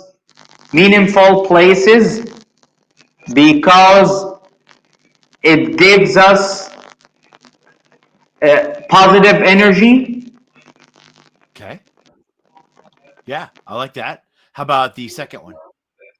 These days, planning a vacation is more challenging than I thought because there are many places to choose from. Okay. Yeah, that works. Think about where you grew up. How has your hometown changed over time? We'll use this sentence to start it. My hometown is larger now than it was in the past. Yes, today we have a population of 6,100 people. 600,000. 600,000 people. Before we are less than now. So smaller than now. We were smaller than now. So in the past, we were smaller. We were smaller. Yeah, you can leave out the now because we're talking about in the past. Okay, in the past, yes. Yeah, perfect. The roads, okay. Oh, sorry, did you want? Oh yeah. When I left, the roads before wasn't that nowadays. Like nowadays, the roads before weren't that nowadays. How can I say this? There you would have to, the order needs to be changed a little bit. So you would say like, before the roads were smaller than nowadays. The roads, and there is development in the roads. Okay. And in buildings. Yeah. So there you would just say, well, a good word for that would be the infrastructure is now more developed. Is that a new word? No, infrastructure. I'll put it in the chat for you. Infrastructure. So infrastructure means like roads, bridges, buildings, like all of the things. Yes, infrastructure. Yeah. So there has been development in the infrastructures. Ah, that's a perfect sentence. Yes. Very good. Okay, thank you. What's next? Is it in Asia? Is it in China? Is it the Great Wall of China? Yeah, so the Eiffel Tower, where is that? Is that in Asia? In Asia, no, it's in Europe. Right, exactly. How about the pyramids of Giza? Pyramids in Africa. Yeah, you know where in that my is. country. And how about the Colosseum? Colosseum in Italy, in Europe. Yes, perfect. Perfect. Okay, thank you. Listen to your tutor read about a trip. Here you go. Okay. Walking the Camino de Santiago was a much more meaningful trip than I ever imagined. There were so many breathtaking views as I walked across Spain, and there were even more fascinating people to talk to. I was able to talk to pilgrims, people who are traveling to a religious place from all over the world. They told me so many interesting stories, and I learned much more than I ever expected. Okay. Traveling to Greece is even more exciting than to Spain. Huh? I had much more fun in Spain because I speak Spanish. Greek islands are much more expensive than I thought. Perfect. It's even more expensive in a city like Barcelona. Thank you for having me. Goodbye. My pleasure, man. You did great today. Hello. Hello, Abdullah. How are you? I'm good. How have you been? I've been doing pretty good. And you? I've been great. Thank you for asking. Very good. Let's get right into our lesson. Okay. So did you start? I want to speak more and think in the class. Okay. Okay. Not read. Okay. Oh, speak more and not read. Okay. So I can read very well, but not speak. But I can't speak. Okay. Do you know all these words though? Yes, I know. I've studied them before. Oh, okay. Okay. So what do you prefer doing the class the lessons like this kind of lesson? So I want to describe, I want to speak. If you have any idea, okay. Share with me. Okay. So this here has to do with this would require thinking and speaking. Yes. I think about it. Yeah. Can you describe what's happening in that picture? This kind gentleman proposes to the pregnant young woman to sit in his place, and the next man, the man is next to him, who next to him is happy. Yeah. Okay. And this behavior is a norm in our society. Is it good? Good. Yeah, I know. I think it is. How about her? What? How about her? Yeah. She expects from him to give up his seat to her. Yep. How about the girl on the right? On this far. The girl is busy on her phone. Yep. And so since her using the phone have anything to do with her age? With her age? I don't get the idea. Again? Okay. Yes. Many people, when they're younger, do things differently than older people. Yes, older people Yes, nowadays people are busy with phones and video games. Yeah, all Older the time. people, all the time. Older people can do things differently, Yep. like reading books. Yep. And if you notice, the polite person. And here, the polite person is young. Yeah. He has gray hair. He has gray hair. He's older. He's older. He's older. Yep, he's older. So I have gray hair too, but most of it fell out. So Fell out. it fell I'm out. sorry. I'm sorry to hear that. But can you stay? But you can stay young at heart. Yeah, I try to. I try to exercise. Yes. So Good. can you tell a story about this picture?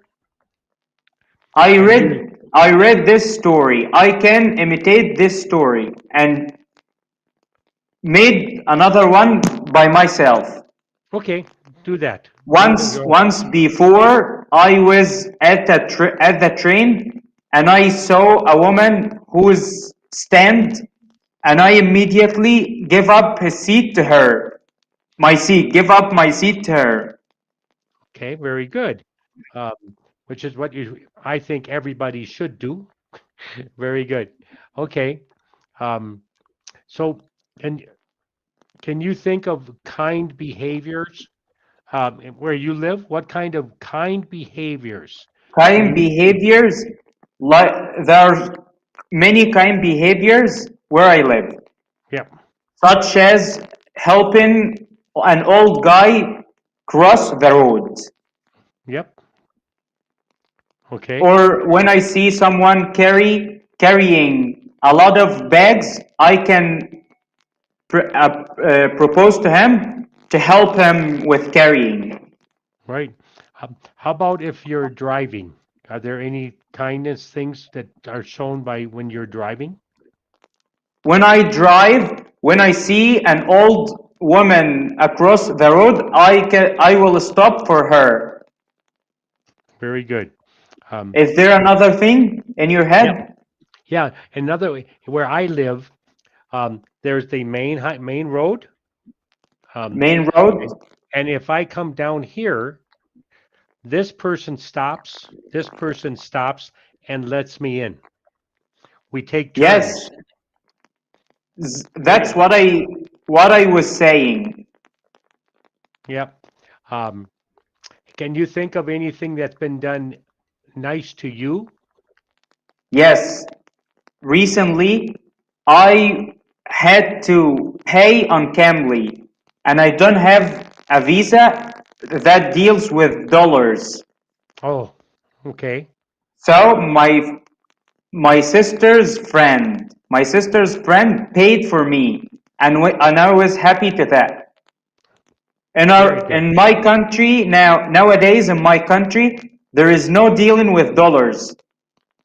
Okay. Because we have debt to the central bank, the international central bank, and the dollars always rises constantly. Yeah. How can I express that? Yes. We have inflation. Yep. We suffer from inflation. And the dollar fluctuates. The dollar is fluctuating. Yep. Where I live, they use the peso, and they don't use the dollar. No dollar, but it goes up and down every day. Every day. Yes, it goes up and down. How much is the peso equal the dollar? Oh, 100 pesos. 100 pesos is equals worth about $5.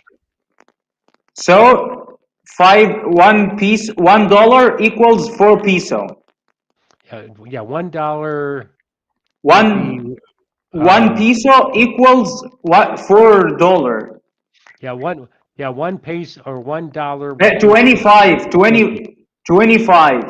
20 pesos. Yep. 20 20, pesos. 20, 20, 20. Yes, Yep. 20, 20, So, 20. like this here, this is a peso. 20. 20 equals That's right. $1. $1. Yes. Yep.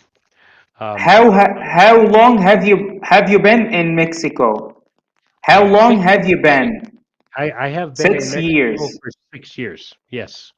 When you moved, did you have dollars Yeah. with you No. from America? Well, I had a few when I moved, but mostly I use card. I use a card, and I go to a machine to get pesos. Okay. And my bank is in the United States. Okay, I read a text and you show my mistakes. Okay. Imagine I teach to a kid online. Hello, how are you doing? Are you in school now? What school are you in? Very good. Okay, today we're gonna talk about. No, I'm not in school. Imagine I teach to a kid.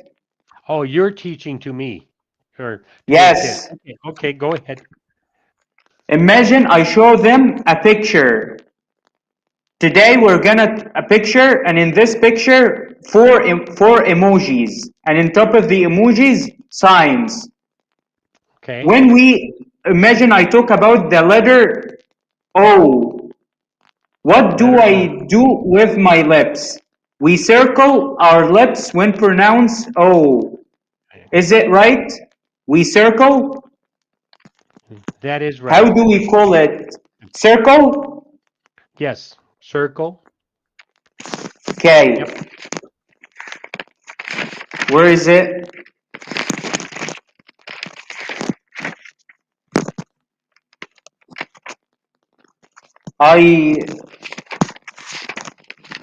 Okay, today we're gonna talk about a new lesson. The title of today's lesson is الحركات القصيرة, or in English, the short vowel.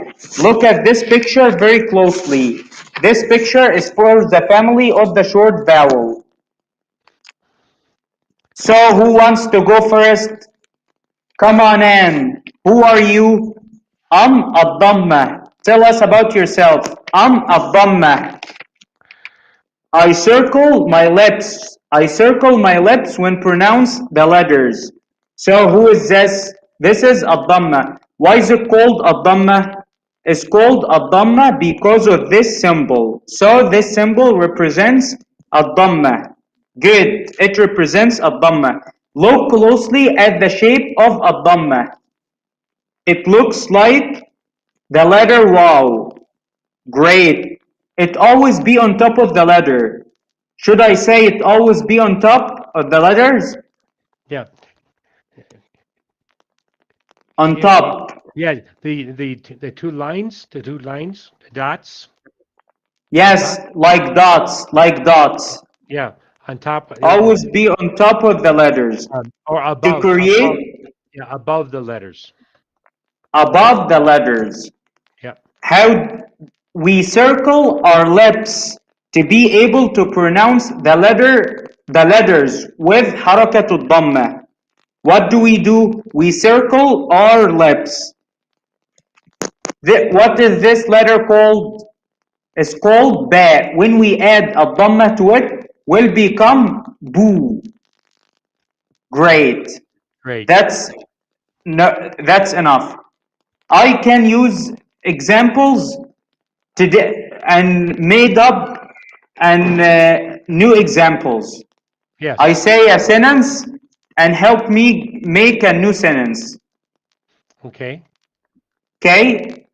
The ability to accept each other's differences is of great importance. What can I say? The ability to accept each other's. What else is of great importance? Yeah, the ability to accept others' failings is of great advantage. Would work too. Is of great? Is a great advantage, or what's the other word you used? I forgot already. the ability to doing exercise at an old age is of great importance. Yes. Is it right? Yes. Both of those two sentences you've said are both good. Okay. You can't brew coffee without a coffee pot. That is true. Yep. What about tea? What about tea? What about tea? What can I use? You can't make tea or brew tea. Yeah, brew tea or make tea, both works, because some tea is that way. Some tea are tea bags. So brewing is okay. What things do you use to take it for granted? Take it for granted. Can you guess? Can you think of any? What you do to take for granted? Yes, take for granted. Yeah, many people use their gravity. Can I say gravity? We always take for granted gravity. Can you think about random acts of kindness? Oh, very good. That's a good one. Good sentence. Random acts. For me, the top random acts of kindness is giving someone a smile. Yes, very good. Yes. Despite it seems counterintuitive, but it always makes the giver happy, and the deceiver will be happy too. Yes, yes. There's even a poem about that. There's a poem about that. What poem? What's the poem? It's someone gave me a smile today. I tried my best to give it away, but everyone that I would meet would give my smile right back to me. Okay, that's great. The last question here is often said that being kind to other makes both the person being kind and person receiving the kindness feel happy. Yep. Do you feel? Yes. It gives us a warm glow. It does. Very good sentence structure. Good sentence structures you're using. It gives us a warm glow. We should be compassionate. Compassion. We should be compassion. Yeah, compassionate. Compassionate. Compassionate. Thank you for having me. There is only 10 minutes. Yeah. 10 seconds. Thank you. Thank you, Abdullah. Bye-bye. Hello. How are you doing? Hello, I'm very good. Thank you for asking. And how are you? I'm doing very well. My name is Abdullah. I am from Egypt. It's very nice to meet you, Abdullah. My name is Farzana and I'm from South Africa. Nice to meet you. It's very nice to meet you too. Thank you. Before we start our lesson, I need to read a text, and please help me use words more natural that I'm used. That I used, okay? That I used. Imagine I teach to a student online the sound of oo. Okay. I show them a picture and I say to them, who wants to go first? Come on in. Who are you? I'm Abdullah. I make a circle with my lips when pronounce the letters. Should I say I make a circle with my lips? Can I say I gather my lips when pronouncing the letters? Yes, you can say that. What else? I gather my lips together. I put my lips together. I put my lips together, or I join my lips together to make oo sound. Which is more natural? I make a circle with my lips, Or you can say I make a circle with my lips. I would use I join my lips together, or I make a circle with my lips, because it depends on the age group that you're teaching, which would sound better for them to comprehend. So if it's kids, I would say make a circle. Okay, he's a kid. So I'll say I make a circle with my lips. Imagine I teach. So we circled. So when pronouncing this letter, we circled. We made a circle with our lips to be able to pronounce oo. We make Is it right? circle, not made, make. We make a circle with our lips to be able in to the past. In the past. Oh. What did I do with my lips? Okay, we made a circle with our lips, yes. Okay. Imagine I teach them the sound E, the long E.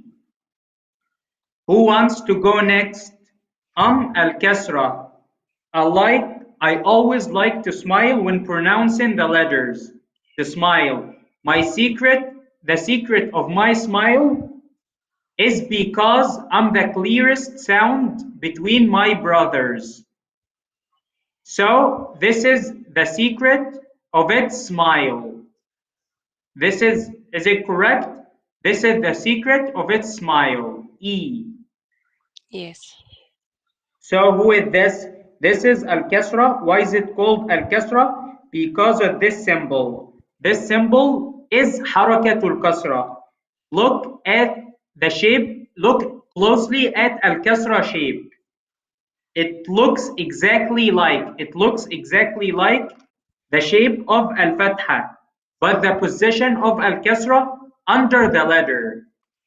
Contrary to Al-Fatha, should I say contrary to Al-Fatha, which is on top of the letter, or can I say opposite, which is opposite? Opposite. What else? Is there another word? Opposite to Al-Fatha. Imagine I teach them the letter B, and the letter P. The letter B, the head of the letter B is under. Contrary, opposite to the letter P. The head of it, opposite. Opposite is perfect. Yes, opposite is perfect. Opposite is perfect. And now let's do our lesson, and let's be fast. Okay, did you choose the restaurant? Manners. Yes, restaurant manners. I'm good at reading, but I want to speak in the class and think. I read it before. Can you skip it, please? This picture depicts a couple on a date in an outdoor restaurant, angry at the poor waitress. This is because of the bill and the food has been cleared away, or it might because of the customer service, or might because of the food has taken too much and they are in a hurry. The food was too long. They took too long with the food. The food has taken too long. They took too long with the food. They took too long with the food. Can I say the food has taken too long and they are in a hurry? Yeah, but you have to specify they took too long with the food because someone is making the food. You can't say the food is taking long. The people who made the food is taking long. They took a long. They took a long time. Yeah. Okay, they took too long with the food. They took too long with the food and they are in a hurry. And the poor waitress is embarrassed. Yes. What's next? How do you describe this picture? I would say that they are complaining about the bill and possibility that the bill was the price of the bill is not suitable for the quality of food. Yes. The bill is not suitable for the quality, of the food. Yes. Okay, what's next? I would say the other day I was eating at a restaurant, at a nearby restaurant, and there were a couple next to me. There was or there were a couple. Alhamdulillah. There was. Alhamdulillah. Thank you. There was. There was a couple next to me, and they were there. They complained because of the food. Their food was too late. They complained because the food was too late. Yes.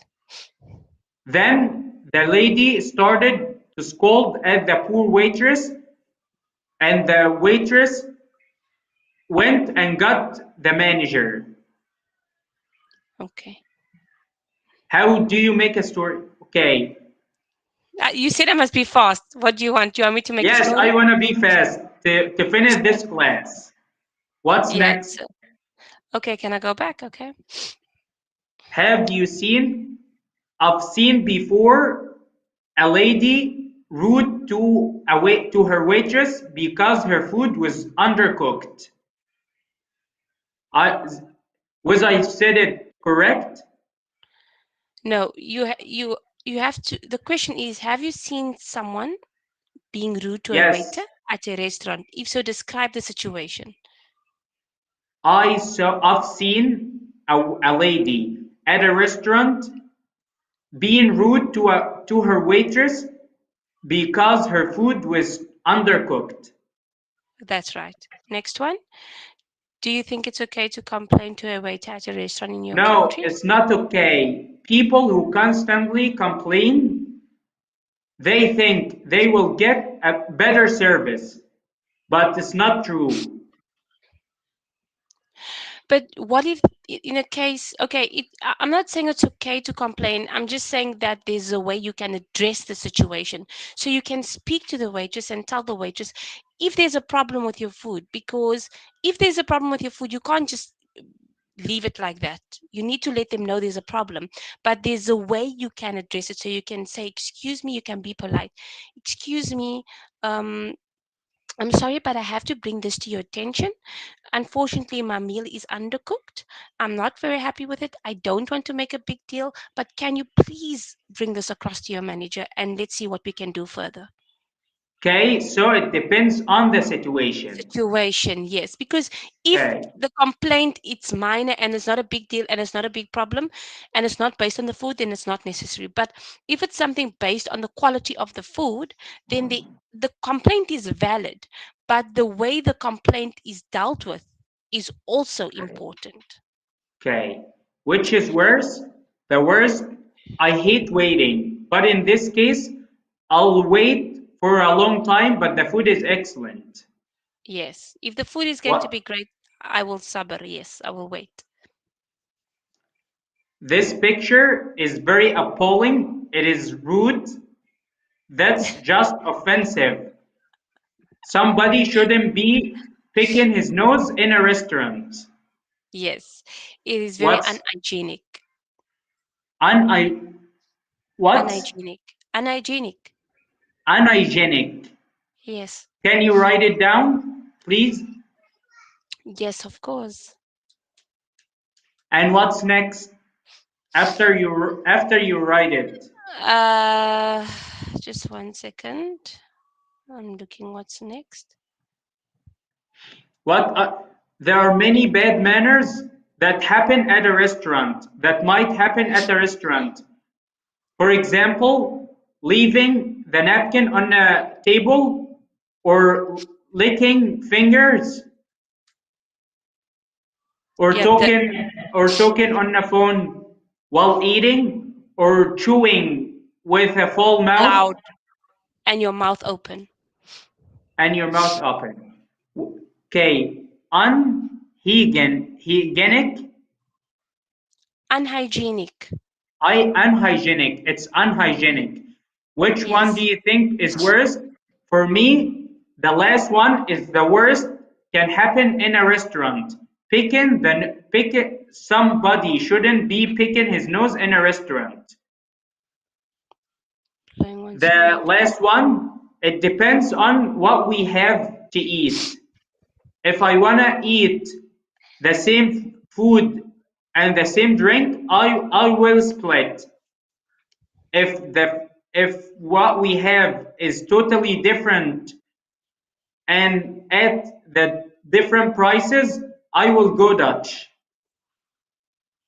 Okay. Can I read? Today, you have described pictures of a couple complaining to a server and a man picking his nose. You also discussed questions related to restaurant manners. I consider restaurant manners particularly important as they are key for everyone to have a good time.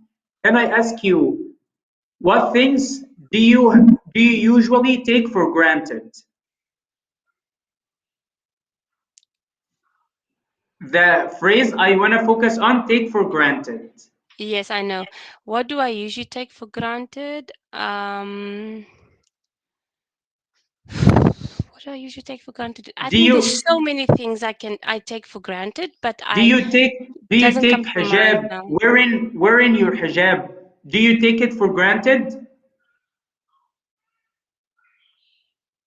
What is that supposed to mean? What do you mean when you say, do I take it for granted? You take it without questions. Am I wearing it just for the sake of wearing it, or am I wearing it based on rules and regulations of Islam? Yes. Do you wear it based on regulations of Islam, or do you take it for granted? No, I wear it based on the rules and regulations of Islam, also because I really love covering myself. I love the rule and the fact about covering myself. So based on Islam's rules, I'm happy with these rules, and I love covering myself and protecting my aura. So you don't take it for granted. Is it correct? I don't take it for granted. I love it. Thank you for having me. Hello. Hey, how are you? I'm good. How are you doing? Yeah, not too bad, not too bad. Your name is Abdullah? Yes, my name is Abdullah. Before we start our lesson, intermediate conversation lessons, I want to read a text. Yeah, no problem, no problem. With this one here, lesson 3? Yes, with you. I mean, with lesson 3, intermediate conversation. The one you Lesson 4. Okay, just give me 1 second, I'll change it. Okay, today we're gonna imagine I teach student online in Arabic. Today we're gonna talk about a new lesson. The title of today's lesson is التنوين. The title of today's lesson is التنوين. Today we're not talking about السكون. We'll only deal with the 3 vowels. After we've learned the 3 short vowels, al-fatha, al-dhamma, and al-kasra, today we're not talking about al-sukun. Okay? We're gonna leave him alone. He's gonna play with himself. Al-fatha wanted to be doubled, so asked another fatha for help. And formed today's lesson. Is it correct? Can I say that? Is there another way to express that? Yeah, that formed today's lesson. Yeah, that's good, that's good. Al-Fatha asked another Fatha to form al-Tanween. And al-Dhamma asked another Dhamma for help. To form Tanween bil-Dhamma. So when we add two fathas on top of the letter will become munawwanan bil fatha.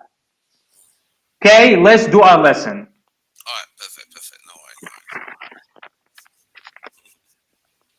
That's good, by the way. Okay. Let's be fast. I only have 15 minutes. In this lesson, we're gonna talk about happiness in the context of Sweden and Norway. Let's start by listening to your tutor describe what makes them happy. Then it's my turn. What makes you happy? Yeah. So what makes me happy is a very peaceful environment. I live in nature. I live in the mountains. I like to grow my own fruits and vegetables and raise my chickens and things like that. So just a very simple life. Do you have a farm? Yeah, I do. It's just outside. I could show you if you like, but we don't have a lot of time. Okay, it's my turn. It's my turn. My happiness for me is fully immersed myself in the moment and just sitting by the sea and wondering the view. Okay. Yeah, that's very What's next? Balance, things being equal. It's important to have a balance between working and relaxing. What responsibilities do you need to balance in your life? Responsibilities. I need to work. I need to have a job. Yeah. And do you think having a balance between work and relaxing can help people be happier? And how can they do that? Yes, it makes people become more happier. It's necessary for life. The balance between work and life. Yeah, good. What's next? Active, moving the body a lot. Because Norwegians love the outdoors, they are very active. Yeah, good. Are you an active person? Why or why not? I'm an active person. I do a 30-minute workout every day, every morning. I try to do. Sometimes I miss that. Yeah. You could say I work out for 30 minutes every morning. I work out. I'm very active. I try to work out for 30 minutes every morning. Yeah, perfect. Okay, what's next? Thank you. Yeah, no. Do you want to be more active? If so, what kind of things would you like to do to be more active? I want to be more active. I want to walk every day. I want to lose some of my weight. I want to lose 10 kilograms, around kilograms. You look good though. You don't look like you need to lose weight. Thank you. Take care of. Yes, I do bodybuilding. I can tell from your shoulders. Yes. Thank you. Take care of, to keep safe and healthy. It's important to take care of your body by exercising. Yeah. Who or what do you take care of? I take care of my body. I take care of my family. I love my mother and I try to help her. Yeah, good. And support her in times of need. Wow. You're a good son. She's lucky to have someone like you. How do you take care of your body? I exercise every morning. I go to the gym. I try to walk every day and be more active. Yeah.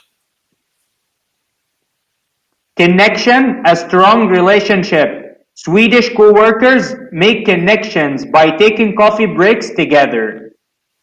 Good. I like coffee. Yeah, but in this context, how do you brew coffee? I use Nescafe, these things here, the sachet. Yes, we have one in our country. I'm Egyptian. We have the same one. I'm living in Ghana, and I'm also in Africa. Ghana, I know it. But I'm from Australia. Nice to meet you. Nice to meet you too. Who do you have the strongest connection with? Nowadays, the only one I have the strongest connection with is my mother and my brothers. My little brother. I have a little brother. He's about 6 years now. Oh wow. He how can I say only 1 month to complete 6? Only 1 month? Yeah, I'll type it for you. He'll be 6 in 1 month. He's turning 6 in 1 month. Can I say that? He's turning 6. Yeah, he's turning 6 or he'll be 6. Both of them are correct. Okay, what's next? Sorry. How do you make strong connections with people? I try to keep conversation going with my friends. I give everyone I meet a smile. Oh, good, good. Can you talk more? The happiest moment of my life, my first time to go to the beach. I remember this time. Can I say that? My first time going to the beach. Yeah, my first time going to the beach. Yeah. Simple pleasures. I do simple pleasures every day. Every morning I drink coffee and I enjoy that while listening to music. I pray every day 5 prayers. Yeah. I pray 5 times a day. It's probably better. I pray 5 times a day. I pray 5 times a day, and this makes me this is one of the simple pleasures I have. Also, I do exercise, and this makes me happy. I can't be happy nowadays. I can't be happy without my family. And now, let's read why Scandinavians are so happy. Let's read. Scandinavian countries like Sweden and Norway often top the World Happiness Report. One reason Scandinavians are happy is because of their work-life balance, which means keeping work and home life separate. For example, because they spend their lifetime being active and building connections with others, they feel happier and less stressed. Another reason is because when they are working, they take lots of breaks to drink coffee and connect with their coworkers. Even work time can be social and relaxing. People are happy because of connections with. What's wrong with you? I'm about to check. Can you give me 1 second? 1 second. Sorry.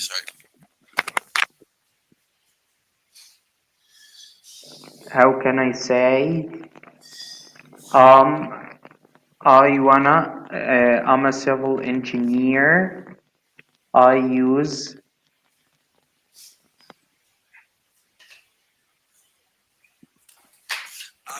Sorry about that. I'm just recovering from the flu.